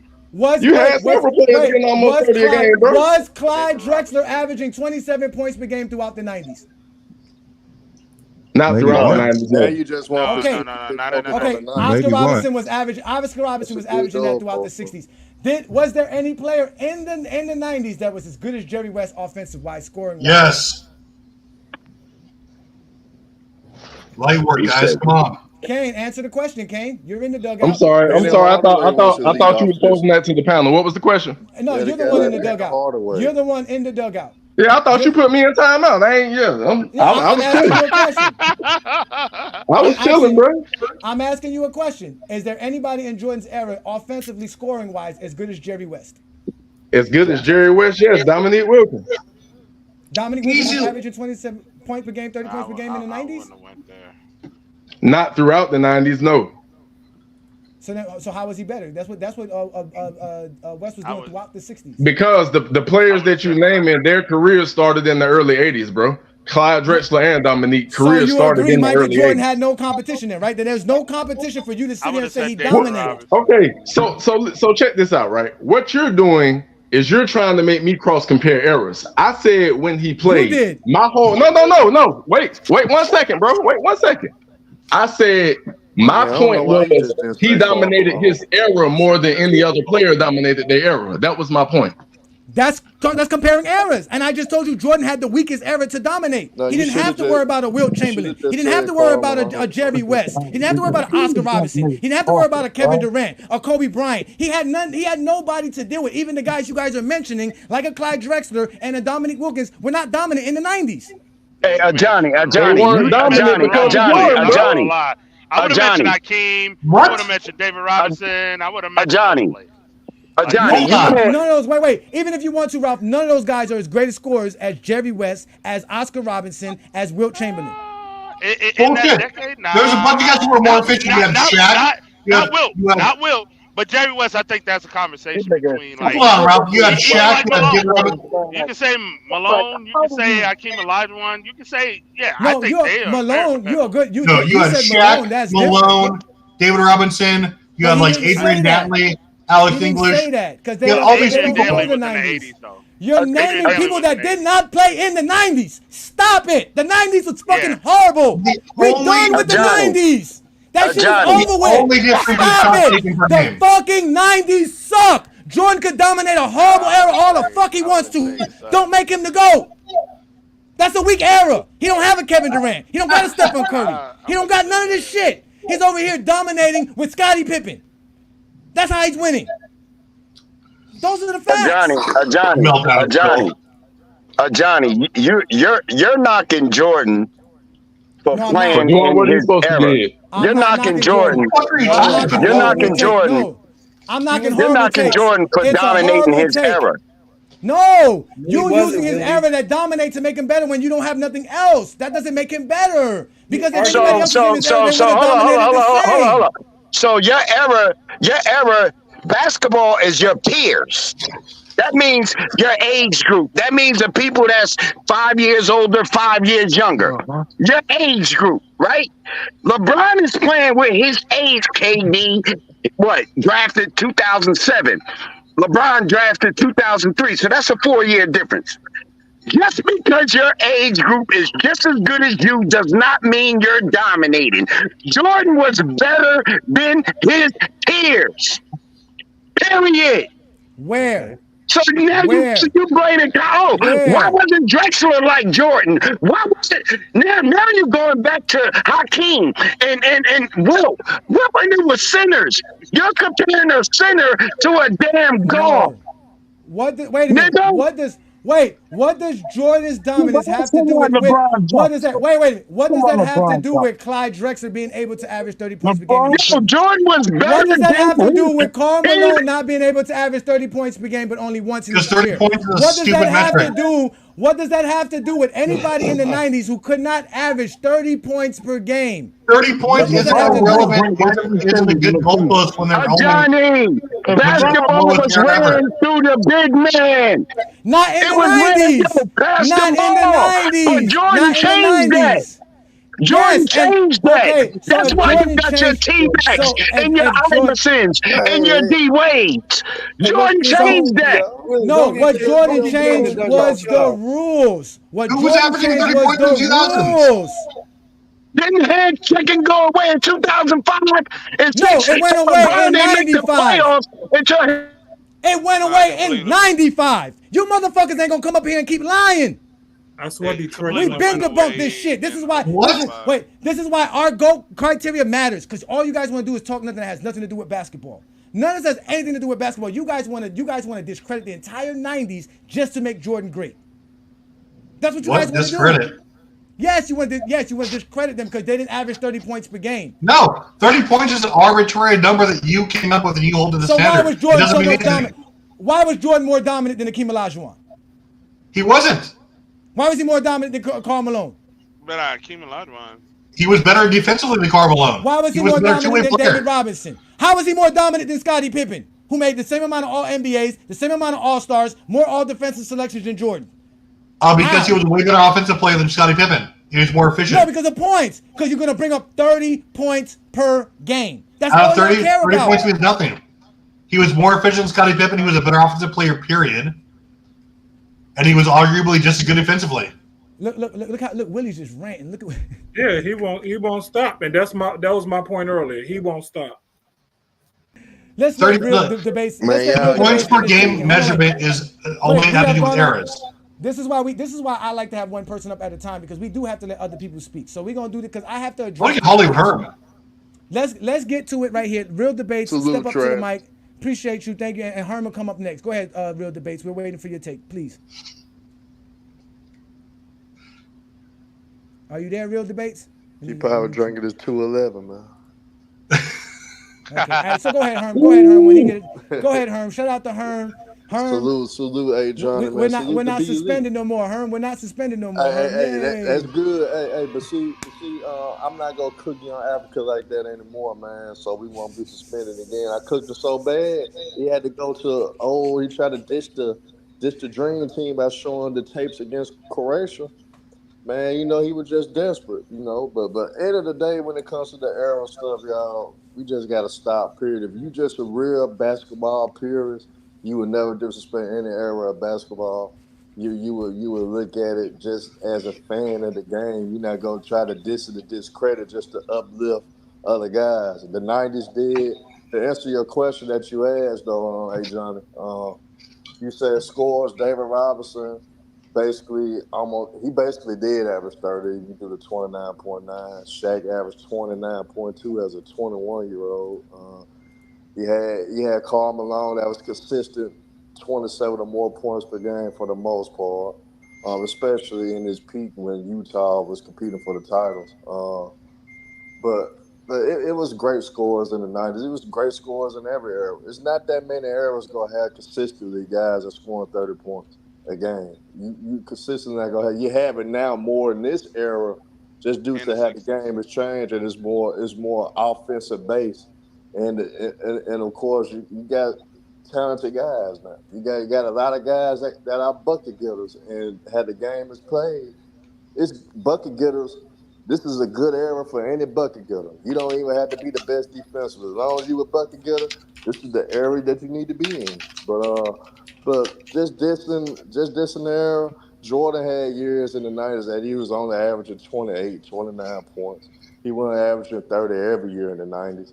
And at the end of the day, he still was winning scoring titles. His averaging 28. So, end of the day, we don't have to diss any era, man. That's what I really want us not to do, hey John. We don't have to do that. We can still talk about how great LeBron is without dissing any eras. We could talk about how great Jordan, Wilt, Kareem, all those guys without dissing eras. That's where the basketball talks go left. That's why we all at times will sound like casuals. Because we dissing arrows, we just got to talk the game and actually talk as fans of the game. We all love basketball. Let's act like it. But that's what I was trying to explain, because they love to do this thing about Jordan dominating his era, and they forget that there's plenty of players who dominated their era. Magic dominated his era. There's a lot of people who dominated their era. Shoot, if we want to, like, we brought up Kareem, because there was no Dr. J, he dominated the NBA for 5-6 years, but he was winning MVPs. But he won 4 MVPs between 1971 and 1976, right? So it's like, there's plenty of players who were dominant. None of that makes Michael Jordan the GOAT. That's what they fail to realize. Like Jordan didn't have no competition. I sat here and did a whole criteria. You saw it yesterday for the greatest teams of all times and the teams that won the most games. There wasn't even teams in the 90s that could win 65 games. While in every other era, there was multiple teams who can do it. The 90s was a very special era. 64 win teams, though. You know, bro, you capping too, man. Yeah. No, you capping, bro. Orlando Magic won. Jordan faced more 60 win teams than everybody, bro. Yeah, I said there wasn't no teams that couldn't win 65 games. You guys have to listen. If 60 wins means so much, if you got 65 wins, what does it matter if you're playing a 60-win team? Who faced more teams with a better record and beat them with a better record? Michael Jordan or LeBron, Kane? Kobe Bryant. You tell me. That is true about Kobe. LeBron. Kobe beat the best competition. LeBron beat teams with a higher record and a higher seed than him than Jordan did, by far. But LeBron got upset way more times than anybody else too. Upset meaning by what? Upset meaning he was the number one seed and lost. That only happened once when he was the number one seed and lost. Twice. What second time? 09 and 2010. Appreciate that, y'all. Yeah, 09, he was the number one seed in the East. They did have the number one seed in 2010 as well. You're right. They just won less games. So those are 2 times that he won that. So we're going to hold LeBron accountable for not being able to win the championship because he won 60-something games? But you're going to praise the team that Jordan played that didn't win the championship for winning 60 games? So the bottom line is this. When Jordan had the championship caliber team, he didn't lose. When LeBron had championship caliber teams, he still got his ass whooped. What teams were that? All his teams that were either the number one seed or made the finals. So all you got to do is be a number one teams seed. was that? Which teams was that? No, which teams was that? Which teams was that? 09 and 10. Those are the only 2 teams. Yeah, I was gonna say that. I said all his teams that he played on that were either the number one seed or made the finals. So that's about 12 different. That's about 12 different teams, right? So making the finals make you the favorite? No, that makes you a championship caliber team. If you have a championship caliber team, you should make the finals. So that only happened 6 times with Jordan. Exactly. So Jordan. So you said that only happened 6 times with Jordan. So LeBron had more championship teams than Jordan. He had more. He was on more championship caliber teams than Jordan. Yes. Yeah, because he got to the finals. And he still won less and lost more. What does that have to do with anything, though? That means nothing. Winning more doesn't mean nothing. Jordan didn't win more. He didn't win the most. How he didn't win the most? He won more, but not the most. 6 is not the most championship rings, my friend. We talking about Jordan and LeBron, right? Ain't this a LeBron channel? We're talking it seems like there's a lot of goalposts moving on this channel. I thought the goalpost was wrong. Kane, the greatest players of all time. We count everybody. You don't. It's not Michael Jordan versus LeBron. You can't make Michael Jordan better than anybody else. How is he even better than LeBron? My bad. I thought it said GOAT James Kingdom on your page or something. That means he's better than everybody, not just Jordan. He's better than everybody, not just Jordan. But you ain't proved one point about him being better than Jordan. Yes, we did. We proved the point that he's better than Jordan. We just told you that. We proved it. Bro, you brought out John Stockton and started dissing errors and cross comparing and everything, bro. You did all kind of running and goalpost moving, bro. No, we didn't. Bro, you're not listening. You don't listen. We going player for player. No, it's not player for player. It's the greatest players of all time. You have to go against all players. This is not Mortal Kombat. John. Give me a hug. Let's let Ruddy Hood Sports get his take in. Ruddy Hood Sports, thank you for joining us again on the platform. What you got for us, brother? Before you start that, Johnny, I got to roll. Yo, I appreciate you, Ralph. All right, thanks for coming on, Ralph. Bye. Thanks, Ralph, man. Appreciate you. It's good to see you, brother. Appreciate you, man. Always. All right. See you next week if we can. So go ahead, Ruddy Sports. What you got for us? Yo, what's good, everybody, man? I hope everyone is chilling on this good God-given Sunday. Doing the Lord's work. Yes, sir. Yes, sir. So here's my thing, right? When it comes, for me, there's about 3 or 4 players in the GOAT debate: Wilt, Kareem, LeBron, Jordan. And I know the main 2 that are argued, obviously, is LeBron and Michael Jordan. And what a lot of people like to do, the main argument that I've heard for Jordan over all these years, I'm only 37, you know what I mean? Over all these years, the main argument I've heard is 6-0. 6-0, 6-0, 6-0. And for me, championships are team accomplishments. This is why on an earlier show, I had said that the difference between LeBron's 17 points per game in 2011, the difference between that being a finals MVP worthy performance or being a flop, or choke, is whether his team won or not, because Iggy and Kawhi won a finals MVP with those same numbers. So we have to take into account that championships are team accomplishments. So what I like to do is compare the 2 individuals. Who's the better rebounder? Who's the better passer? Who's the better playmaker? Who's the better scorer? Who's the better shooter? Who has the higher field goal percentage and 3-point percentage? And who can play 1 through 5? Who can guard 1 through 5? Whose impact is greater? LeBron went to 3 separate teams and won a finals MVP with 3 different teams. Only player to do that in history. That should tell you. That should tell you that it wasn't the team around him. It was LeBron. LeBron was the determining factor. And here's the other thing, right? They want to talk about LeBron didn't dominate his era. I also said this before.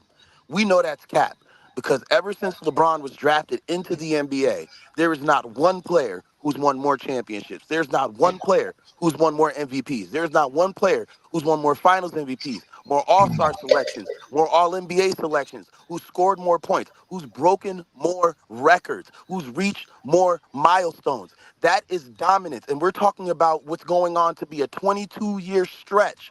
Still, not one person that's entered the NBA after LeBron James has been able to accomplish more than he has accomplished. If that is not dominance, I do not know what is.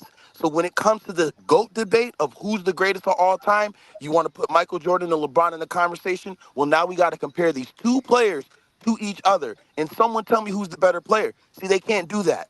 What they have to do is bring up, oh, well, Jordan is 6-0. Well, let me tell you something.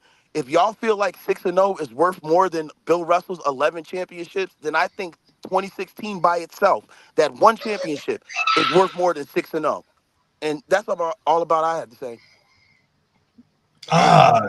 Great ass take there, Ruddy. Ruddy, I need take. your obedience and you to worship me though, and I love you. Great take. And like you said, Kane, this is a LeBron fans page, and you see LeBron fans talk the game better than you, Zesty Jeffries. No, that he did. That was cool little take, man. It was cool. I like that take. I really did. I'm not impressed with the take, man. You know, Yeah, that was cute. But the whole championships being the team accomplishment thing, all these players that we talking about that's in the GOAT discussion done had about the same amount of chances to win the championship. And LeBron probably done had more than everybody, but he still lost more than everybody. So miss me with that, man. He was by himself, bro. That's why I said team accomplishment. It's 5 people on the But all roster. these players that had the same amount of chances to win, bro. I'm gonna tell you. And he happened to more than everybody else. All right. Because you I keep can talking see about. I can see if all the other players had way more chances than him to win the championship, that would be different. I mean, you trying to act like Michael Jordan is the standard for titles when he's not. So I don't understand this argument. The argument because you didn't listen to what I said the first time.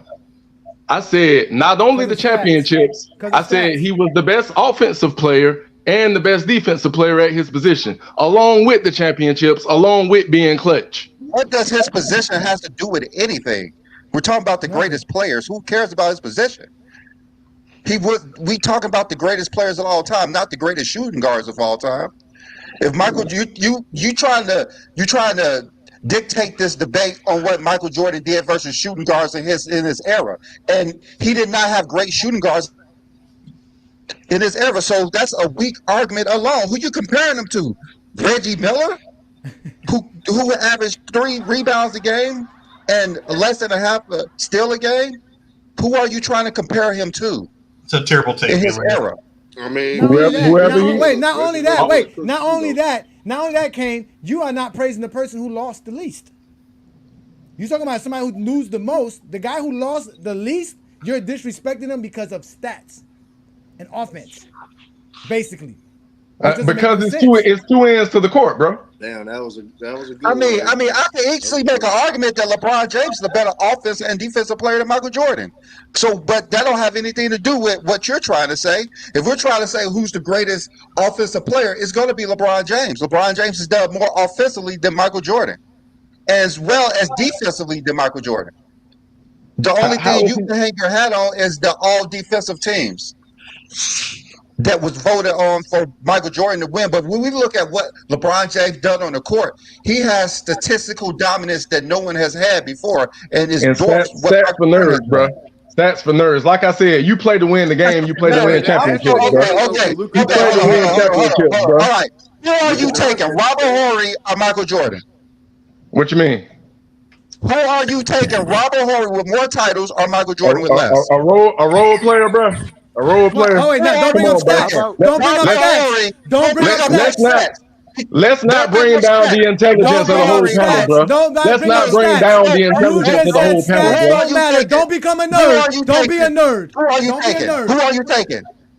Who are you taking? Let's not bring down the intelligence of the whole panel, y'all. Who are you taking? Michael Jordan or Robert Horry? Boy, y'all reach for John Stockton, Robert Orr. Y'all reach for anything when y'all be getting drugged, man. Who are you taking? Robert Horry or Michael Jordan? It's a simple question. Hey, Kane, it's pretty obvious.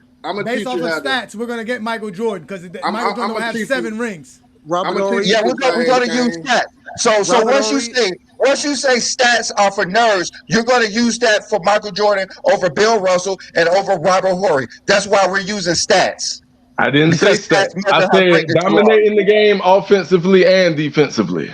You do that offensively with stats. I didn't say not one stat my whole time, bro. So how was Jordan dominant?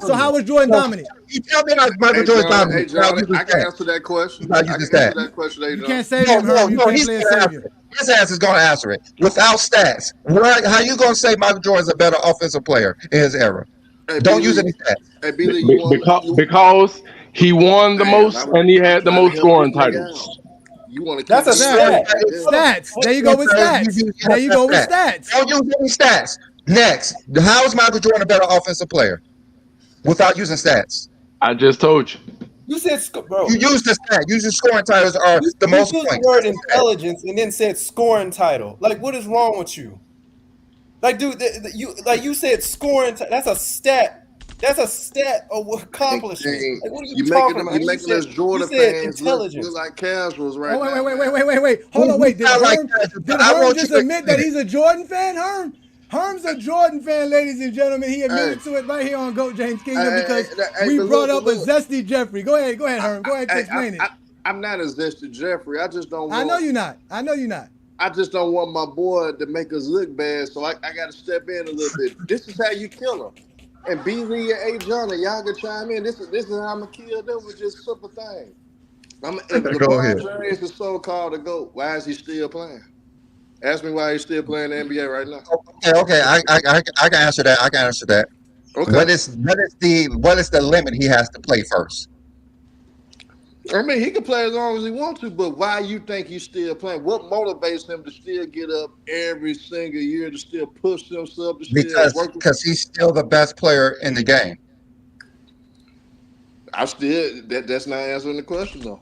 That answers everything. When you're still the best, you still play. Just like when Michael Jordan came back and we knew he wasn't what he was, he just said, I'm going to bow out because I can't keep up with them. LeBron James is keeping up with them while outplaying all these younger guys and still being the best player on the floor. That's why he's still playing, because he's great.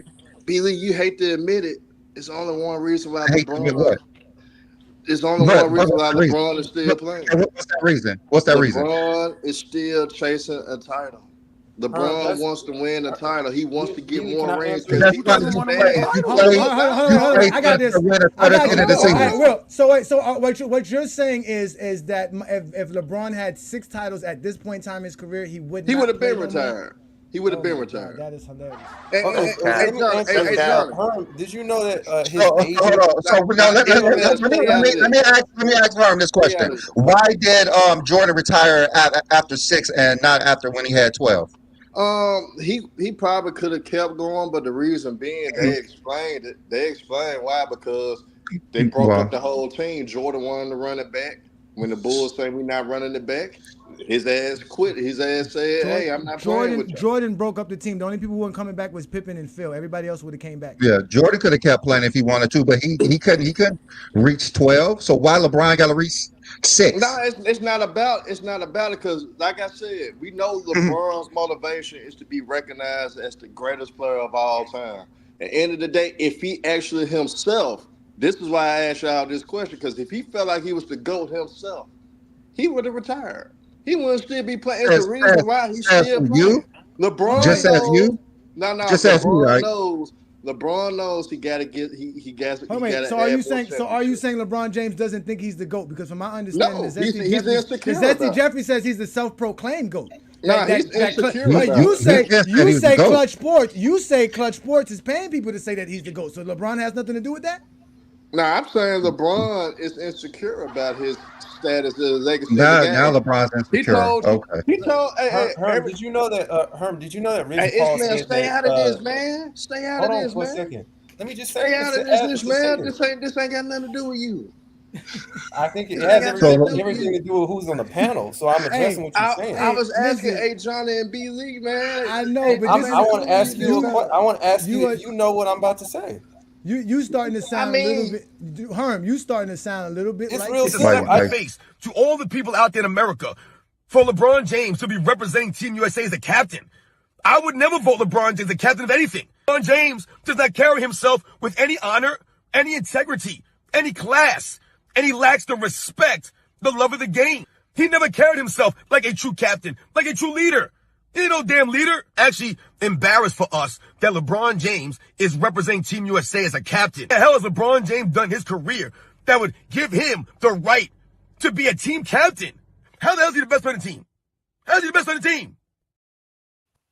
All right. I wouldn't go that far though. You know, I'm gonna ask you this. You call him insecure and everything for some reason. Herm, I ask you this: if LeBron James wins a championship in 2025, coming up this NBA season, would that make him the GOAT, or does he still have to keep playing to win 6? I think LeBron would feel comfortable enough to feel like, okay, I got this 5th ring. I did it I won my 5th championship at 40 years old. I did this at 40. So I think LeBron himself would feel like, I'm good now. I did it now. Nobody what can't about you? question. Would you make him the GOAT if he won a championship with his I'm not gonna lie. If he win, I'm gonna tell you right now. And this is on record. This would be on record. If LeBron James win his 5th title this year with this team that he got right now, they don't make any adjustments, anything, like don't even get a superstar count. He wins with this roster right here. I'll say he's the GOAT. Shots fired. All right, let's let Mingo Justin in, because Mingo Justin just showed up. You got something to say, Brandon? I wanted to ask him a question. No, hold on, because it's gonna go too far. Let's let Mingo Justin come in first, and then you can ask Herm a question. Herm got all day. He's suspended on FYF. Go ahead, Mingo Justin. What's good, brother? What's going on, man? I don't understand what I don't even understand what the combo done went. I mean, like everybody be everywhere. Like we'll be talking about one specific thing, then y'all start bringing up Robert Horry and all. Man, who the heck? Robert Horry got 7 championships, yeah. But bro ain't got nothing else outside of those 7 championships. What else he got outside of those 7 championships? Name some stuff. So more stuff is needed besides championship. Let me go and answer this question. So he was saying that stats don't mean anything, only the number of titles. So I asked him, is Robert Horry better than Jordan? Which is obviously no, but he wouldn't answer the question because he didn't want to put his foot in his mouth. So you're going to say Michael Jordan better than Robert Horry because of stats?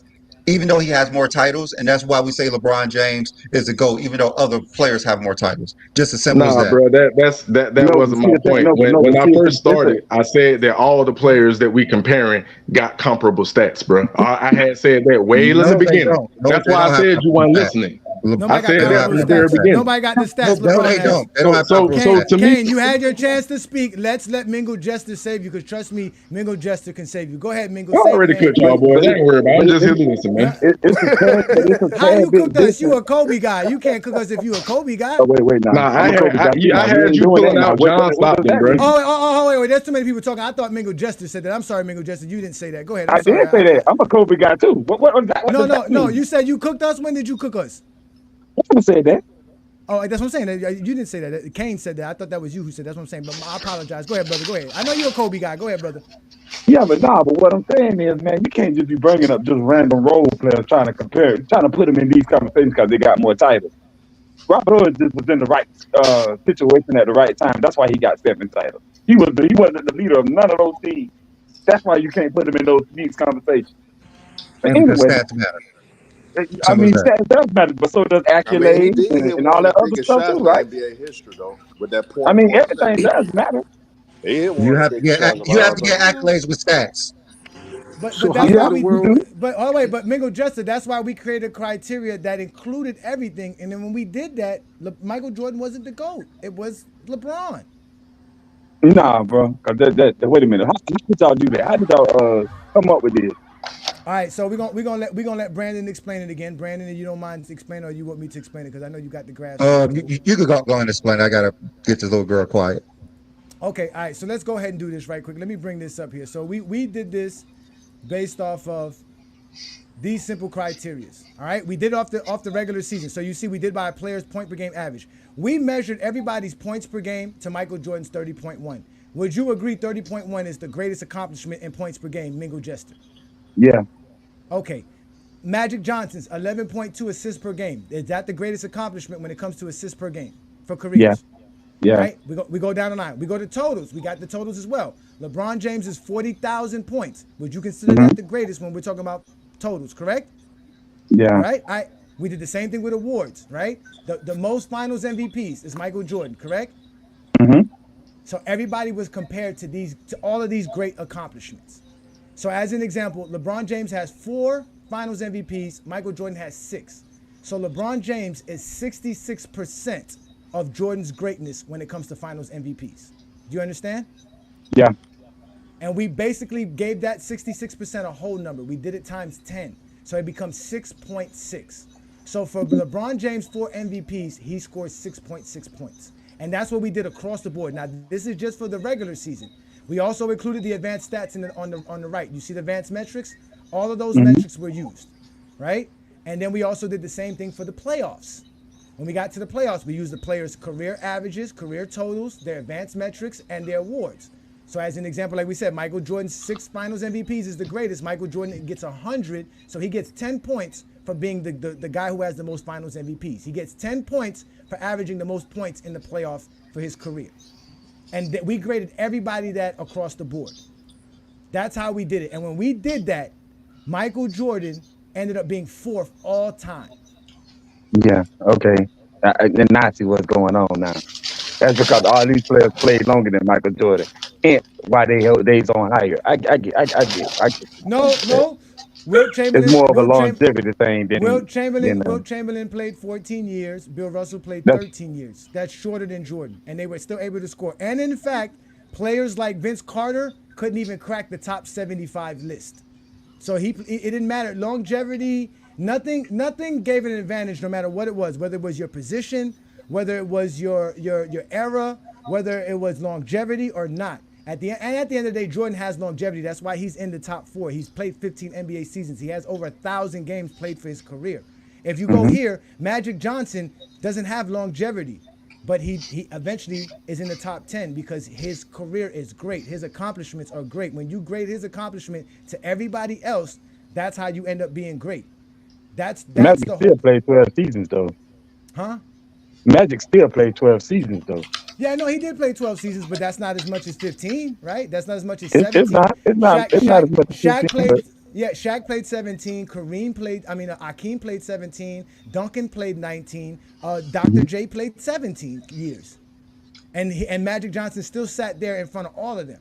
So Magic Johnson actually has the shortest career out of everybody here. And like I said, he ranked in the top 10. And people like Vince Carter, Robert Parrish, they didn't even crack the top 50, even though they played 20 something years. So longevity has nothing to do with it. It's predicated on how great you are, because again, we're measuring you to the greatest accomplishments of all time. So what we're basically saying is that all of these numbers represent how close you are to these actual great players and what they've done throughout their career. That is our criteria. That's why it's the most comprehensive criteria, because it includes everything, and it's the most objective because it doesn't give anything an advantage, no matter the era, the position, whatever it is, longevity, not longevity, short career, long career. It measures you to the greatest accomplishments of all time, and that's why we have the greatest criteria ever. And it's just the facts, right? No accolades or nothing else, right? No, accolades are involved as well. Yeah, we included accolades. You see right there, accolades are right there. You see it says it right there. It says awards. You got all NBA, all defensive selections, all stars, league MVP, defensive player of the year, and seasonal titles like your scoring titles, rebounding titles, steal titles, assist titles. All of that was included. All of that. That's funny. You guys didn't even include player of the month or player of the weeks in this. No, we didn't do that. No, we didn't do that. No, we didn't do that. So that was the formula that we use, and our formula is still the greatest formula. No one could come with a better criteria, especially anybody who wants to put Michael Jordan as the GOAT. I like my criteria better, but your guys' might be better.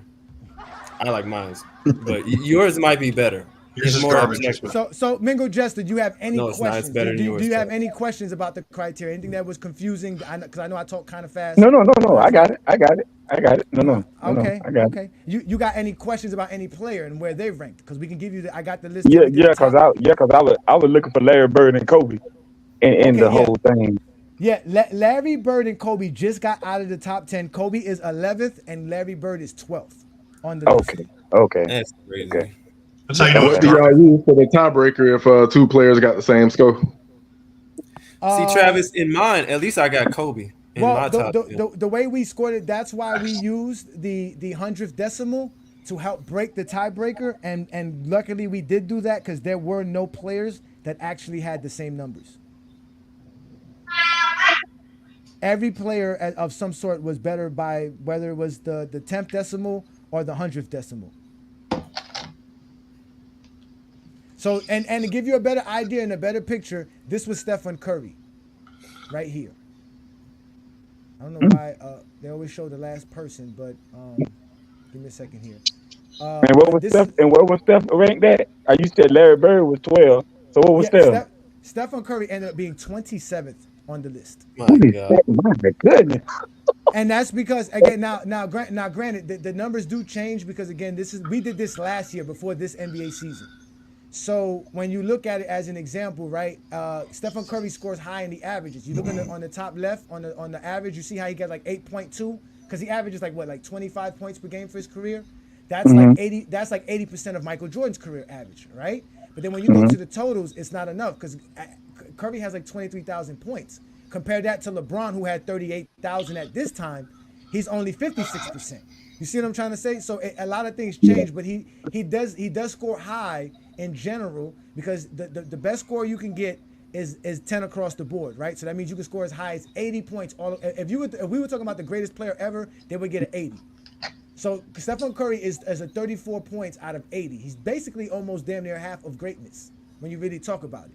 And his career's not even over yet. It probably changes now because his totals go up. You see what I'm saying? He has more All NBA selections.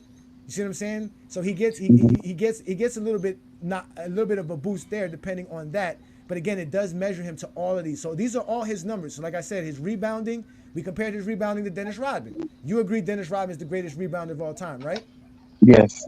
All right, so his 13.1 rebounds per game is compared to what Curry's is, which is like 4 point something. And that's only like 3.5%. That's like 36%. You see what I'm saying? And that's where we grade him. And then what we did was we average out your per game average. So what he scores with his points per game, his rebounds per game, his assists per game, his steals per game, and his blocks per game, we divide that by 5, and it becomes a total score of 4.82. And then so let me ask you a question. So why are we comparing Curry's rebounding to Rodman's rebounding? That's a great question, because at the end of the day, right? Points per game is a neutral thing. It doesn't matter position. You agree with that, correct? Right? It doesn't matter what position you are, you could be a great scorer, correct? So that's a neutral position. Rebounding and blocks more than likely goes to the big man. So the little men do get a disadvantage at that point. But steals and assists are going usually to the smaller guys, and that gives the big men a disadvantage. So at the end, it's still 2-2. So while we're comparing Curry to Rodman's rebounds, we're also comparing Rodman's assists to Curry's assists and Curry's steals. You see what I'm saying? So he may have the advantage on rebounds, but because, like you said, of his position, he's not going to have the advantage on assists or steals, because Curry's going to have that as a guard. So that kind of evens out the scale right there. That's why it doesn't really help any other position. And that's why we didn't include field goal percentage, because like you said, field goal percentage is also predicated on your position. And to take the greatest field goal percentage of all time is not fair to someone like a Kobe Bryant or Stephen Curry. You know what I'm saying? They're not shooting like, let's just say, a Shaquille O'Neal who shoots like 58% from the field for his career, some crazy number like that. So to me, and this is very comprehensive and very informative, but to me, this is why I say you can't cross compare errors, because 30 points per game today is not the same as 30 points per game in the 2000s. You see what I'm saying? So to me, like when I was saying that Jordan had scoring titles, it wasn't because he averaged 30 points per game or however much he averaged during the 90s. It was because regardless of how much the league was scoring and whatever, and what players' points per game were, he was still the best scorer in the league. Regardless of whether that would have been 30 points per game, 20 points per game, 25, 27, 28. So that's why I say I don't like to cross compare errors, because the only thing we can go off is what they did against the players that was in front of them. Yeah, but we gave Jordan the credit for being the points per game guy because he averages 30. He's number one. So we didn't take that away. Well, no, I'm not trying to give him credit for it. I'm just saying, like, comparing points per game across errors to me is kind of faulty. It's not. And so you will have to basically split up Jordans in the 80s and 90s. So how would you do that if you split up both eras? You said, how would you do it? Yeah, because you have to split up. I wouldn't do it. My thing is, did you win the scoring title or not? Did you win the rebounding title or not? Did you win the assist title or not? The number is irrelevant. No, but that's my point. But this is the point I'm trying to bring to you. What does Jordan scoring 30 points per game have to do with somebody else who can't do that? Why is Jordan getting credited because someone else can't score 30 points per game? He's being credited. He's being credited for winning all those consecutive scoring titles, which prove he was the best scorer during his time. So he had the best offensive arsenal out of everybody in the league.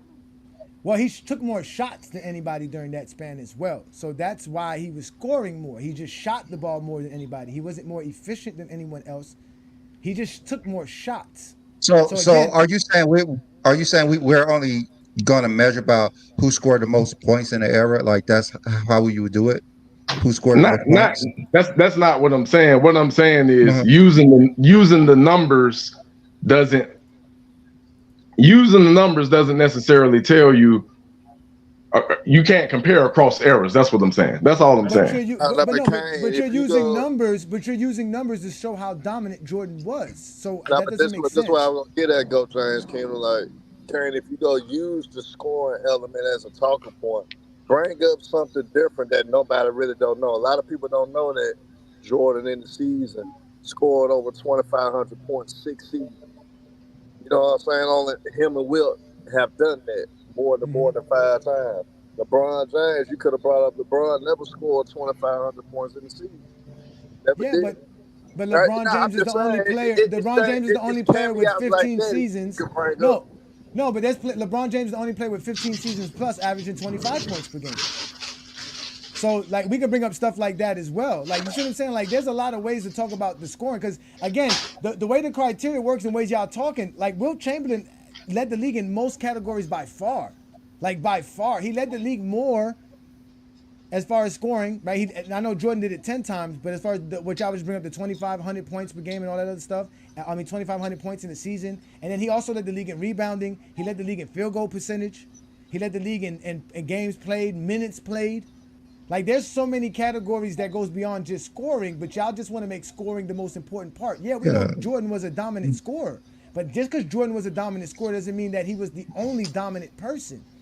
And there's a lot of players like Tim Duncan, Mingo Jester. Are you saying Tim Duncan is not a great player because he never led the league in any category? Or Larry Bird? Because he never led the league in any category ever. I mean, I wouldn't say that. I wouldn't say that. It depends on how you're looking at the numbers. That's what I'm saying, because those are all around players, just like LeBron. Yeah. If you're an all around player, you're not gonna lead the league in some category. I think a lot of people just do not understand that. Yes, LeBron only had one scoring title because he's constantly getting assists and passing the ball. He did more than one thing. Like we want to penalize LeBron for getting rebounds and assists because he's not just scoring. What do you mean penalize When him? in fact he's more of an all around player. Because he doesn't have scoring titles and stuff like that.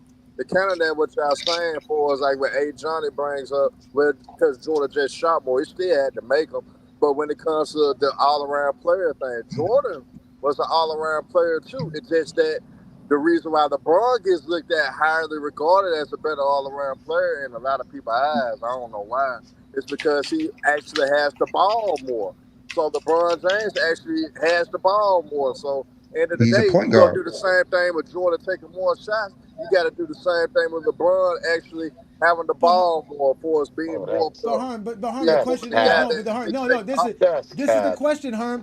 So why don't Jordan fans say that about Jordan? Why they only mention his scoring? Why don't they mention how good he was as an all around player? I mean, a lot of guys really, like I said, they don't really talk from an aspect of being a fan of the game of basketball itself. So not gonna get those type of talking points that we should get, but they're not gonna do that. So that's the biggest issue when it comes to that, honestly.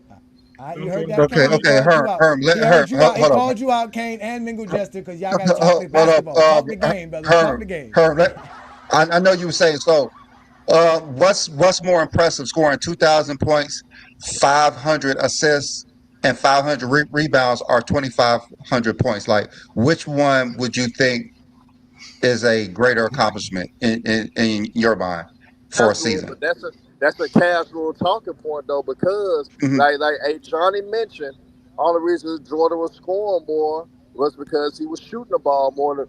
The same way you can say why LeBron has the ability to play more of an all-around game is because he actually handles the ball more. He's more of a primary ball handler than Michael Jordan. So when you do that, you can't say one thing where Jordan was just the best scorer because he took more shots, but then you want to use the all-around thing for LeBron, but he was more of a primary ball handler more than Michael Jordan. So it goes both ways. I think that's a casual talking point, honestly, when you bring that up. It's not a casual talk. It's which one is more impressive talk. No one's saying which one is better. Like, which one is more impressive to you? You don't want to answer the question like they said. I mean, it's a simple question. We got let me let Twin. Which one is more impressive? Whoever won the championship is more impressive. So, whichever one got you the most championships is the most impressive. How about that? And until it's Bill Russell, correct? Until it's Bill Russell, correct? I wanted to say the stats that y'all act like y'all was alive for Bill Russell, bro. Y'all going straight off Google, bro. You don't want to talk about titles. You don't want to talk about titles. Well, I wanted to say the stats that are actually comparable across errors without anything are totals, because it's not based on per game averages for that set season. It's based on the ranking of everybody that's played in NBA history, and they go based off that record. Yes, because it's like, I understand like when people say that you can't compare errors for averages like that because the different level of pace of play and different rules affect that. But I do know totals, you can't compare it like that because it's not based on the rate of production. It's just based on your career. You know. Yeah, listen, So, your total tells you how great you are. Without a fact, it tells you how. I understand that. Let's do this because I want to ask Mingo Jester this. Mingo Jester, right? We in our criteria, Jason Kidd ended up being better than these 4 point guards. Would you agree? And it goes down the line. So it's basically Jason Kidd, Westbrook, then Gary Payton, then Tony Parker, then Stephon Marbury. Would you agree with that down the line as in this 5 order ranking with these 5 guys? I do. As far as point guards, right? Okay. Yes, I do. All right, so let's go here. We know Jordan and Kobe were the 2 best shooting guards, right? So after that, we had Dwayne Wade ended up being the next best one, but then it was AI, Gervin, Allen, and then Reggie Miller. Would you agree with this order as far as shooting guards go? I do. Ranking them? I do. Okay. Mm-hmm. All right. How about this one? This one might throw you off a little bit. Scottie Pippen was ranked higher than these 4 small forwards in our rank list. Would you agree with this ranking? I got a hard time with Scottie Pippen and Kawhi Leonard. I got a hard time with it. That's the only 2 I got a problem with: Scottie Pippen and Kawhi Leonard. But so you would put Kawhi Leonard in front of Scottie Pippen, but then Scottie Pippen. It's Kawhi, then Scottie Pippen, then the rest of them. Man, you can't put Kawhi Leonard over nobody. He barely be on the court. I get that, but Kawhi Leonard a hell of a player, though. That's what John said. Shout out to John. I know he had to get up out of here. We've been here for a while. We're about to get up out of here real shortly. We've been having fun. Shout out to everybody again. We are debuting on FYF today for the first time. So shout out to everybody who's showing love to us on FYF. Yeah, I know we are also on Facebook, Instagram. Well, we just got off of Instagram because we went too long, but we're having some fun. Let's keep going, Mingo Justin. Let's keep going. Where Bird at? Bird is before. They already got Bird and LeBron. Okay. Yeah, remember Bird was 11. Random. Bird was 11. Scottie Pippen was 22nd. So Scottie Pippen ended up being 22nd all time. Let's go to the power forwards. Would you agree Dirk Nowitzki is better than these 4 power forwards and also in that order? That's a pretty tough one. Wow, who you want to put higher? I would actually go Anthony Davis, then Dennis Rodman, and then you know. Okay, then Paul. I know you a Kobe guy. Paul Gasol don't get that much love. No. Paul Gasol would be 4. He would be after AD and Rodman. Then it'd be Paul Gasol. Then Dirk, Paul Gasol, then Chris Bosh. Yeah, I mean, the funny thing is about when you really look at Rodman's numbers, even the advanced metrics, man, Rodman didn't really do nothing but just rebound, to be honest with you. That's all that man ever did. He had some good defense. Where Barkley rebound. He had 2 Defensive Player of the Years, 5 titles, so his career was pretty great. Good defense. Barkley was ranked in front of Dirk Nowitzki. Barkley was ranked at 26th. Dirk Nowitzki was 30th. So AD carried LeBron to a title. Was better than Dirk Nowitzki. So let's go. Let's finish it with the centers. And these were the centers. So we had these are the centers. Would you agree with this ranking? With Akeem being obviously better than Rodman? I mean, than Robinson and then Moses, then Howard, then Matone. I actually agree with that. I'm with that one. Yeah. You good with that one? So with Mingo Jester, who's highly critical of what we do here in GOAT James Kingdom, he went on ahead and agreed with our criteria and basically said, "Hey, this criteria is not that bad. I appreciate it. It ain't that bad, actually." Yeah, and again, it works across the board as well. It works across the board because I did my own criteria, but I removed the advanced metrics, right? And I added some stuff, and this is my top 10 here, right? This is my top 10 Look at there. list here. Kobe's not in the top 10. No. Neither is Larry Bird, but okay. Yeah. Irving out of there. And then I also did it to do defenders, and like you said, this one I was able to separate players by their positions. So I did perimeter to interior, and I compared them the same way by defensive metrics by using like defensive rebounds, steals, blocks, defensive win shares, defensive block plus minus, and this ended up being my top 10 list. So in reality, like Brandon and I have said, we can use this criteria across the board for anything. We can determine who's the best player per era. Like we can do so much with this as long as you know what the greatest accomplishment is of the whatever category you want to use. You just grade players to that category, and that's really it. It's the best. Does anybody want to free up a spot? H from the Lord Servant said he wants to join the panel. Yeah. Jump off, man. Oh, yeah, that's for the UK. Who said they can That's jump off H first? for Who the said that? UK. That was Kane. I'll jump off, man. I appreciate y'all too, man. It was fun, bro. No, Kane, you were the man, son. You do exactly what we expect. You stood 10 toes down. Appreciate you, man. Hopefully we can catch you on another show on another topic, but it was definitely fun. We appreciate you, brother. Yes, sir. Y'all boys keep it real. All right, no doubt. I'm gonna put the link up again for y'all. What happened? Can you put the centers back up?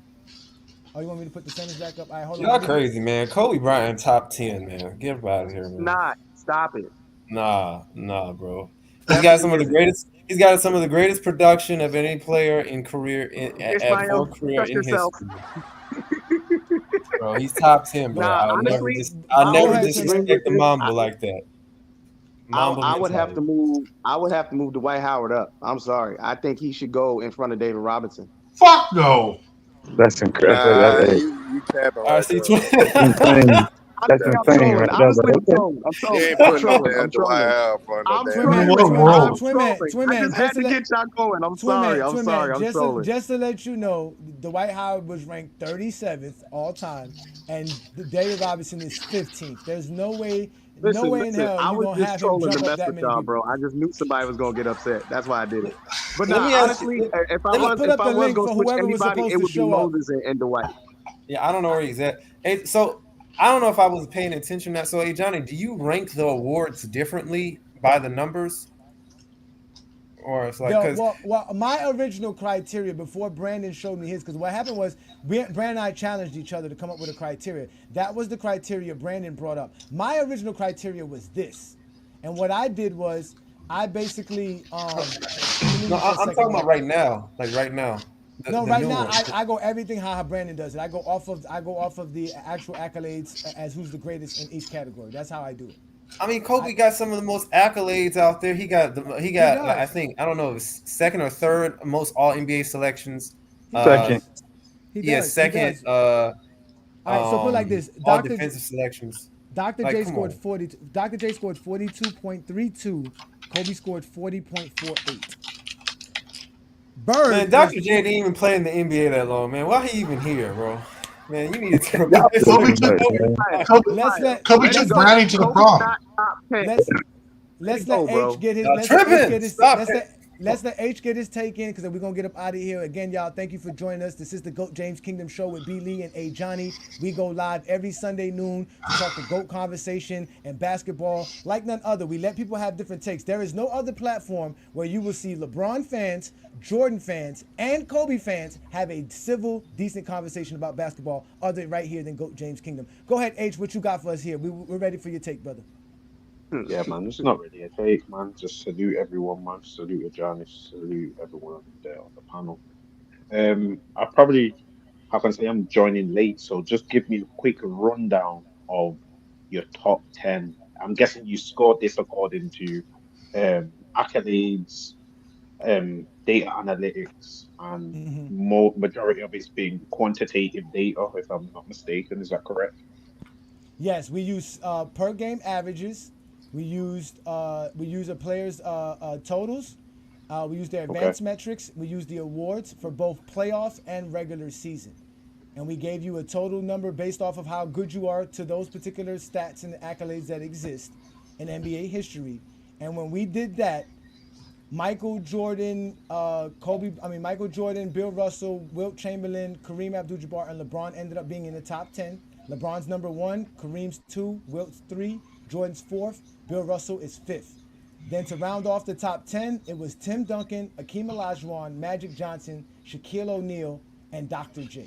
And those are the scores that they put up respectively for grading them the way we graded them. Okay. Now, interestingly enough, just going off my top 10 in general, minus Akeem, that's pretty close, because I think, shout out to you also, having Dr. J in the top 10, kudos to you, because Dr. J is very underrated. Very, very underrated. Yeah, we included his ABA records. We included his ABA records. That's how he was able to You've do got that. to include his ABA record. You have No, we to, did, though. because We at the did. end of the day. No, I'm saying you have to. I agree with that. Now, go ahead, H. Go ahead, H. Let him finish. No, one thing I'd say though with these criterias is a lot of what you've used is quantitative data, but there's always the other side of the narrative. How come you don't use qualitative data? So with everything, to get context of everything, you can't just use quantitative data. You have to use qualitative data as well, and that's how you get full context. Because a lot of Okay. these conversations. So go on, bro. Mhm. Go on, bro. No, I was going to Go on, ask sir. you Go. what. No, I'm sorry. What qualitative data would we be able to use? That's what I was wondering. Okay. I give you a. No, qualitative data is not narratives.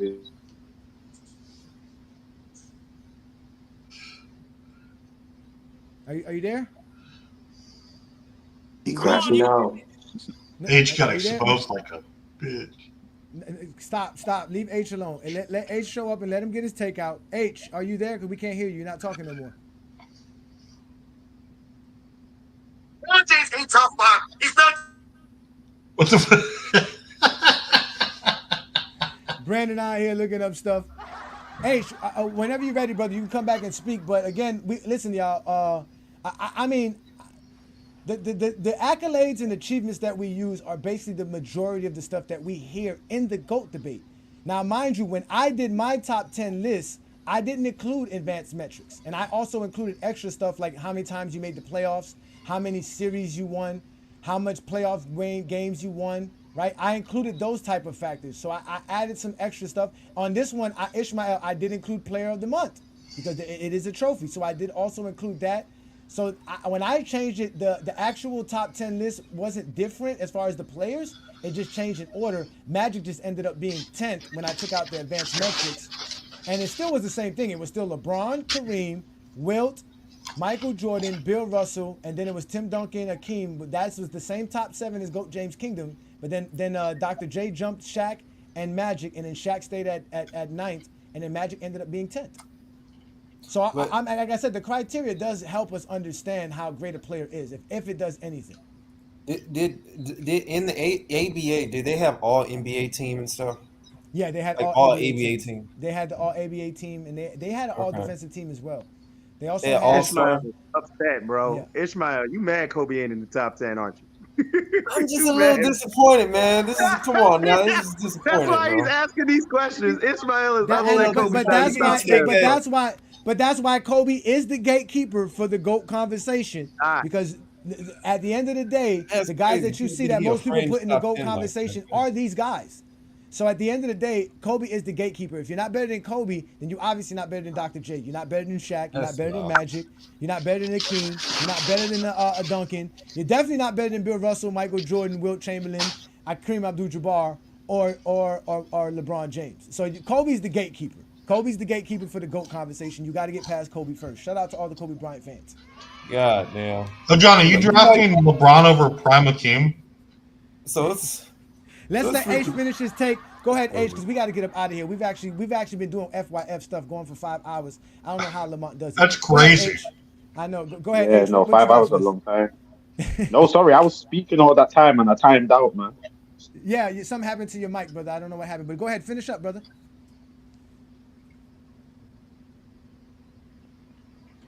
Did it time out again? Can you hear me? We can hear you now. Yeah, see, that's what I'm saying. I keep on timing out, man. I'm trying to get to my notes on the phone, but then I end up timing out. So how can I just go off the top of my head? You have things like cultural impact, on-court and off-court behavior. You have other things, how can I say, leadership. Just like I said, narratives. Narrative. When you talk about qualitative things, we're talking about theories and we're talking about narratives. It's intangibles. He's talking about intangibles. Those things are hard to measure. Qualitative. Qualitative is just personal experience. Narratives. That's what qualitative is. Yeah, but that's why we ask, right? Because let's just say leadership, right? Yeah. H, right? We know Michael Jordan is the greatest points per game, right? For the regular season and playoffs. We know that. But who's considered the greatest leader, and how do we measure them to that leader? That's what I'm saying. That's interesting. That's when you probably have to go according to interviews. You probably have to go according to actually watching the game and how you perceive a leader to be. So, for example, I would say Bill Russell is probably the greatest leader. Example, when he came into the NBA, how how can I say, he galvanized the troops from being a losing team to a winning team, and then also becoming a coach and still winning. That shows leadership to the point that he even created the fast break, being able to get Red Auerbach to buy into his philosophy. I class that as leadership. So I'd say he's the best leader. So then, if you use him as the pinnacle, how many people are close to that pinnacle? And then that's how you grade it. All right, so let me ask you this. All right, for me, it's Magic Johnson. How close for you is Magic Johnson to Bill Russell's greatness? In terms of As leadership, far as leadership, yeah. I have Bill Russell. Let's say Bill Russell's a 10. I'd Yeah, have he's a 10. Magic If you're the Johnson. greatest, you're a 10. So, as an example, Michael Jordan's 33.4 points per game is a 10. LeBron James's 28 point something percent is like 95% of that, something like that, like 96% of that. So, what would Magic's Yeah, so it's like a 9.5. So he would be like 95% of Bill Russell's leadership greatness. Okay, So we now go. Let's say Magic Johnson's a 9 or 9.5. Let's a go nine with and a that. half. But you do understand by doing that though, it's very subjective, right? There's no really way to measure that, and that's what we try to avoid. We try to eliminate that point. The point of us to make it as objective as possible. I So we mean, try to the thing eliminate any is, biases or we could subjectivity. state that LeBron is a 10 and Jordan's a 5. It's our personal experience. That's why we're not using any qualitative narrative or personal experience in this criteria. But Jordan That's is the the whole point of greatest it. leader. He punched That's the whole his point of it. teammates to victory, man. He punched his teammates to No, victory. no, no, That's no. Now, leadership. mind you, H. Now, mind you, John H. Horace ran his food on What the you're talking about, airplane, which H. makes him No, a no. great leader. What H is talking about, though, we do understand that that's something that people want to have in the GOAT conversation, and we understand that. That's why we allow people to have their takes, because, like you said, you can have your subjectivity, your opinion, and what you saw and how you perceive it, right? But the problem is that it's hard to measure. So when we get into these No, conversations, it's definitely hard. It's yeah. definitely hard to measure, but I Yeah, think so that's why when you get into as these how can I say, conversations, yeah, you have to let somebody speak, right? You have to. So I have to allow you to give your take in and not disrespect you, because again, it's hard to measure that. I can argue with you all day that Magic's the more better leader, but we really don't know. It just becomes a pointless argument. You understand what I'm trying to say? no, Draymond Green is I the agree, greatest but leader then of the Warriors. Yeah. don't you feel Ajani and B Lee? Don't you think though, if you just go how can I say, solely off the quantitative data, it takes away the soul of the game. To Because a the certain game's not degree. just based on numbers. I think what's happened with basketball now is that we have two sets. We have people who just go solely off numbers, and then basically, for me, you've just become a textbook nerd. And then on the other side, you have people who just go solely off narratives, and then you have no, how can I say, no substance to what you're saying. I think the game is built on both of them, and that's how we get the true value of the game. The game's not just numbers, and the game's not just narrative.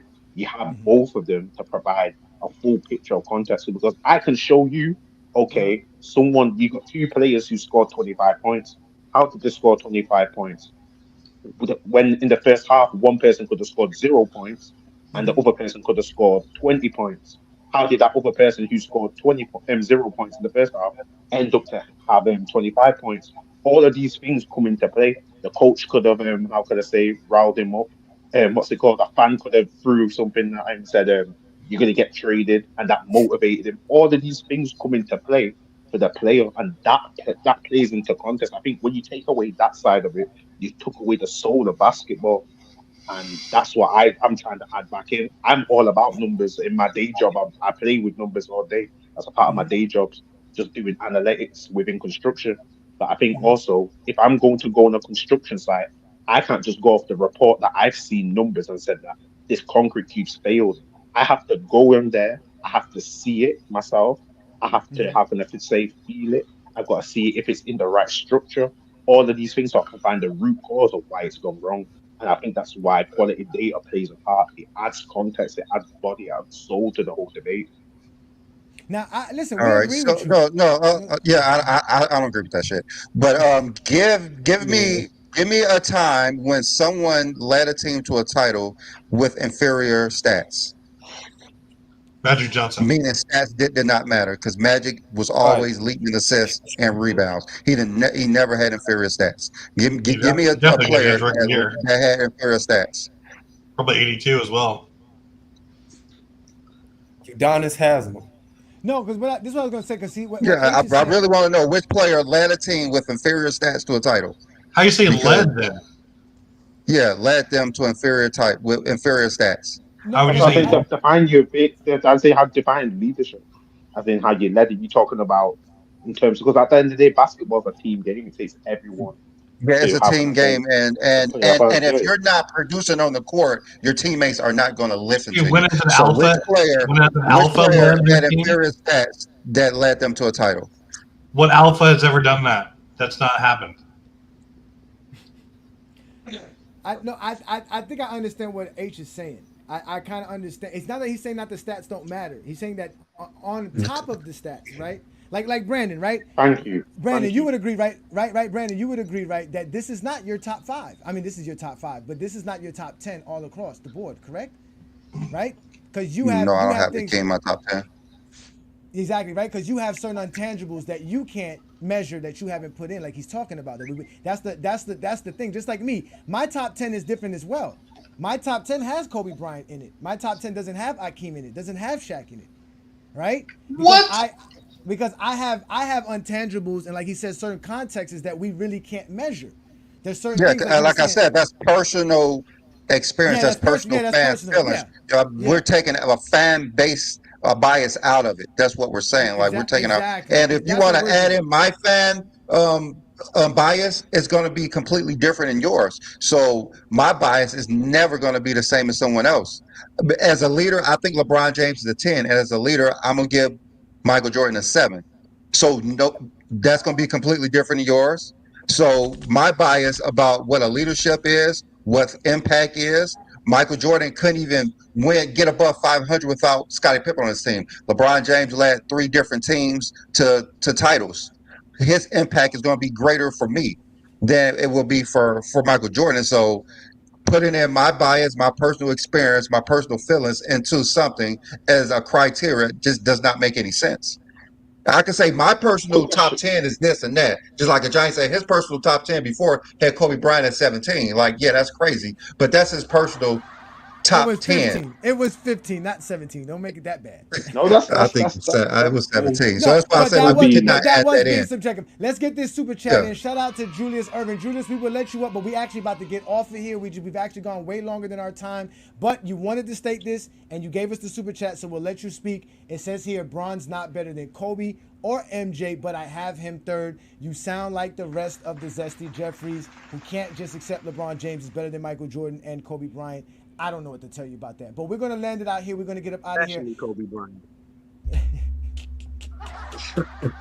Listen, Kobe's a great player, man. Kobe has a great career. And if you watch, matter of fact, a lot of those people who talk like that, they watch more of Kobe Bryant than they did Michael Jordan. And they really, really want to say Kobe Bryant is better than Michael Jordan, but they just respect the Zesty Jeffries a little bit too much, which I think y'all should start going at the Zesty Jeffries. If you're a Kobe Bryant fan and you got him second, I don't see why you can't make him better than Michael Jordan. You might as well just make him better than Michael Jordan. That's just the facts. Because everything you're using to make him number 2 would make him better than Michael Jordan.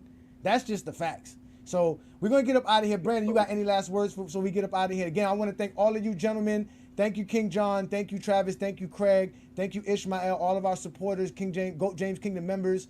Thank you, Aaron. Thank you, Twin Man. Thank you, all you guys. Thank you, Ruddy Hood Sports, for supporting us and giving us the super chat. Thank you, H, for showing up. I appreciate you. I know it's tough coming up on GOAT James Kingdom, but you've seen us on FYF and you show some support. Thank you, sir. And shout out to Herm. Everybody who showed up. Kane, everybody. Shout out to all of y'all. Brandon, any last words? No, I don't have anything. I got to get out of here too myself. Yeah, all right. So listen, y'all, we are the GOAT James Kingdom platform. Like I told y'all, we go live every Sunday noon to talk the game of basketball and to open up the panel for people who want to talk the game of basketball. You can catch us right here on the GOAT James Kingdom channel. We go live every Sunday noon. You guys can catch us on FYF as well, because now we're going to be multi-streaming on FYF. So shout out to everybody who's supporting us there and watching us on that channel. Shout out to Lamont and everybody who has a show on there as well. H, you have a show on FYF, correct? Yeah. Shout out.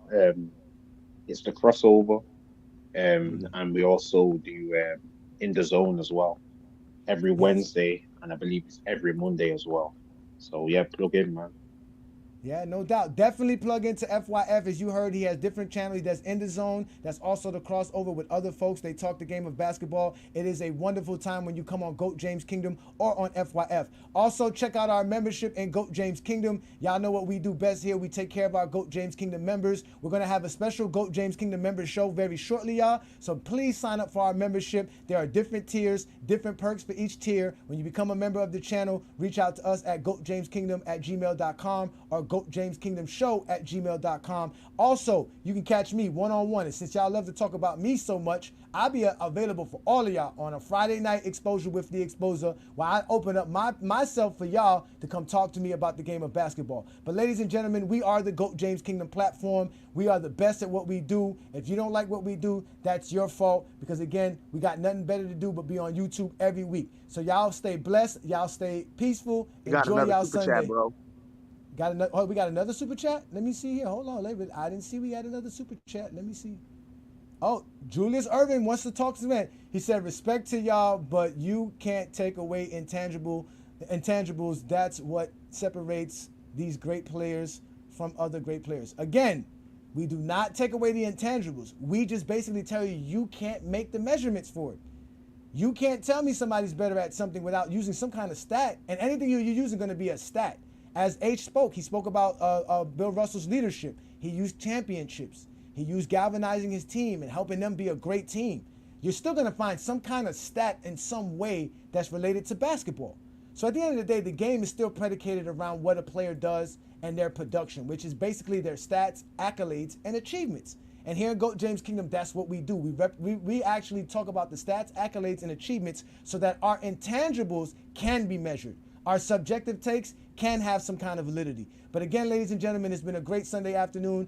Peace and blessings, y'all. Thank you for joining the GOAT James Kingdom platform. If you're a basketball fan and you're tired of basketball shows that talk about fake narratives and using non-basketball terms like killer instinct, playoff translation, gravity, come to GOAT James Kingdom.